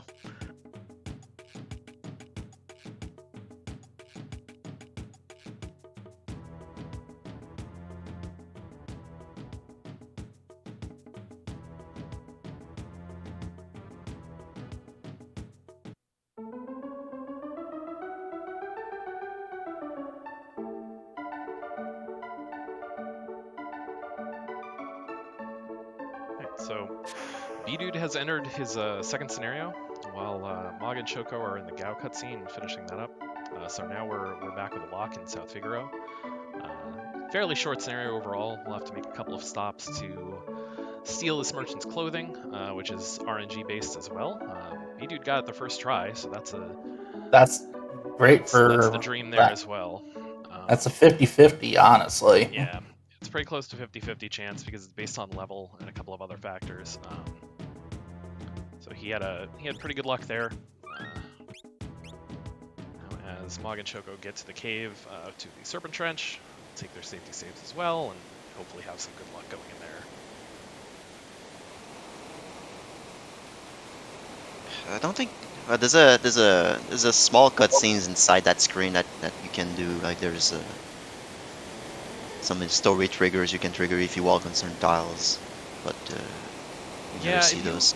If you walk around the cave, Gao can drop your wallet in the abyss. For yeah. One. So that's fun. There's also a tonic in there, but not really worth the time for either of it, honestly. On the SNES version, the tiles are not obvious, but on the Pixar remaster, I'm pretty sure they're much much more defined. So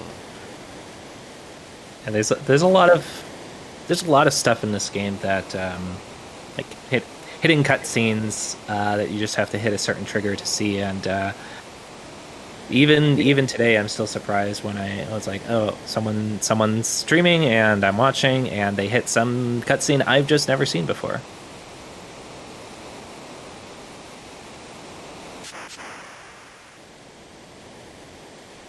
Let's see what we get out of the Serpent Trench for Team Mog and Team Choco.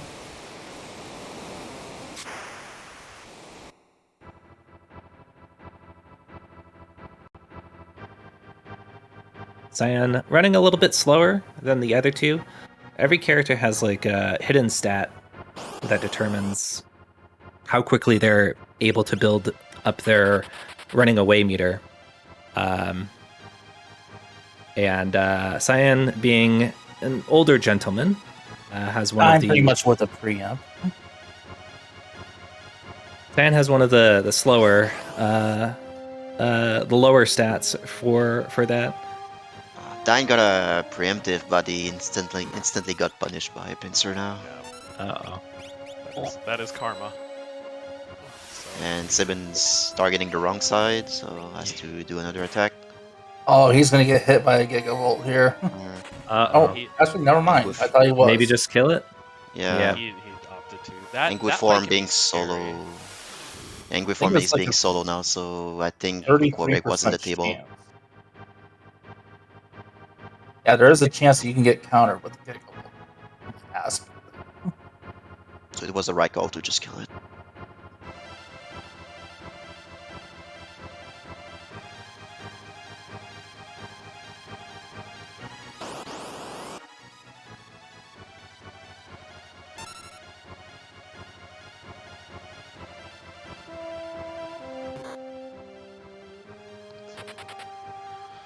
Looks like Choco is through the Serpent Trench, so nothing too bad there. I think there were 4 normal encounters. Dyne just hit another preempt for his final one for Team Mog, so he'll be out of there in just a moment himself. 2 preems and pincer and regular, so Yeah, it's not too shabby either.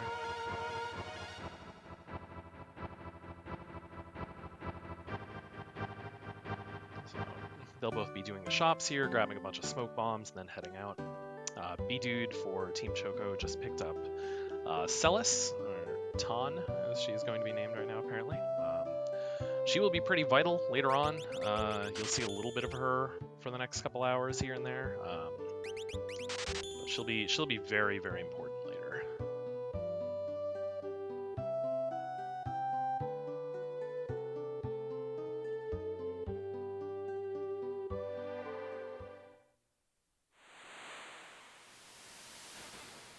One of the things that we're going to see each of our runners do now that we have smoke bombs, we have time as the smoke bomb animation is going off to do some item menu optimization. So you're going to see bdude organize a little bit, just get things into a better spot so that the pieces of equipment and items that you want are at the top, things that you don't really care about are at the bottom. Small little optimizations like this can really save a lot of time over the course of a 5+ hour run.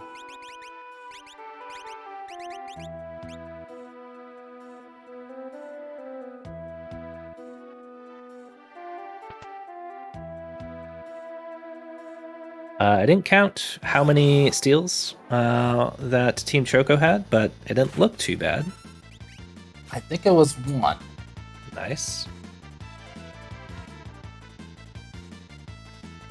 First one missed for Dyne. So Mog gets it on number 2, which is not bad either. Take that.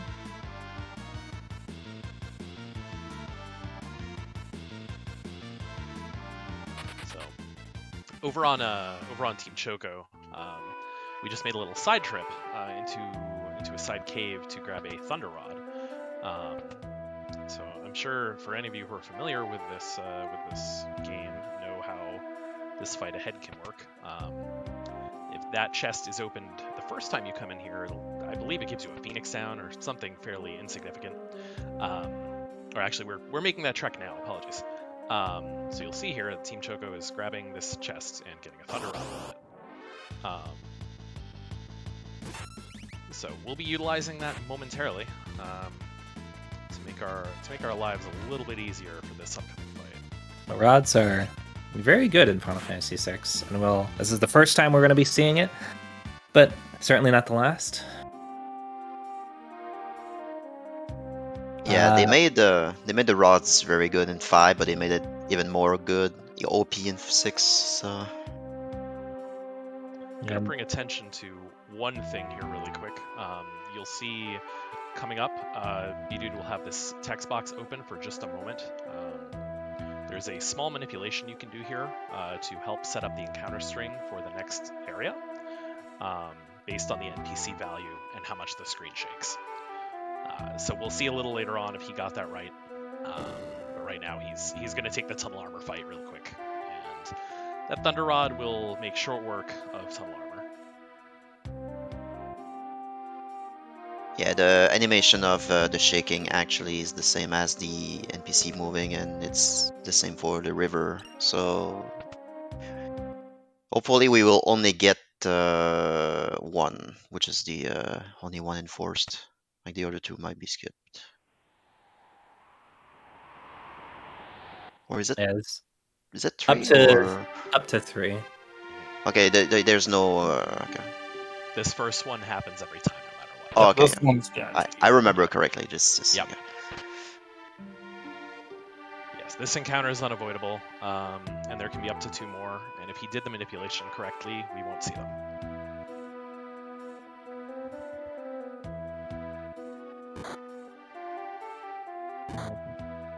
And there we go.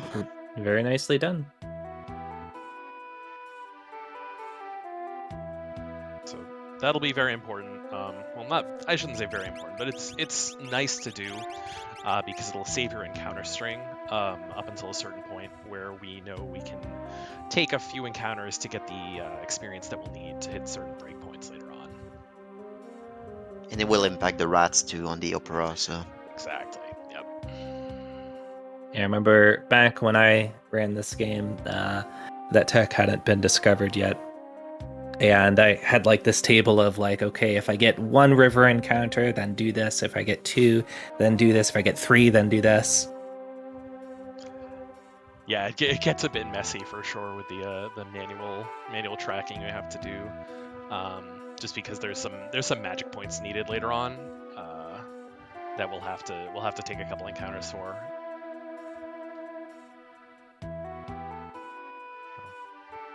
Thankfully, those sections of Nourish don't affect your step route because there's no threat there. I was gonna just let that slide. But stairs are hard. They're actually difficult in this game. It can be very, very dicey at times.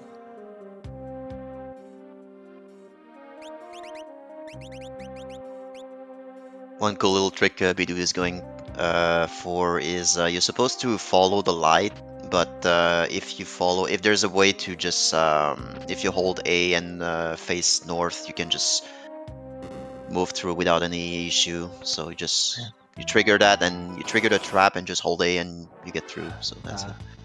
Are you saying that there's hidden tech in Final Fantasy VI where you just have to hold A? Not sure. Holding A is a strat. It's the strat you need to learn about this game. Because you can, like, if you walk towards an NPC, if you hold A, you will talk to that NPC on the first frame possible, so... If you hold A during cutscene inside the battle, you advance the text. Little things like that. Holding A during a battle. Because if you have the cursor on memory, you just hold A just to cast that spell or that item or attack or whatever.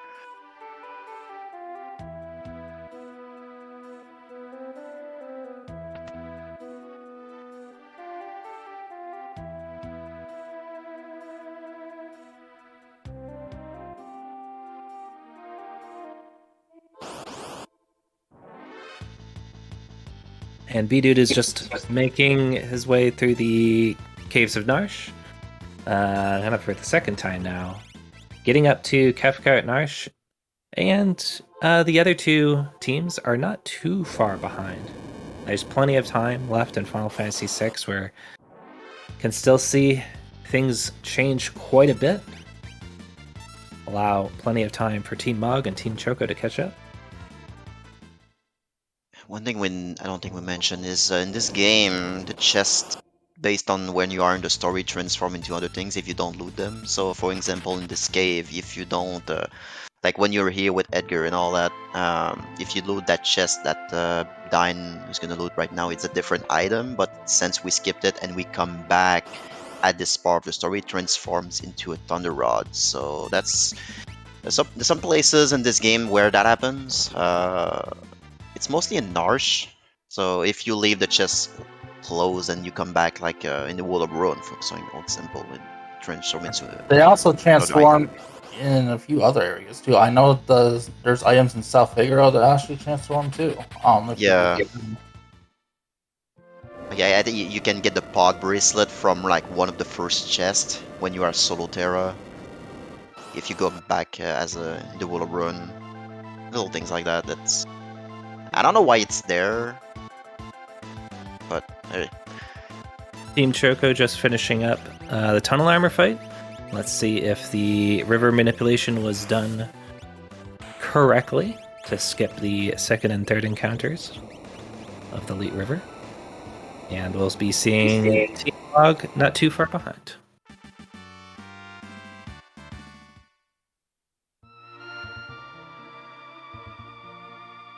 That looks good. Very nicely done for Team Choco.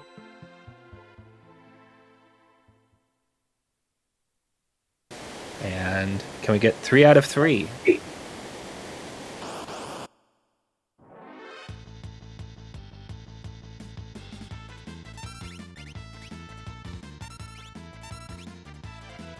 And so how that's working? There's like a series of patterns of how much the screen is shaking before the tunnel armor fight. So you're basically just kind of looking for a certain pattern and then advancing the text to start the tunnel armor fight. And that is what is setting up that manipulation. And it looked like we got 3 out of 3, right? Yeah, Dyne didn't get any. So we will. Basically, the set route is the same for all 3 runners right now, and the opera will be the same if rats don't roll too much.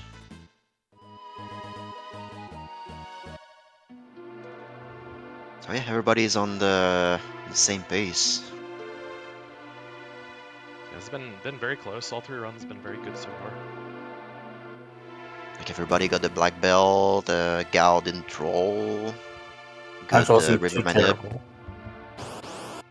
Considering the bad luck Dyne had for the soldiers not running away on the first fight too, he's been very, very consistent since that happened.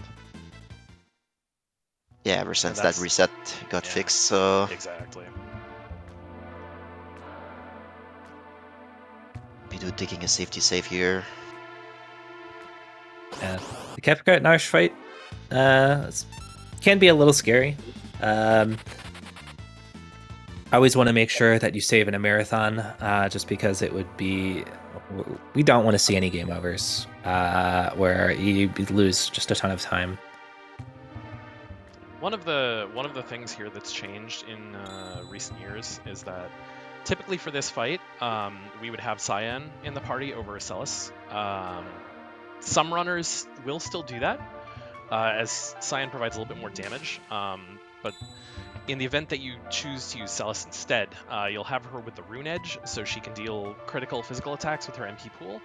And if you get in an iffy spot, it allows her to Runic, and potentially save your party if things go sideways, which is very nice. Yeah, as mentioned, the Rune Edge kind of sacrifices MP to guarantee a critical, and since Celeste is the only one with any MP at the moment, bringing her along will allow you to use that strat. Yeah, pretty sure when they designed this fight, they intended you to have Celeste for that fight for casual playthrough, so because of the runic. Kefka casting a lot of spell. Oh. Oh. That is not what you want to see at the start. Well, That hurts. Yeah, crit onto Gao. It's Right a little off the bit of bat, damage too. lost. So we'll see how this fight plays out for Team Tonberry. I think we may be seeing some ice coming up. Well, as mentioned, bringing Celeste along for the runic can be a huge safety. Just because once you start getting into turn 3 on Kefka, he has a chance of casting Ice 2, and that can deal a ton of damage. So compared to Pixel or Master, like even though like Celeste use Runic, so even though she has a turn right now, the Runic effect is still active. So as long as she doesn't do anything or doesn't do any command, like the Runic is still gonna proc. Nice backup by bdude. Yeah, honestly, very good fight considering what happened on turn 1. Yeah, it could have gone much worse. When that fight goes normally, oftentimes you're trying to beat out that turn 3, employing strategies like weight tricking, getting your high damage stuff out as quickly as possible. So Genji Glove on Edgar and Aura Bolts out of Sabin.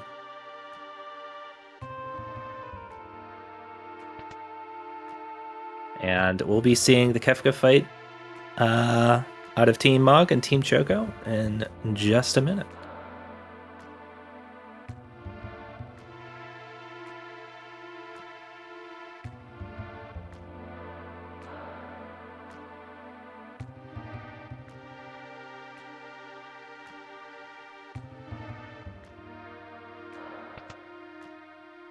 So yeah, all 3 runners in cutscenes right now, so pretty close relay so far. Very surprising that even though we are like 44 hours into the relay, we have a pretty close race in FF6. So it's pretty nice to be able to discuss strats that basically all 3 runners will do like in a matter of like 5 minutes between each other. I feel like the relay always has its magic to make everything work out. It certainly happened last year. It's been a wild ride so far this year. As was mentioned, this run definitely has some spots where we could see a couple sharp swerves due to bad luck. So right now it'll be fairly consistent for a little while, I would say. And obviously we're going through some cutscenes here, so pretty casual downtime. It's a good little break point after you defeat Kefka and Narsh for the runner.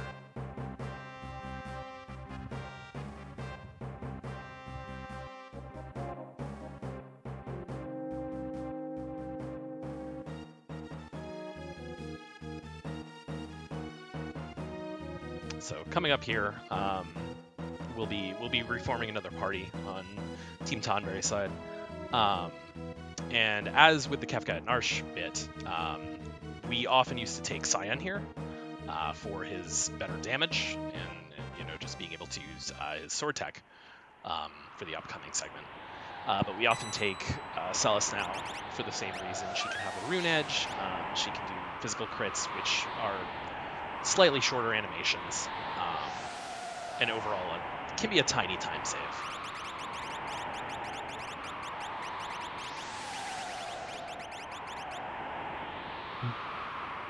And on Team Tonberry, now that we have full access to Narsh, plenty of items in that house, plenty of money that we'll be able to use to pick up a couple of things, as well as equipment that will be either sold off or used later on in the run. And let's see how the Kefka fight goes for Team Choco in the bottom left.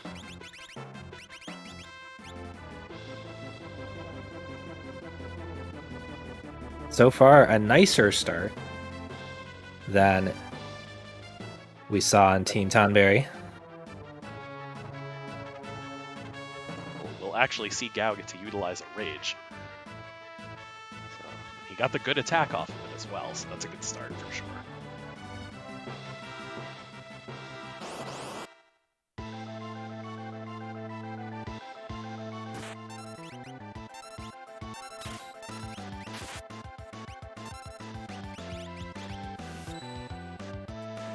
Good start. Team Mog is getting good luck here as well too. And Nightshade going through. Yeah, it was pretty smooth, yeah.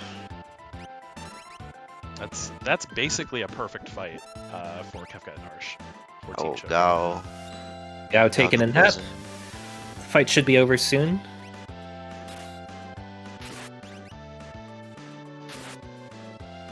I think one more Aura Bolt should do the trick.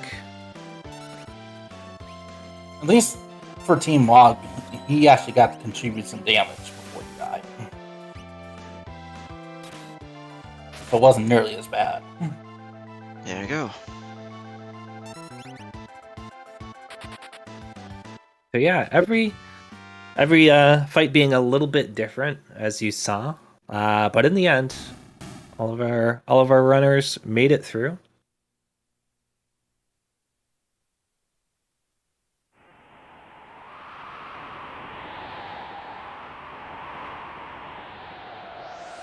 And most of the strats, that we're going for is involves not missing any blitz input from Sabin. So if you do, like in this game, the blitz input is the game doesn't register diagonals, so you can just do down left left or down left left to take it its rollable. So you don't have to do like it's supposed to be like a Street Fighter move, but you just need to tap 3 directions. Yeah.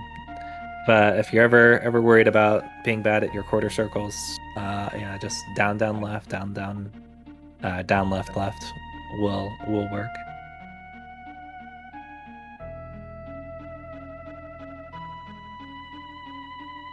And you might have seen Team Tonberry take walking in an interesting pattern, making their way up to the house up here.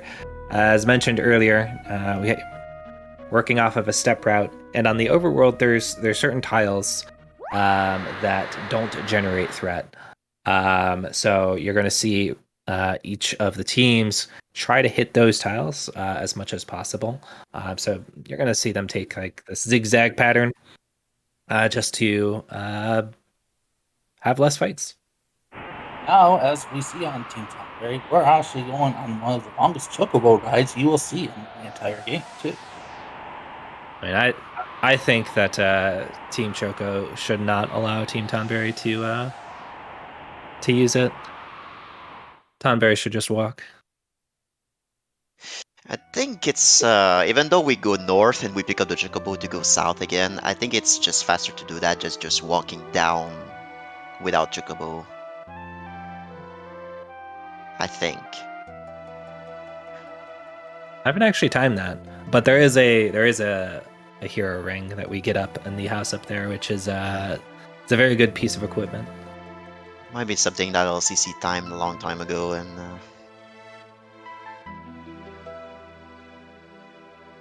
because it's a long walk. It is a very long walk. Now, we enter Zozo, which we actually enter a nice little area of fun RNG. Especially with a particular enemy that is in the inside house areas. Ooh. Another nice preempt for Team Tonberry. I haven't been keeping track, but I'm pretty sure Tonberry is winning in terms of preempts.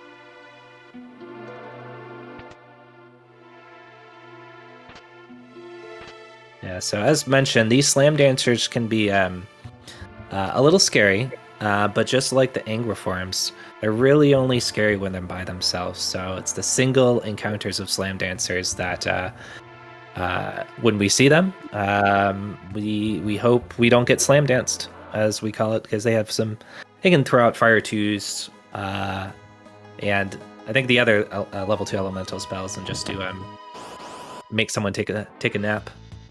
They can pretty much wipe your team if you are not healed up enough. We'll see 2 of them. One of them is right there, and that was a preempt, so we're not gonna have to worry about that, which is pretty good luck. But yeah, if we're on step route, we will run into 2 of them during Zozo, 2 of the singular ones.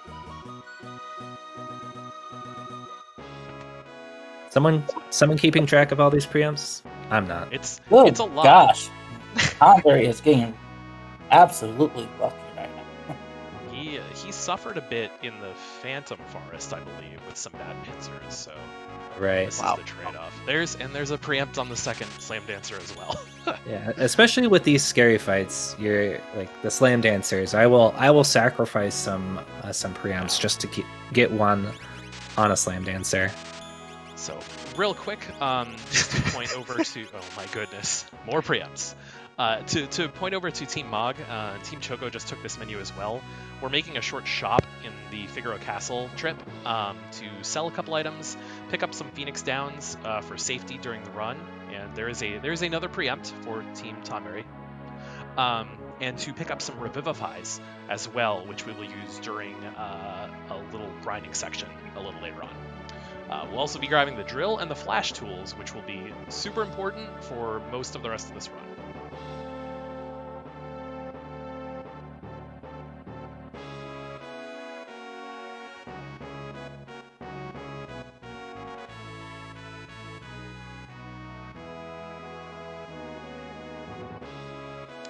Dyne and Nightshade are on this walk up to get the hero ring, and bdude is starting the Dataluma boss fight.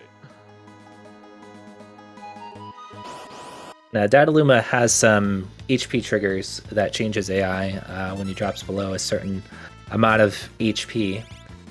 So generally, the strategy employed is going to be drop his HP below to, or just so it's like above 1800, I think is the breakpoint. Let him take, depending on how your ATB kind of lines up, he's going to take a turn, and then you're going to try to get as much damage in as you can to kill him before he gets a turn off, because you're hoping that he's not going to do this, where he heals himself and casts Safe on himself. It just wastes a bunch of time, and he can cast 3 tonics and or potions, healing him up to 750 HP. Optimally, you want to see 3 times. Right. I believe we got 2 potions, so it's a 550 heal.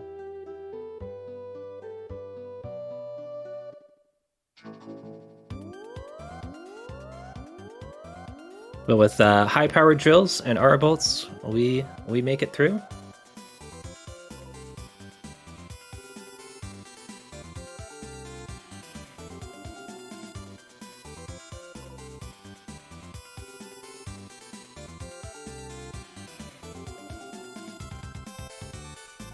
Team Mog is now in Zozo. Let's see how Team Mog goes here. Will we see that many preempts in a row? I don't think so.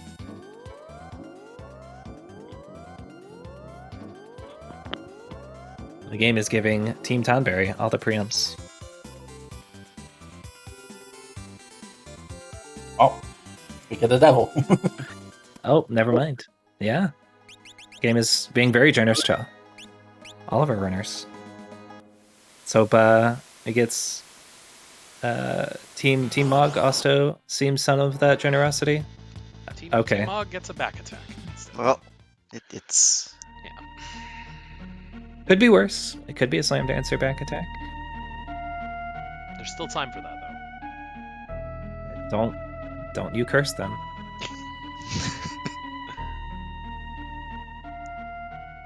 Yep, I screwed up. It was Team Choco that had the preempt. That was not. That was on me. I apologize, guys.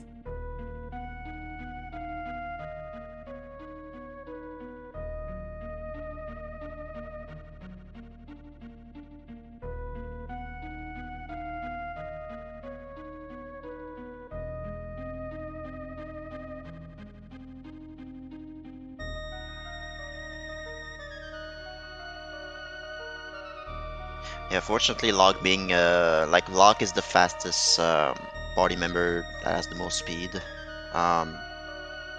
So having him, I think he has the thief knife, right? So he have the thief knife and the running shoes. So has a lot of speed. So he can like is the party member is most likely who's gonna get the turn first. So he can cast smoke bombs. Like I mean, that's pretty much why you bring Lock around, right? He's not very good at fighting. He's good at running away. It's like Team Choco has gotten through the first another slam dancer without issues.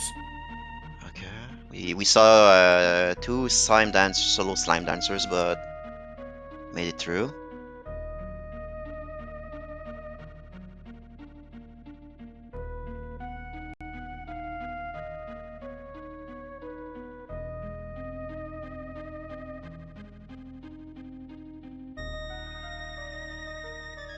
We got another preempt on Team Choco with this. One thing that you're seeing that we just saw out of Team Mog, despite it being a preempt, you're seeing Dyne actually queuing up a defend action, and that is actually a bit of speed tech. So by doing that, it gets all of the characters to run away at the same time. If it wasn't done, you would see that the last character would kind of stick around for like half a second before being able to run away. Depending on the number of enemies in the formation, there's different strategies used to run away more quickly in a preempt situation, as also dependent on the number of characters you have in your party.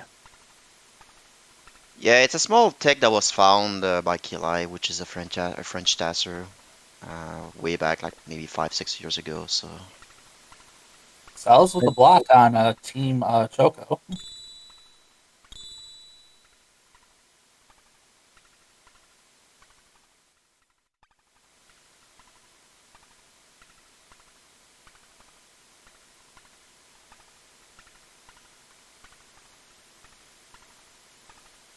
Ooh, full heal too.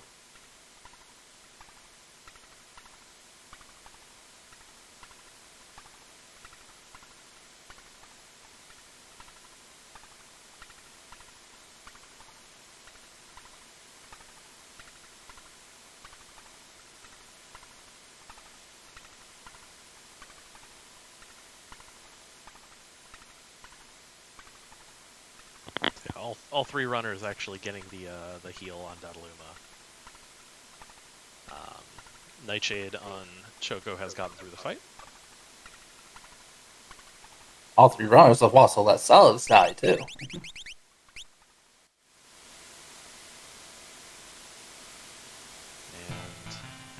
Dyne on Mog has gotten through the fight as well. So it's a fight that typically is more annoying than difficult. If things go very off the rails, he can start throwing knives at you, and if we hit that point, we typically are done. But things have to go pretty bad for that to happen. That's usually after he calls a couple of his buddies. And if that happens, usually, yeah, like you said, it's pretty much GG's. Yeah, I think it's like the first time in the game where you start to see enemy AI kind of have different phases based off of HP and the amount of time in the battle has passed. And there's sometimes it's happening behind the scenes and you just don't really know it. But there's some fights in the game where we kind of use that. We have to use that knowledge available to us to be able to get through the fight, or we plan our fight around knowing what the phases are going to be. There's a lot of planning that goes into a Final Fantasy VI run. The AI scripts from here on for the bosses particularly actually gets rather interesting. And as Takaze mentioned, we have to do some of the routing for how we handle them to avoid the nasty bits of those. So speaking of routing, we now with that we have access to the Espers. So now we have access to the magic system. Like before, we only had like two party members who would be able to use magic, like Celis and Terra, because they got infused by magic power from the Emperor. Yeah, and now we have access to the Esper system, which allows us to learn spells if you equip them on certain party members. If you fight battles, you get APs, and you learn spell that way. So from there, the menuing is even more important because we have to use Espers on specific party members for potential like coming up fights and up to the basically the end of the game. So we have routed it in a way that we learn certain spell in certain places, so we need those for certain battle, because equipping an Esperis is not enough to learn the spell. You actually have to have enough AP to learn it. So it's not like FF7, like if you use if we equip a materia, you learn the spell right away. It's not like that. Like in FF6, you have to grind fights to learn the spell permanently, and from there you can swap off the Esper for something else to learn another spell. But yeah, there's some like encounters that are coming up, and especially in the Magitech factory, they're giving a lot of AP. So we're gonna use that to force some characters to learn certain spells for certain boss early on, and go from there for the rest of the party members and for the rest of the game. So the magic route is very important for glitches, especially in glitches. Bosses also tend to give a ton of AP as well, though you may have noticed that bosses don't actually give XP to level up, but they do tend to give a handful of AP for that magic grind.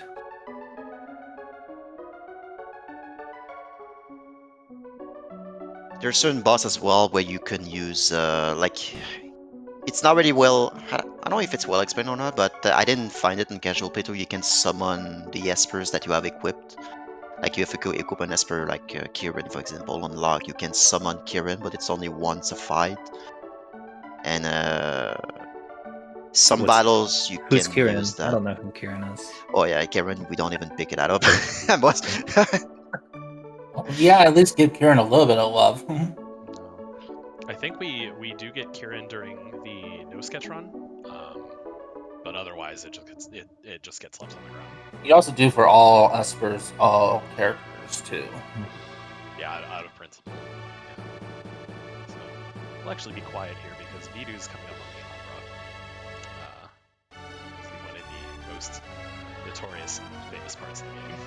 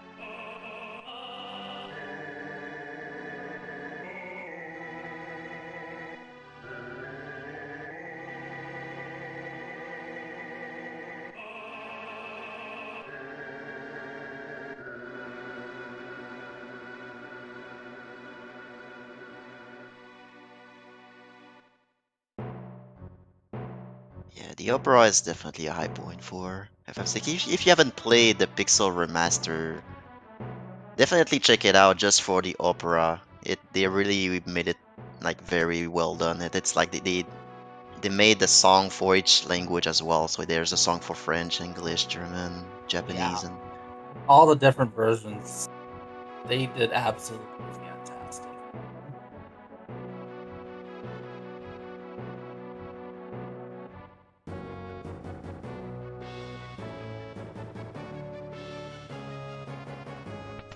So, as during the normal game, we'll have to take Celis out as Maria and choose the correct prompts here, or else we lose a bunch of time.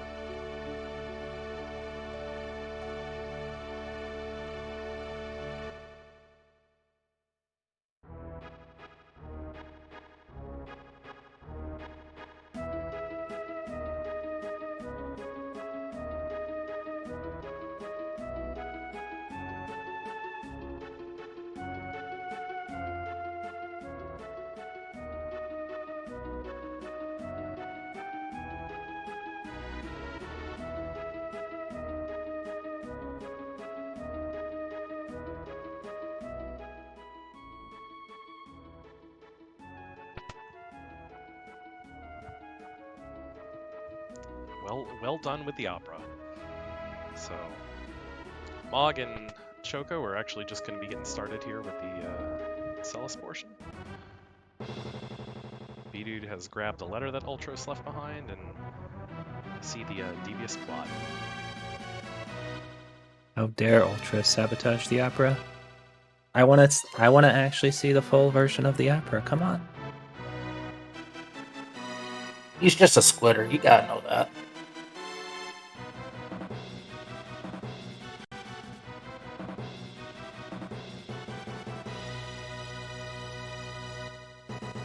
Yeah, the full B-Dude's pointing out in chat.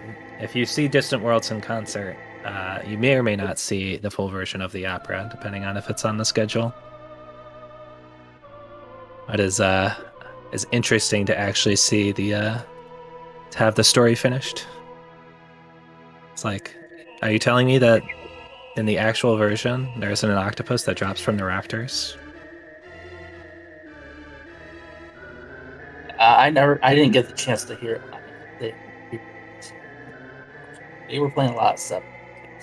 I didn't get the chance to hear it. I think it was in 2014 was the 20th anniversary of Final Fantasy VI, and I was lucky enough to go to Distant Worlds where the entire second half was Final Fantasy VI. It was great.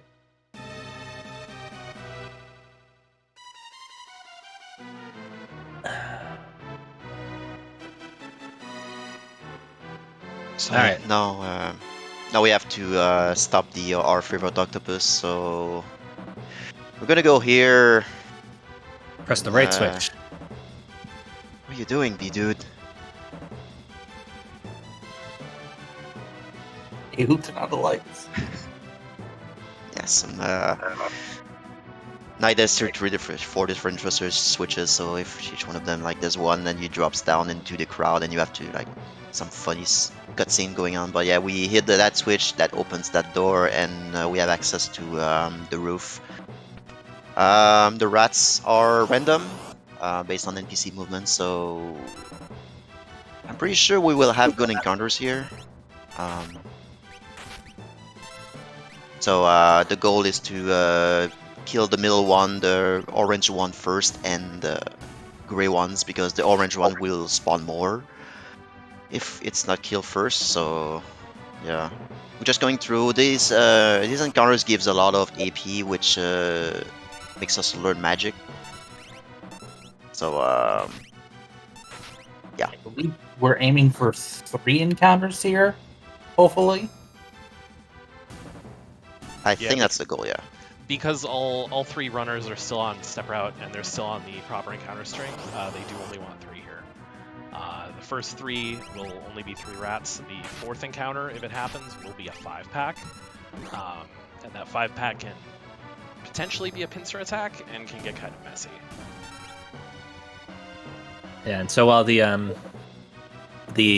movement of the rats is random, the encounters in which you fight are not random, because that's built into the step route. So, And Tonberry is unlucky. Yep, that last rat was really guarding the really doing a good job guarding Ultros. He's kind of trapped though, honestly. The other rat was behind him, being sandwiched. So sometimes you just got to go for it and hope for the best. And a while back, we mentioned that we had gotten Edgar to a level 11 during the first run through of the Leet River. And the reason for that is level 11 gives Edgar just enough damage to most of the time kill the gray rats with a flash. Sometimes he can still get a low damage roll, and you need Locke to throw in a little bit of extra damage. Locke gets the lucky job of playing janitor. So this coming up fight is called Ultros 2. Actually, on casual, it's a fairly complex fight, because the AI, like the Ultros, is gonna spawn on different locations on the screen, and there's different AIs and attacks and stuff. But we have Sabin on the back row here with like It's gonna do a lot of damage from the back, and like I mentioned, casting Ramu here as an Esper because Ultros is weak to Thunder, and just doing some little bit with weight tricking here and there, and we're able to one round Ultros. The second round is like Tentacles, which is to do it. Like we have to on battle speed 6, we can skip the second turn of Ultros. So usually he only attacks once, and that's it. So if you do a certain amount of damage and you wait long enough, he's gonna respawn somewhere else. I think he replenishes his HP as well, and it's very complex fight. But on the screen run, we just run around it, and that's about it.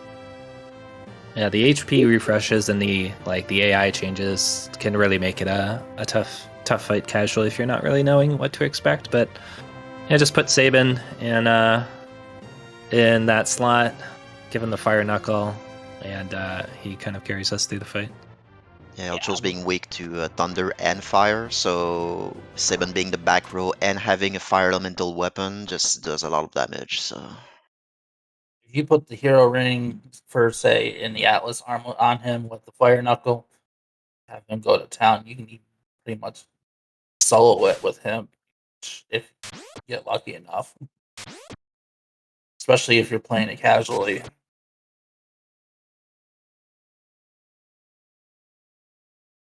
So the rats gave Team Tonberry a little bit of a difficulty. bdude having to fight 4 encounters. So let's see how Team Mog and Team Choco do. So if they can make up a little bit of time. Choco decided to give us googly eyes. Who turned out the lights? And Team Mog follows through as well.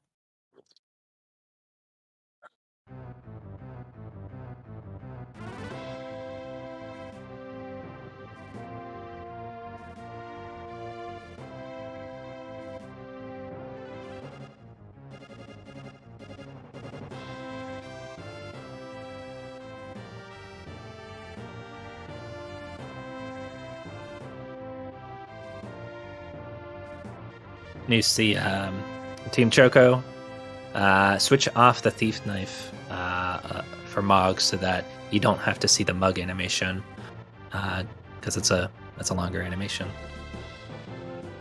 And since Locke is often playing that janitor duty, just want to make sure to make each fight as fast as possible.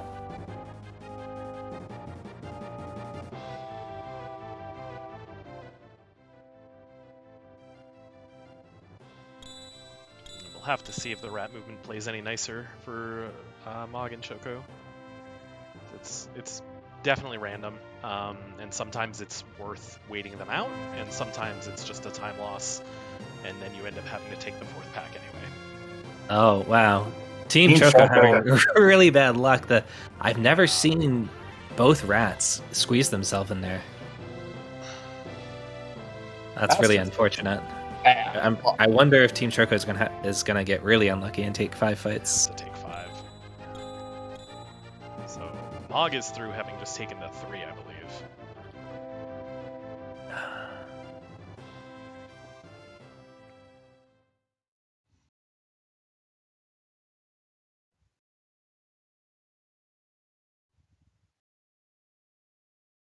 Oh wow! Wow!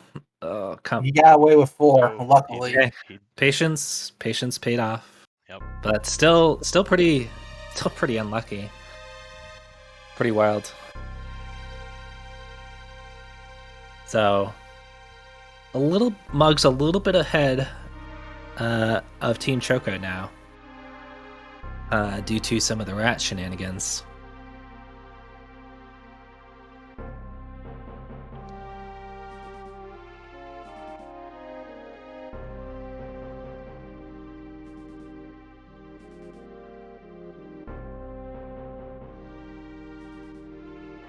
And for Team Mog and Team Choco, we should see a pretty similar fight.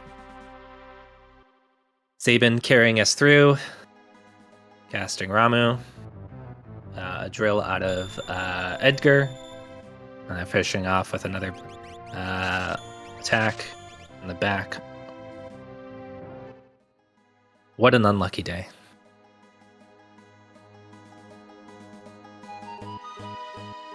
Ultra's kind enough to give us 2 whole gold pieces. If you noticed in the first Ultra's fight, he gave 1. In the second Ultra's fight, he gave 2. On the third Ultra's fight, he'll give us 3.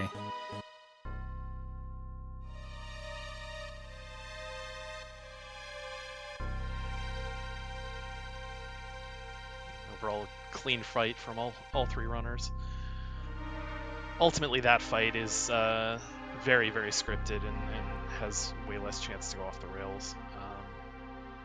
As was mentioned before, there are some difficulties with it in a casual playthrough, as if you don't kill him fast enough, he will jump to other parts of the stage, and he has 4 separate health pools, 1 for each part of the stage he can be on, and it gets kind of messy kind of quickly. Yeah, it's like it's basically just like there's separate enemies that you're having to contend with, and one enemy goes away, and then another one pops up, and the fight ends whenever one of them dies.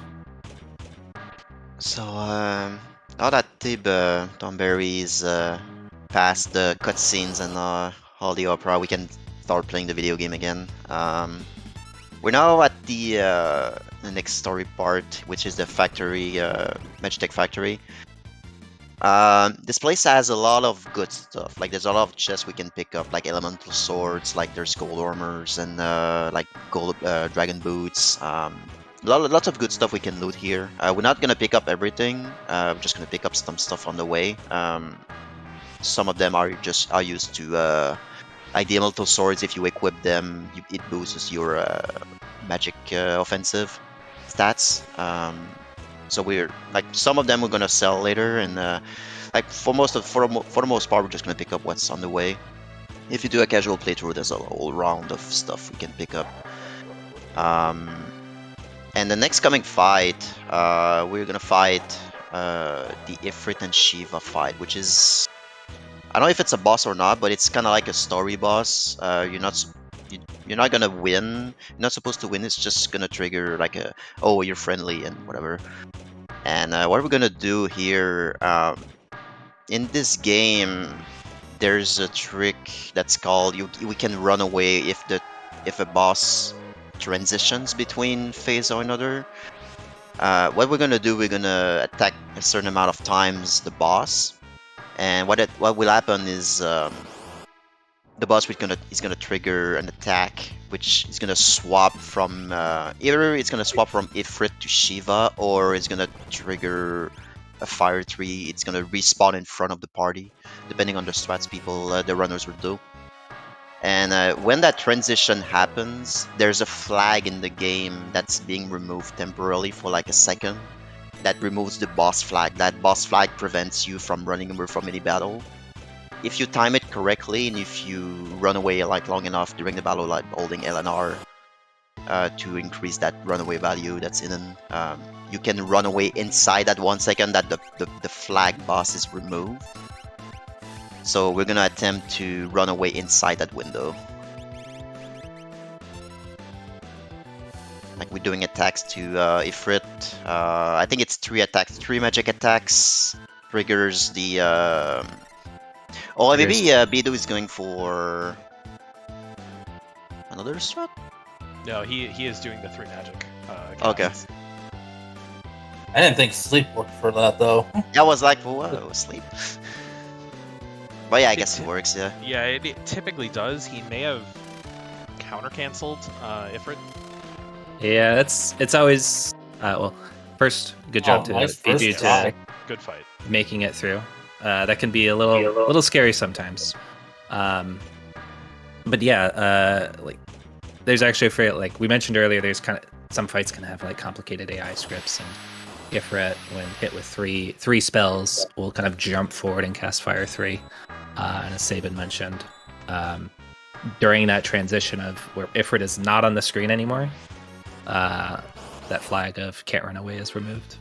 Yeah, it's every when you do NNR, the game checks if you can run away or not. So when that flag, like when the boss is transitioning from respawning in front of party, like the game checks, alright, can you run away? No. Can you run away? No. Can you run away? No. If eventually it's gonna run away, yes. And that flags that you had to hit that window, like when the boss is respawning in front of party. That's when the game checks it, and that triggers see everybody runs away. So in older versions of the strategy, if you just hit Ifrit with kind of anything 5 times, it will transition over to Shiva, kind of doing that same animation and having that same property of for a moment that can't run flag is removed, allowing you to run away. But 3 is less than 5, so it's a little bit faster to do the slightly more scary thing of forcing that fire 3 out. Now that also works. The runaway trick also works if not all of your party members run away, and if someone dies, say getting fired too. So right, yeah, you can have part of your party run away and part of your party remain, and that'll still work. there's also a frame roll thing when you can just have a current setup and the game says no and you're stuck there. All right. Well, what about the important question? Is it a glitch? Based on the Japanese community, it's not, but it's up to debate. But we decided to. There you can beat Kefka and Ifrit on glitches, but it require like learning some additional spells, like slow, for example. That will help a lot, but we decided to just let it go, and that doesn't change the route that much anyway. So it's. And hey, if the Japanese runners allow it, hey, it's fair game for us. It's basically the rolling on it. So while Rune Edge yeah, off you of did the get steel. Rune Edge. It's very nice. Yeah, you do not want to see the Drainer from. This number 024 boss fight is fairly straightforward. He's susceptible to sleep, so you can just put the boss to sleep and then utilize magic attacks to whittle away most of his health, and then finish him off with a drill at the end. Done properly, he'll never wake up, and you'll have a pretty smooth fight overall. Yeah, number 24, it's pretty straightforward. Has a complicated AI, more complicated than Ultros 2 actually, I think. What you do is you equip the elemental swords on the spellcasters that you will use the spells on the boss, and just use magic because the boss being asleep, magic doesn't wake them up. So just and Aura Bolt is a magic attack as well, so that counts. Right. Same with Flash. Flash counts as a magic. On Team Mod screen, you'll see that they took a Pipsqueak fight just before Ifrit. That was just to make sure that they had sleep and bolt ready for Ifrit and 24 respectively. That is part of the route. When you take only 3 rats in the Opera House.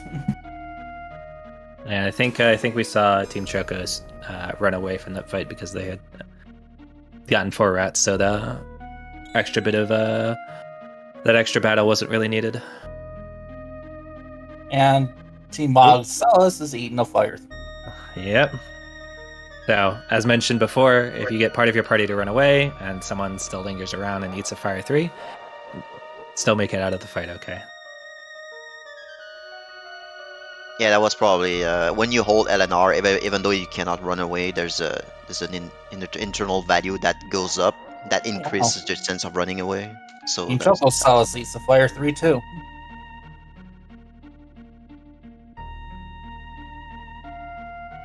That tends to happen pretty frequently in these runs, just due to timing.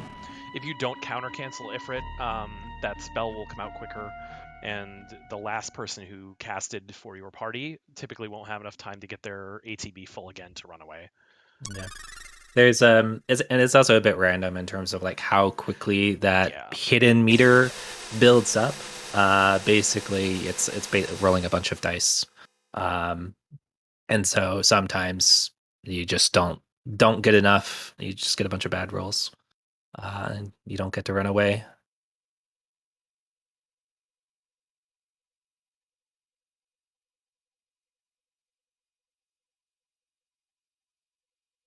And out of Team Tonberry, We see Celeste betray us? Question mark. Lightly face.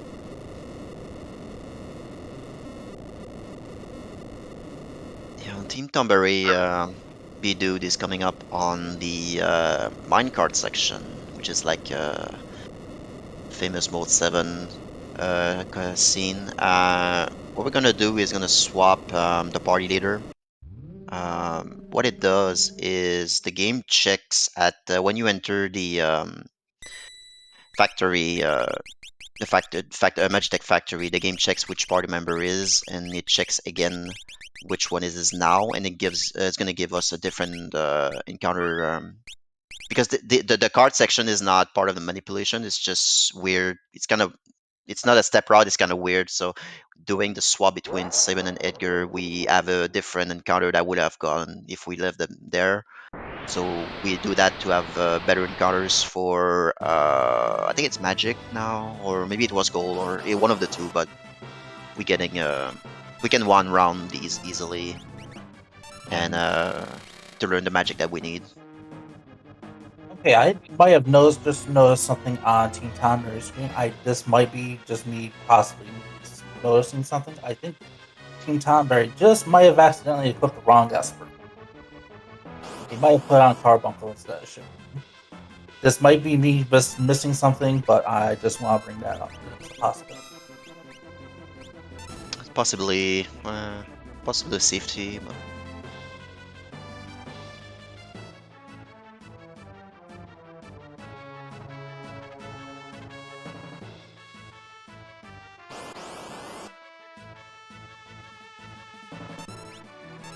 Because if he did, that is a huge mistake right now. Maw gets through the 0-2-4 fight. Dyne tried to do something a little, I wouldn't even say it's necessarily risky, but oftentimes the first action you'll take in that fight is to use sleep. Dyne queued up Shiva with Celis and then an Aura Bolt before 0-2-4 was asleep, and Sabin actually ended up getting attacked twice and hitting the floor before the sleep went off. So just a minor loss there, just due to some bad luck, honestly. Tends to not happen.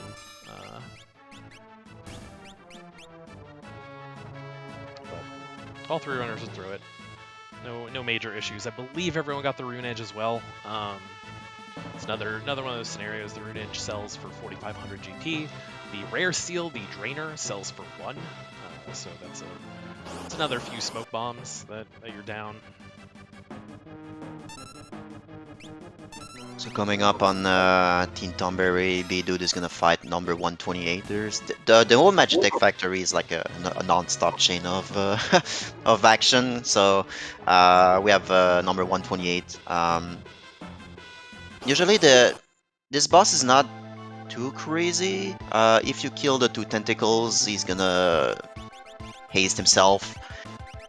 I think the goal here is to kill all the tentacles, bait the haste, and we will slow the boss after, and just kill the boss by damage after that. Okay, I made a mistake on that. bdude did have Choco, so I apologize for that, guys. So for this 128 fight, sometimes the runner will opt to utilize Phantom here, as it'll protect you from 128's Red Beast counters, which will deal decent damage and also heal the boss. It's kind of up to runner preference because the Red Feast counter is random, and if you're trying to save time, Phantom is a somewhat long animation, and that's really the only scary thing that happens in the early parts of the fight. And if enough Red Feasts happen, you do have to hit 128 an extra time. I think anything more than 2 Red Feasts, and you'll have to do a little bit more damage to finish the fight. Yeah, it looks like bdude is confident to not slow the boss. So yeah, there's some different strats you can do. You can have like Phantom, and you cast Phantom on the encounters before, so you have it for this boss, and you then don't get hit by physical attacks. There's some strats you can do here, but the boss can be a little concerning if it gets to live too long. You saw it use Gale Cut there at the end before it died. It can use an ability called Atomic Ray instead under certain circumstances, which does a ton of damage to your whole party. It also cast ice too, or Yeah, ice as well. The ice cast is a little annoying because it'll remove Phantom. Yeah, for the most part, there's not too much to be concerned about. This fight, on the other hand, coming up on Tonberry. So Cranes is what's coming up here now, and I'll explain a little bit about Cranes real quick. They're this fight's pretty notorious as one of the run killers. The runners have different ways to approach this. Some of them will opt to use Phantom, some of them will opt to not and just kind of full send the fight. bdude has a strat that he and I actually kind of worked on and adapted from Uchiha's Japanese route, where you'll wait for the first two cranes, or the first two crane attacks, so each crane will attack once, and then Locke will use Phantom, and then from there the fight is scripted, so as long as Locke and I guess no one else died from the first two attacks, you'll be pretty much good to go. So we'll see how it goes here. We'll see how those first two attacks go. Because after that, we're pretty much in the clear. And they're both casts, so we're actually... That was a little close, but we're good. Yeah, what you're really hoping for is not to have the left crane back attack Locke, because that's just kind of make him take a nap. And we're going to see a lot of slots use out of Setzer, who just joined the party. So getting the Choco Bop, which doesn't split damage between the two targets, is what we're going to see the runners go for. Yeah, Choco Bop and Flush are actually easy to get. Like, you just need to hit the first one and you just hold A and you get a second and third one easily. So after this turn, you'll see that right crane just utilized Tech Barrier instead of casting a spell on the party, because it was the only crane alive and it had its second turn under those conditions of not being hit more than twice, I believe. And that's it. That's a pretty much perfect cranes fight with that strat.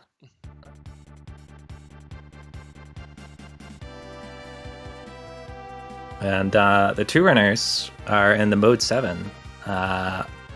Mode 7 tunnel. If you're not familiar with Mode 7, so the Super Nintendo has... I don't know what you would even call it. It's ways of interacting with the background layer. In Mode 0 through 6, mostly just allow you to kind of move the background layer, up and down and left and right and so forth. Mode 7 allows the background layer to be scaled and rotated, and often it's used to create a 3D-like effect. Honestly, I think it's really cool. I think some people have different opinions where, it looks not great, but I think it just speaks to all the different capabilities that the Super Nintendo brought at that time, and all the different technologies that they employed to create cool effects. So Dyne is using a more safe strat, like using Phantom, like I mentioned, so the physical attacks won't matter. The important part is not to use any ice attacks on this boss, because it heals.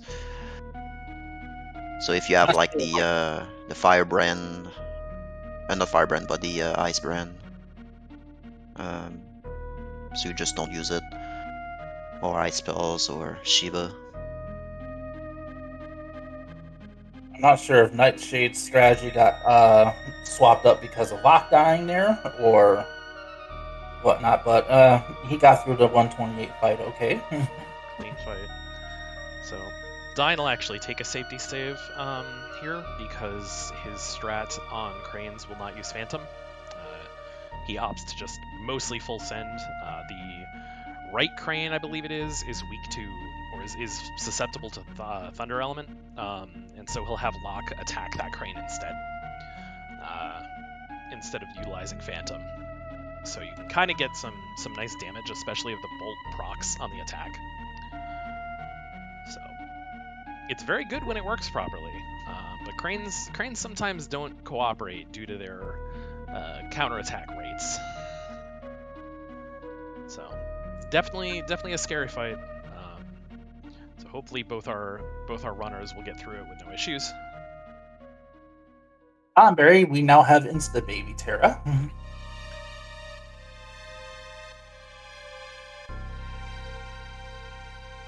Tonberry is on Power the level. interactive cutscene portion of the game. Yep. Which is not the most engaging for the run.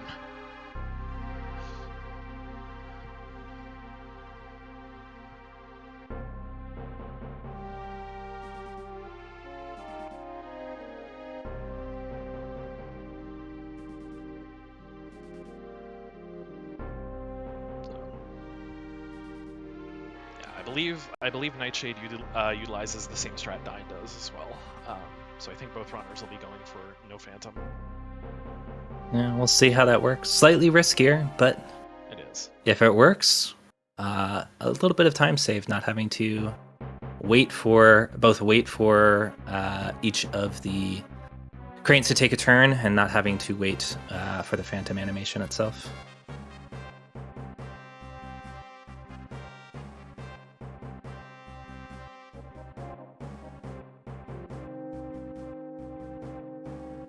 Pause buffering to get the Choco buff. It looks like we are going to see the Phantom for Team Choco, opting for that safety. And so far, it doesn't look like things are going too badly for Team Mog. So risky strats are paying off. That was a clean fight for Team Mog. Yeah, the benefits of having, at least back then, is having Phantom guarantees that everybody will get AP, which is the learning magic stat or XP that we get. So if a party member dies or that party member was supposed to learn a certain spell for the coming up part of the game, it's kind of I think if Edgar takes a nap, it's going to set him back a bit for learning Doom, because Edgar should be wearing Shoat at this point. Yeah, he's the only one that really matters for that fight to live. The other three are inconsequential magic. No, I'm happy that all three of our teams got through the Cranes fight without it going poorly, because that's probably the scariest fight in the run. There's plenty of scary fights in Kefka's Tower, but Cranes is another really, really scary fight that sometimes you just can't get through it because the game says no. Cranes is a run ender for a lot of people. I think all of us, and by that I mean everyone who's run this game has had stretches where every time they got to Cranes, they were just wiped, for several runs in a row, and it's just unavoidable. Yeah, and it's a mix of RNG and skill, so it can be really rough for new runners too, because you have to get your aura bolts in right, you have to get your slots done correctly, you have to use weight tricking well, and if you don't just do it perfectly, it just makes the fight take a little bit longer. The longer the fight goes on, the more likely you're not going to get through it. So on Tonberry, bdude is through the Esper World segment. We've got Terra back now. And we are off to Jador to head to the auction house and pick up a Magicite that we'll need for the next part of the game here. You're going to see him going in and out of this door several times. Several. Yeah, it's a lot. And what we're looking for is this woman who's in the middle left of the screen when we come out. We're watching the direction she's walking. So the runners are going to be looking for two different patterns for the walking animation, which will tell them where the NPC value is, and based on that pattern, they'll be able to come in, bid on items, and as we'll see here, immediately have the Zone Seek Magicite put up for auction, which is what the runners will be looking for. Yeah, the string that you're looking for is either up, right, left, or down, left, down, right. are the two strings that you're kind of watching that lady move around in. And regardless of kind of where you come in, if you go in and out enough, you will always be guaranteed to see that pattern, even if you miss it. Even if you miss the patterns once, if you keep going in and out, in and out, in and out again, it will loop over and over again. So there's no chance that you can put yourself in a situation where you miss Zone Seek. Unfortunately, this trick does not work in the PR because the NPC movement is, because the NPCs do not right away check out auction house. And what's interesting too about this auction house manipulation that's done, for whatever reason, it's also dependent on World of Balance versus World of Ruin. Spoilers. There's World of Ruin later on in the game, but also dependent on the number of party members you have. Changes what NPC value determines what item you get. So there's like a spreadsheet that I'm blanking on who created it. That's in the old SDA forums. Just telling you how far back the strategy goes. That basically you can calculate all the different items and what you need to do and what pattern you're looking for to get those items. Nitrodon, thank you, Dyne. Yeah, Nitrodon created that spreadsheet.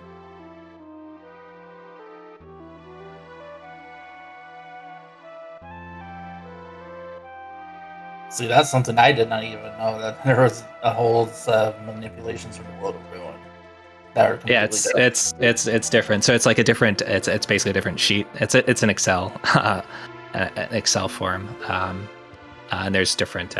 There's a separate sheet for World of Ruin.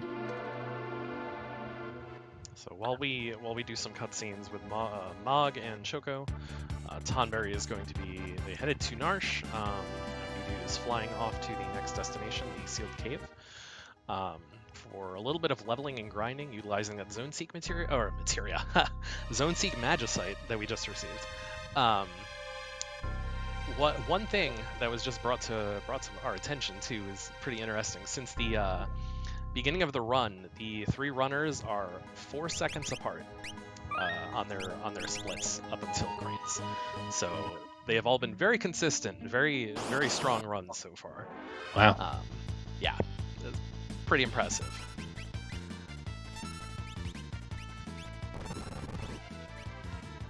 So the stack of Revivifies that we picked up during our second Figaro Castle shop are going to come into use here.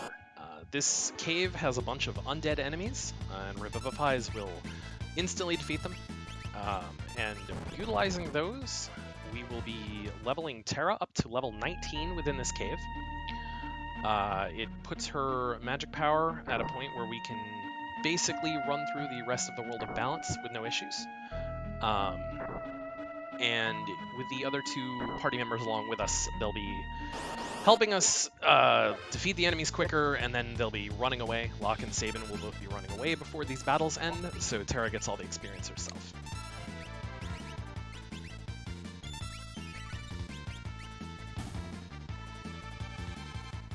Now we've talked a lot about different strategies and different routes, and referring to information used if I wanted to speedrun Final Fantasy VI. Where can I go to get all this lovely information that you're talking about? So there are a couple of different places with some great information. ff6speedruns.com, I believe, is the URL. Has a repository of a lot of the different tech that we use, maps, different handy notes, things like that. We've got an individual Discord for Final Fantasy VI that I believe you can access from the Final Fantasy Speedruns Discord if you're in there. If not, that link should be on ff6speedruns.com. I don't know if there's anywhere else I'm forgetting. There may be. Yeah, this was just plugging ff6speedruns.com. Go to ff6speedruns.com to get all of your Final Fantasy VI speedrun needs. There's a lot of good information there, truly. Yeah, And it is created and maintained by the one and only the Sabin. Yep. Yeah, we didn't have a central hub for like all the strats. Like back then, like 2017, 2017. It's like all the information was so spread out and not centralized at all. So I was like, all right, I'm just gonna bring this back up and make them available for everybody for easy access. So. Yeah, there's guides for all the different categories, as well as if you're interested in the glitchless run, there's actually a couple of different guides that are kind of tiered based off of beginner to expert. So if you're looking for something to start out, there's a more beginner friendly guide, and then as you get more and more comfortable with the run, you can move on to more risky strats, more difficult strats to save you more and more time. Many of the glitchless guides were actually made by, I believe, Sabin, and I believe Dyne did a lot of them as well, based off of someone else's runs too, if I remember right. Yeah, Go ahead. Yeah, I was gonna say the current versions are maintained by Dyne, but over the years the route has been added to. This game goes back 10 years or so. So there's been a lot of people who have contributed over the course of the years to adding minor things or adding major things. The game goes like way back from, I believe, 2008, before Essentia, and Essentia took over, and that's in DSD time. So there was a lot of routes and optimization. Not like eventually glitches became its own, but any percent, which was like mostly glitchless back then, it was glitchless plus Choco Doom. But yeah, then stuff like Sketch was found. More recently, the Thamasa skip was found. A lot of things have just been found over the course of the years, and sometimes we're still finding things. Yeah, FF6 is a video game that got broken in every possible way possible. Yeah, FF6 got broken in every possible way. Yeah, you can have like a save file and you select new game and you add the credit. So basically, you're baiting the game at 0 time, 0 seconds. 0 seconds, 0 steps. So yeah, it's there is a Japanese researcher called Eddie who was very, very knowledgeable about FF6, and he did a lot of science and tricks and a lot of documentation on YouTube and stuff. So not necessarily for speedrunning, but like for glitches and how to break the game. So some of them came into the speedrunning. But yeah, this game got broken like left and right. It's probably the most broken Final Fantasy of the franchise, probably. Yeah, there's a lot of there's a lot of ways that it's broken that you just don't see in a speedrun because it's it doesn't contribute to speed. Yeah, on the surface, like on casual playthrough, you're not gonna run into like not a lot of problems, but yeah, the sketch list was one of them. Like I remember, like pretty sure when you were a kid or you went to GameFAQs, like the sketch list was already infamous to like destroy your cards or something, but eventually it got solved and the RNG got there was a whole table that came up and people found out how to manipulate it. So. Yeah, the runners will not be. Yeah, that's a separate category. Look for sketch percent if you're interested in the sketch glitch. But all of our runners, to get back to the run for a moment, all of our runners are making their way through the sealed cave with Team Tonberry, of course, still in the lead. Of course, say that. This is a lot of XP is being gathered here since you have to make your way through the fight, and just like at the start of the run, where running away on some of the party members to dump all the XP onto Terra, so she can get a ton of levels. She can use she has Zone Seek equipped, which went on level up we'll give 2 magic points, or 2 magic point stats to her. And magic is very, very strong in this game. So that's going to be the primary way that we're going to be dealing damage through the rest of the game. It's just hitting things hard with magic and leveling up our magic casters so they just do a ton of damage.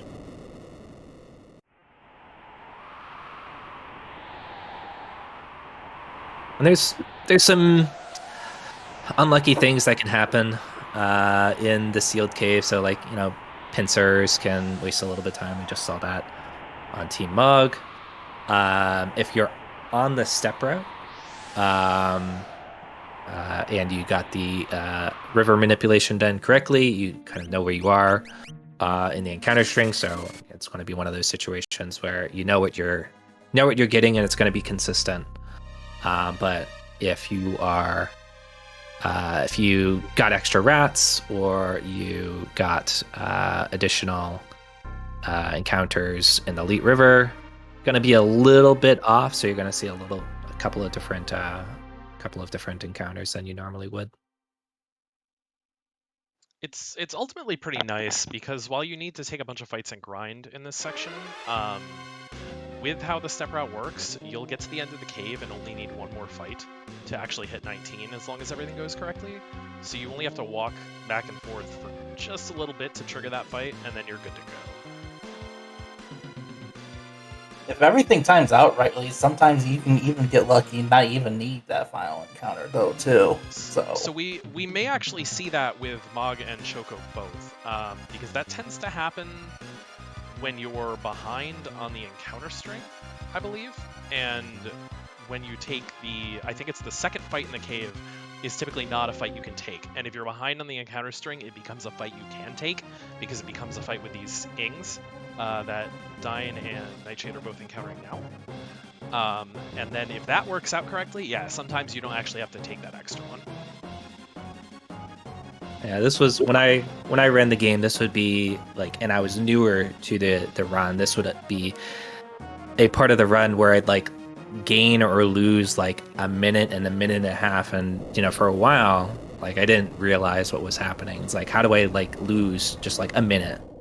Nothing seems to have happened, but it's just a lot of encounters to go through, and yeah, sometimes you don't have to farm for that extra fight, and it really costs you.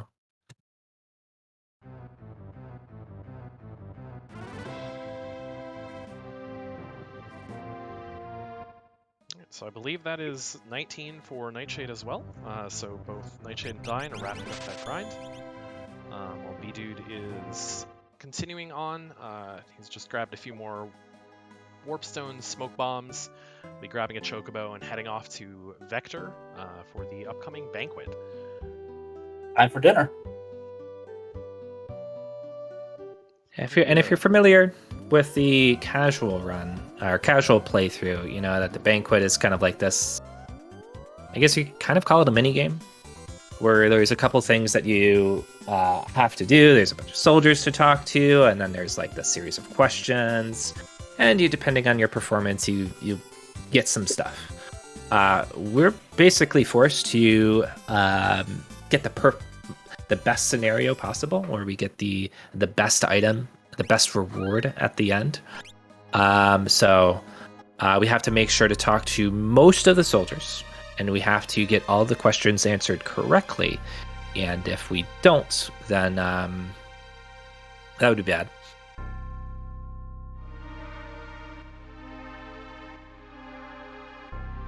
It's another minor thing. But as mentioned, it will be bad. It can be a run ender. Obviously not in this setting, but it can definitely be a run ender for a PB if you ask one question incorrectly or answer something incorrectly. Or if you miss a question too, it hurts. Shouldn't be seeing any of that here. So all three runners are pretty confident in their banquet. Yeah, once you know how it works, like it's difficult to mess up. The common way of messing up would just be like trying to go too fast in the question section and answer something too quickly. I imagine most people have been in that situation before. But the kind of the rules of the game are there are a total of, I think, 103 points. I forget the total number of points available, and we need to get at least 100, if I remember correctly.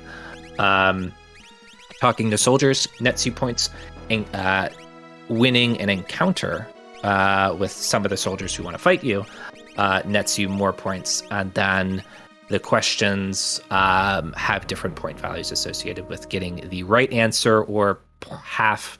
You can get half credit on some of the questions. But we will need to talk to all but one soldier, and we need to fight the soldiers that we can fight and win. And then answer most of the questions correctly. I say most because there's a situation where you can like go through and ask different questions, and you don't necessarily have to go through the asking every single question. Yeah, if, for instance, if there's a scenario where you happen to miss one of the soldiers and you only get 22, you can ask an extra question in the banquet for an extra 2 points. Okay. Yeah, as long as that's one of the soldiers that you don't have to fight. Correct. Yeah, the fights get you 5 each, I think. Right. That sounds right. And something that's happened to me, I think twice, if you run away from one of these encounters, one of these soldiers encounters, that counts as a loss, and you can't just ask the soldier again to fight again. He's just like, oh no, I won, you lost, and that'd be a very quick way to not net yourself enough points. So don't smoke bomb. I think the screen flashes when that happens. I was it's like why it's flashing? What happened? And yeah. Yeah, it also happens too when you run out of time in the middle of a battle too.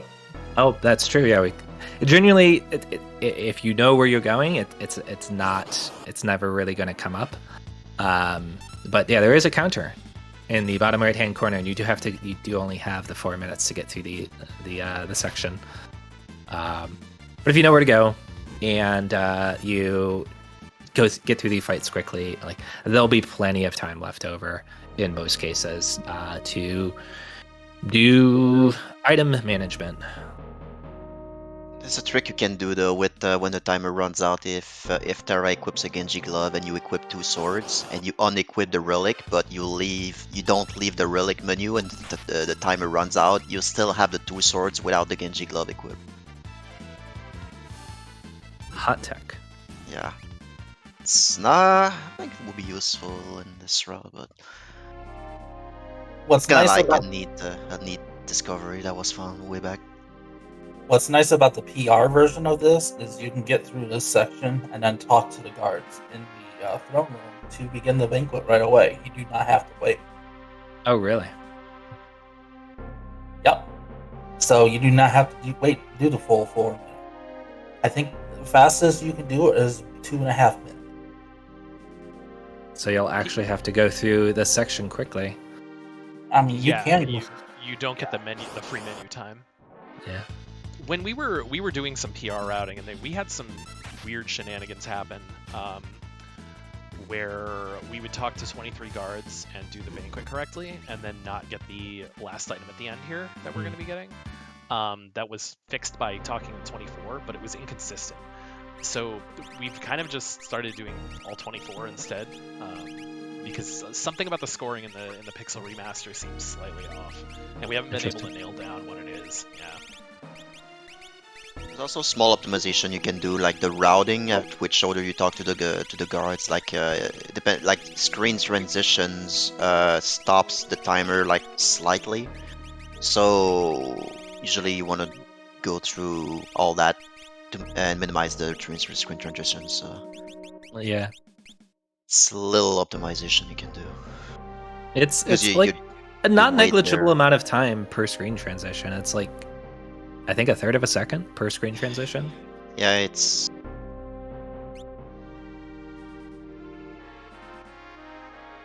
like a tech from Essed, from even in Sunshine found that out from way back.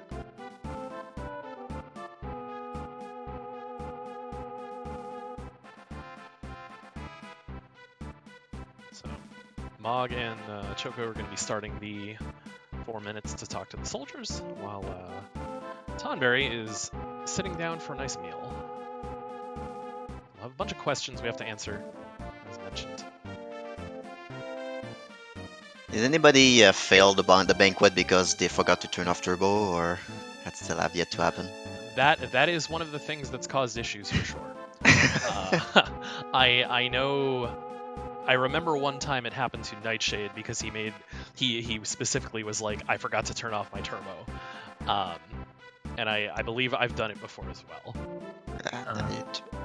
So I'm from back in the day where we generally didn't run turbo, Yeah. and I've never I'm kind of curious now thinking about it. It's like, well, how do you have to use turbo to your advantage to make sure you don't turbo in certain situations? So that's something, if I ever pick up the game again, that's something I'm gonna have to learn to be okay, turn off turbo here, turn on turbo here. Yeah, it can be not so great for this segment. You can also, holding A, I think was mentioned a bit earlier, you can hold A to buffer some of these answers that you're putting in, but doing so multiple times in a row, the buffer acts kind of weird after the first time you use it, so you can hold down an A to get the second answer while you're waiting for a box to show up, but if you do it for the next one, it won't actually move down, and it'll just select your first answer. So combine that with the turbo issues, and yeah, you can have some weird button selection issues during this segment. Yeah, it's definitely a part where you have to pay attention to everything and choosing the right option, because the rest of the step route, well, first the charm bagel is very, very good, and on top of that, the step route is, even if Cast Tower, the step route is valued a lot, so not having it is not great. Yeah, as alluded to, the ultimate prize that we get at the end, assuming we talk to all the soldiers that we need to do all the fights and get all the questions right, is the charm bangle. And if you're not familiar with Final Fantasy VI, that's a relic that decreases the encounter rate, is what the description is. In terms of how it quote unquote actually works, it reduces the threat generated on each step. In general, it reduces your encounters by half. It's not quite it's a little bit different than that, but it rounds out to be that. Yeah, the game checks, there's two values in the game that checks if you get an encounter or not, and those two values increase, and the charm bagel only reduced by half one of those. So there's an algorithm and checks that's happening. We say 50%, but it's up in the air. Yeah, it depends, where you are. It also can depend on in certain rooms when you transition, you can't get into encounter, even if you're over the threat. The threat value, but you just have to know which rooms those apply to.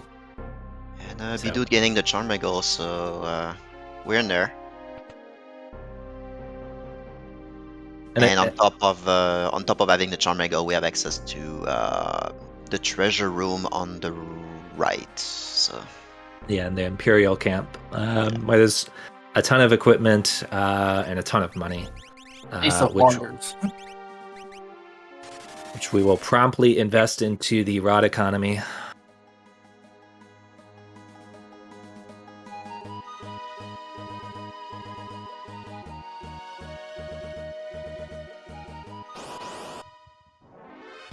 So another little difference, like I mentioned, between this route and JP route.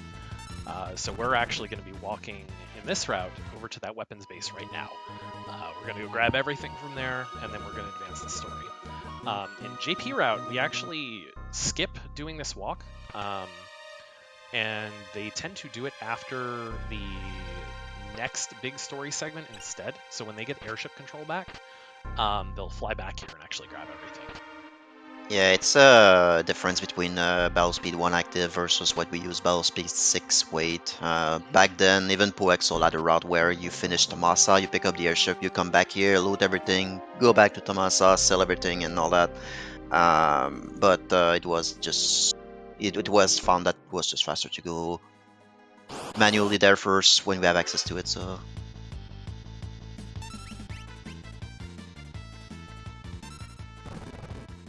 And for a reason, because Battle Speed 1 active is a mode for sure. Is a way to go for like this Battle Speed 1 active glitchless is very different from the routing is different. There's a lot of different strats you have to do different party orders, and just because of faster paces and harder it is.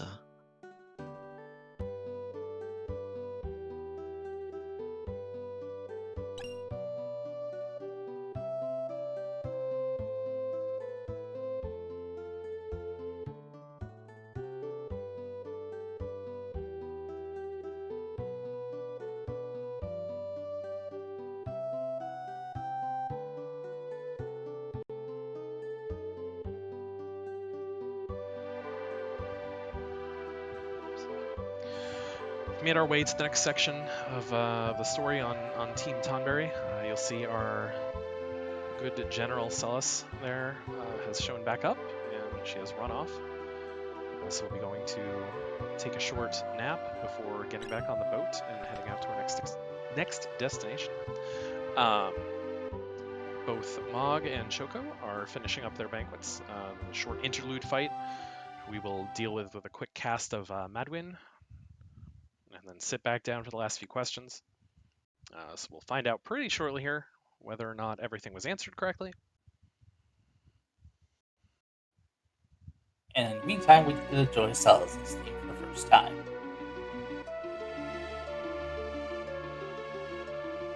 Yeah, Celeste's theme is based on the opera. Or is the opera based on Celeste's theme? Thinking.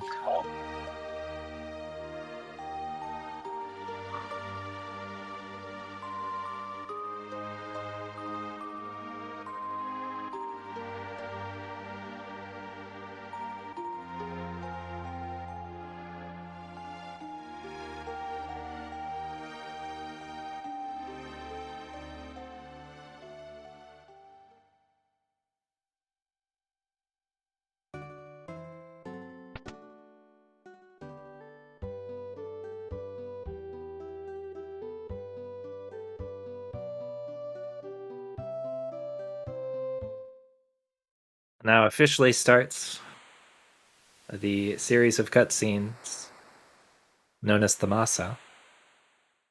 And at least back in my day, like it would always turn out that whenever someone was streaming and speedrunning this game, it would be at this moment where people would start to raid, like whoever happened to be streaming. So it's like the most uninteresting part of the game that people come into and be like, oh, what are we doing in here? Well, we're watching like 40 minutes of cutscenes. So this is a great time to raid the channel, get some viewership. Everybody drop a host over to RPG Limit Break so they too can experience the Masa. Dyne and Nightshade both got the charm bangle, so they will be heading over to the base now to get their goodies. I think the best plug I can do for the no sketch run is to mention that the Thamasa section is not part of it. So if you want to learn a Final Fantasy VI run that doesn't have 40 minutes of cutscenes, that's a good one.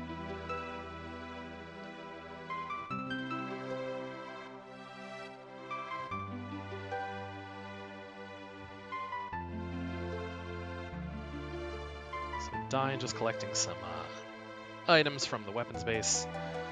Nightshade is making his way there as well. We're still on a boat with bdude on Team Tonberry. There's an update so far. All three runs, as of the sealed cave split, are within 3 seconds of each other. So it's been extremely consistent through about the halfway point of this run so far.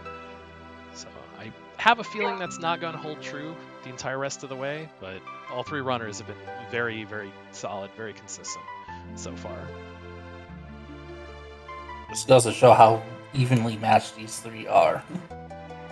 The craziest part is that the whole beginning segment, especially Sabin scenario, can have some pretty wild swings, just due to Gao, due to the Serpent Trench, even small things like lock steals in his own scenario and things like that. So to see how close this is so far is just, it's very impressive.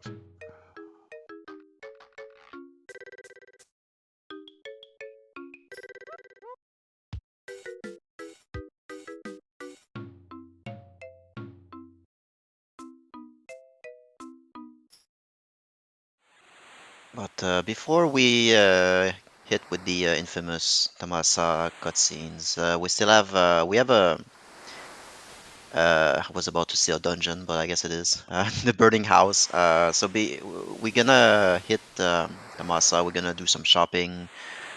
We're gonna sell a bunch of stuff, buy rods, elemental rods, which is gonna be huge for a good like for the rest of basically go through the world run. And yeah, we're gonna go through the burning house, and I'm not sure if the gonna do some manipulation for the burning house, but we'll see. There's a manipulation that can be done, but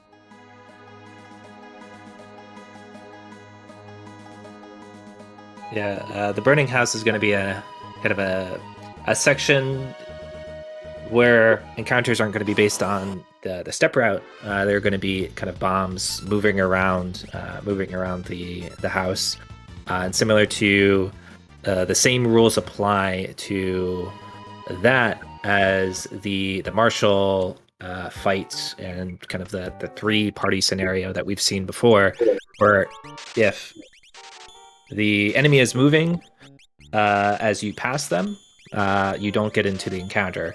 It's more difficult this time around because the bombs move much quicker, and they're not taking the same route every single time.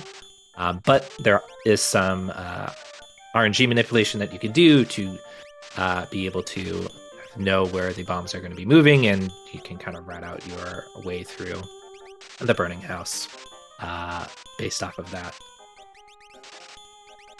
So you can see on Tonberry's side here, we're just finishing up that massive shop.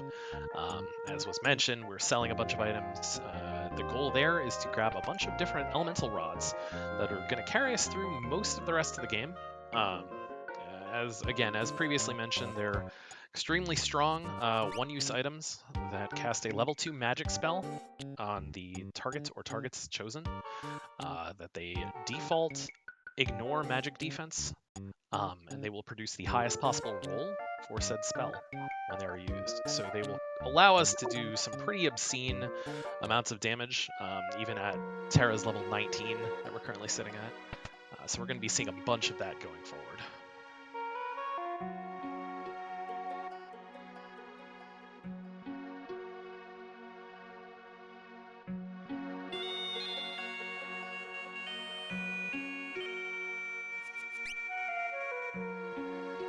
A couple more quick cutscenes. We'll pick up a couple more name screens for party members that'll be showing up very shortly here.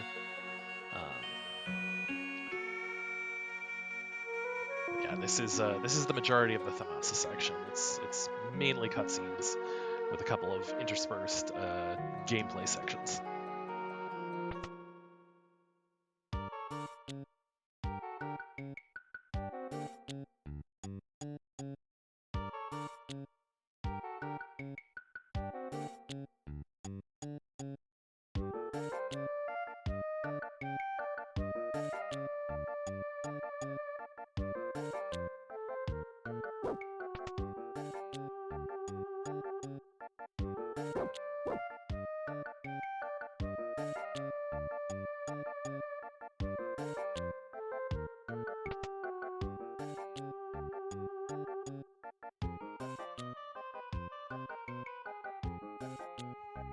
One small thing to note: the required in-stay that bdude just took does cost 1 GP, and we've had an instance before, at least once, where a runner came into that inn with 0 GP and was not able to progress until going back to a shop and selling some items. Wow, I've never seen that before. This is wild. It's very, very particular, but we definitely have had it happen at least once.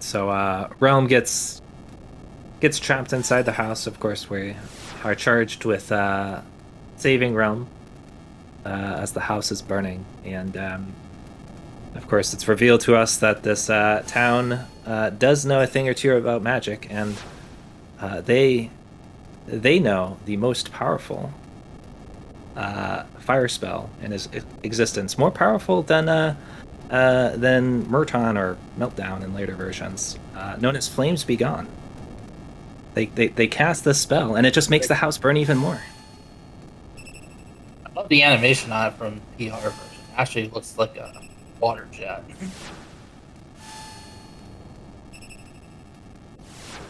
Yeah, I'm not sure what kind of like ancient magic that is, but it's very impressive. Must be pure alcohol. It's the only explanation. Improper storage of fire rods. That's correct.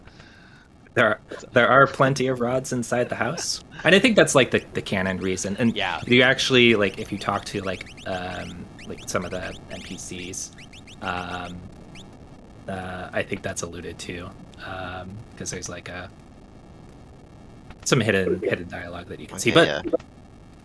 we see bdude is going with the manipulation here, so he's watching the movement of the fire here.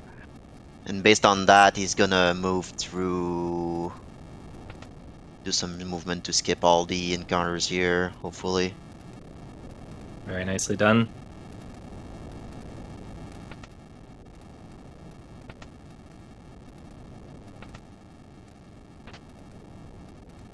Nice. It's kind of like the same way the Zone Eater manip for the auction house was, but right, you're just looking for a certain string of it moving up and down. Yep. I still gotta learn that. Yeah, because if without that, like on a good run through, you're probably getting like 3 encounters still. Oh, by the way, rods are really powerful. Yeah. Yeah, the firehouse was something that Toru 1988, a Japanese runner, came up with, and I posted a video of it. And yeah, it seems like if you do perfect movement, which is usually just hold the direction and that's it, and yeah, you can go through that without any encounter, which is nice. Otherwise, you get an encounter and use smoke bombs, and they're not really like dangerous encounters. It's just losing time and Losing smoke time. bombs. Yeah. The best thing that we used to hope for is just like getting into an encounter and hoping that it was a preempt. Getting a high number of preempts was, generally considered lucky, but now we don't have to deal with any of that if you do the manipulation. Yeah, saying that what was just said in chat. Yeah, the GBA, iOS, and PR versions mentioned the fact that Realms was set on fire in those versions. I don't know if it was a translation issue from the SNES or if that was actually intended. So, fun little fact.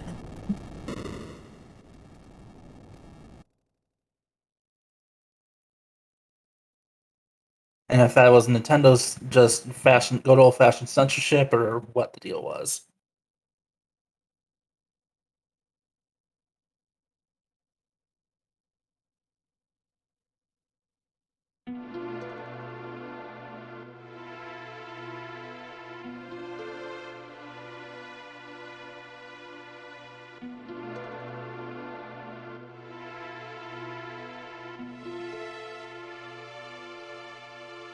Now we get the lore dump of the village. Spoilers, they know magic.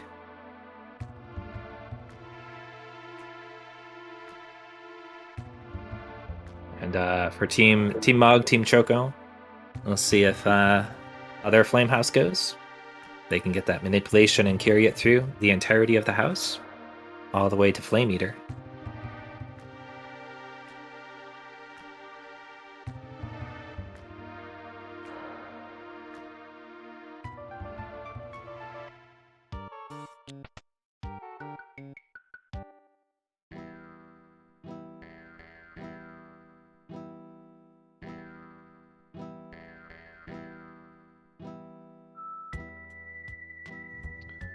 So while we're watching them, or we're watching Dyne at least perform this manipulation, what he's looking for is this first flame in that second room to be moving up, then right, then up, then right, which is what we're about to hit right here.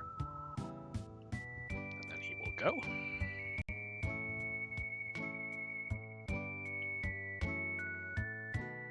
Yeah, people are mentioning Go-Go in the chat. Like, there's a thing in this game that was never implemented, which is like if depending on the gender of your character, you're getting some discounts from shop, and Go-Go is considered a male, so take it as it is. And of course, there are all the rumors of, hey, it's Go-Go Daryl, it's Go-Go Leo, and so on too. And then, of course, the whole, can you revive Leo, just like FF7's, hey, can you bring back Aerith? Well, you can get Leo into your party by use of employing a use of some glitches, but no, not through normal means.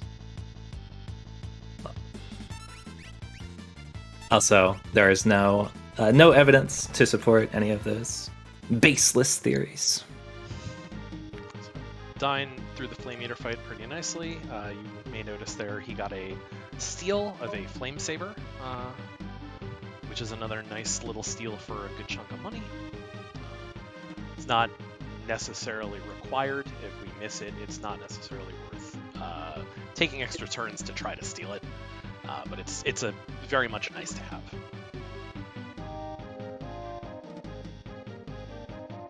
And Tonberry here is going to be coming up on Ultros 3, which is another chance of a steal here for Locke, but it's not necessarily one that we have to get. It's nice to have. This one is a little bit more important because it's an item we will need. We have a chance to buy one if we don't steal it here. But this one's definitely nice to have. This is also the last steal we have during the game. There are two chances you have to steal. It's a white cape that we're fishing for. And if you set it up right, you can get two potential steal options, but hopefully it just gets it on the first one that we see out of Team Tonberry. Yeah, and there it is. So Locke did well for bdude. That's basically the last use he'll have.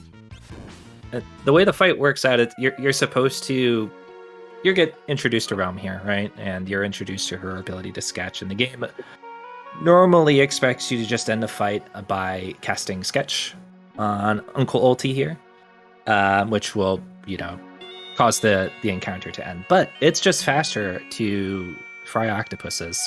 So Ultros does have 20,000 HP, which is, for this point of the game, quite a bit. But rods are very strong. And we're just going to use a combination of Terra's Morph ability to boost her magic potency and throw some rods. And with the right level of weight tricking, we get to skip a lot of dialogue. Personally, I was going to say I hope we get the sketch, but not today, unfortunately. Yeah, Sketch can miss a lot. It's not. You can try it, like first try, if it but usually you have access to rods, so runners usually tends to just kill it right away with damage. So. Yeah, it is not optimal though either. So. And no, you won't be able to trigger the sketch glitch by sketching Ultros here because just because of how the route is. The sequence, the events that the pieces are not in place to have the sketch trigger, so that's what I mean. And bdude is entering the infamous Tamasa cutscene, so he's probably gonna just grab your popcorn, guys. Well, hold the turbo button and go AFK for 10 minutes or something. I think it's 12 minutes, if I forget. It's a long time. To 20. The worst part is that in the about halfway through these cutscenes, you have to move, and you have to move about 10 steps. If not for that, you'd have a legitimate 15 to 20 minute block where you could just take a break, but you can't because of that.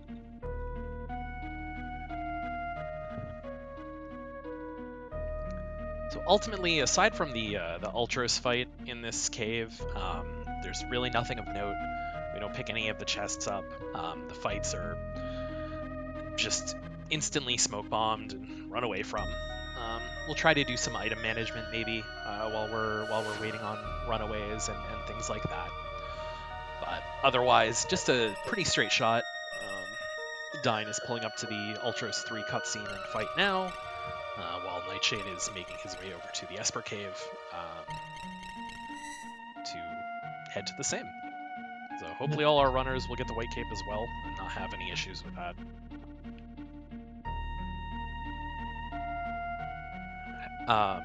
Yeah, one thing that's actually kind of neat about this area, you'll see on Nightshade's screen, you had just seen Realm show up in the corner.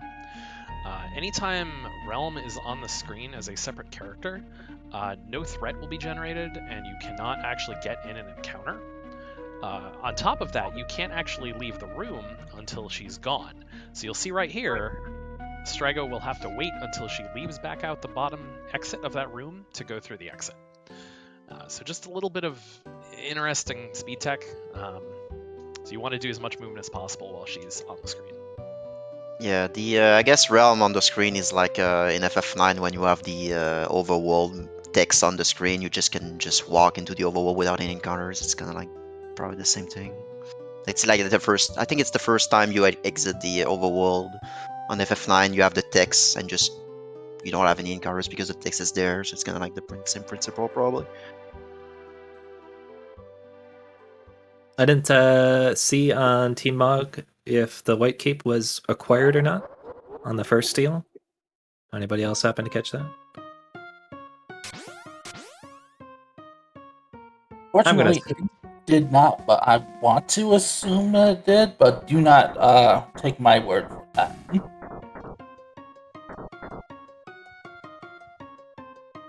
It did. Cool. Thank you, chat. And Team Choco did get the White Cape there on the first try. Always good to see that the luck is evenly distributed. I think this may be the first time in the history of ever. Okay, so yeah, Dyne did have to take the second steal, but he got it. I think this is the first time in the history of ever that Locke has been more than serviceable throughout the entirety of his use in this run. So thank you, Locke.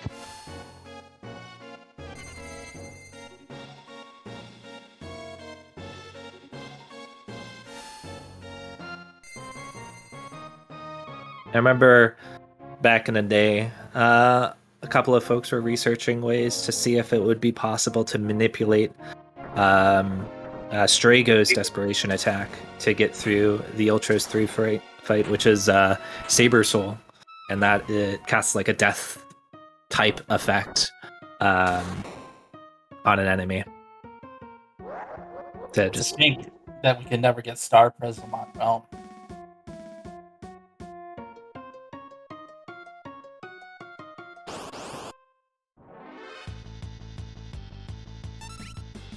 Which is her desperation.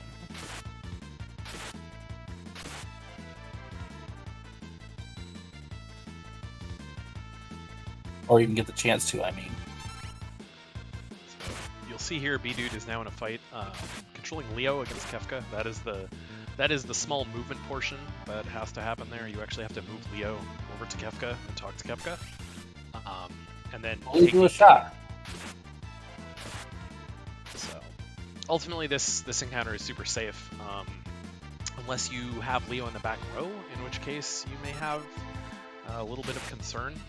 If that ends up happening for some reason, if he's in the back row, you can just use Shock instead, because it's the same damage from both rows. Leo's character is actually tied to Bannon, so if you leave Bannon in the front row, Leo's in the front row. If you leave Bannon in the back row, Leo's in the back row.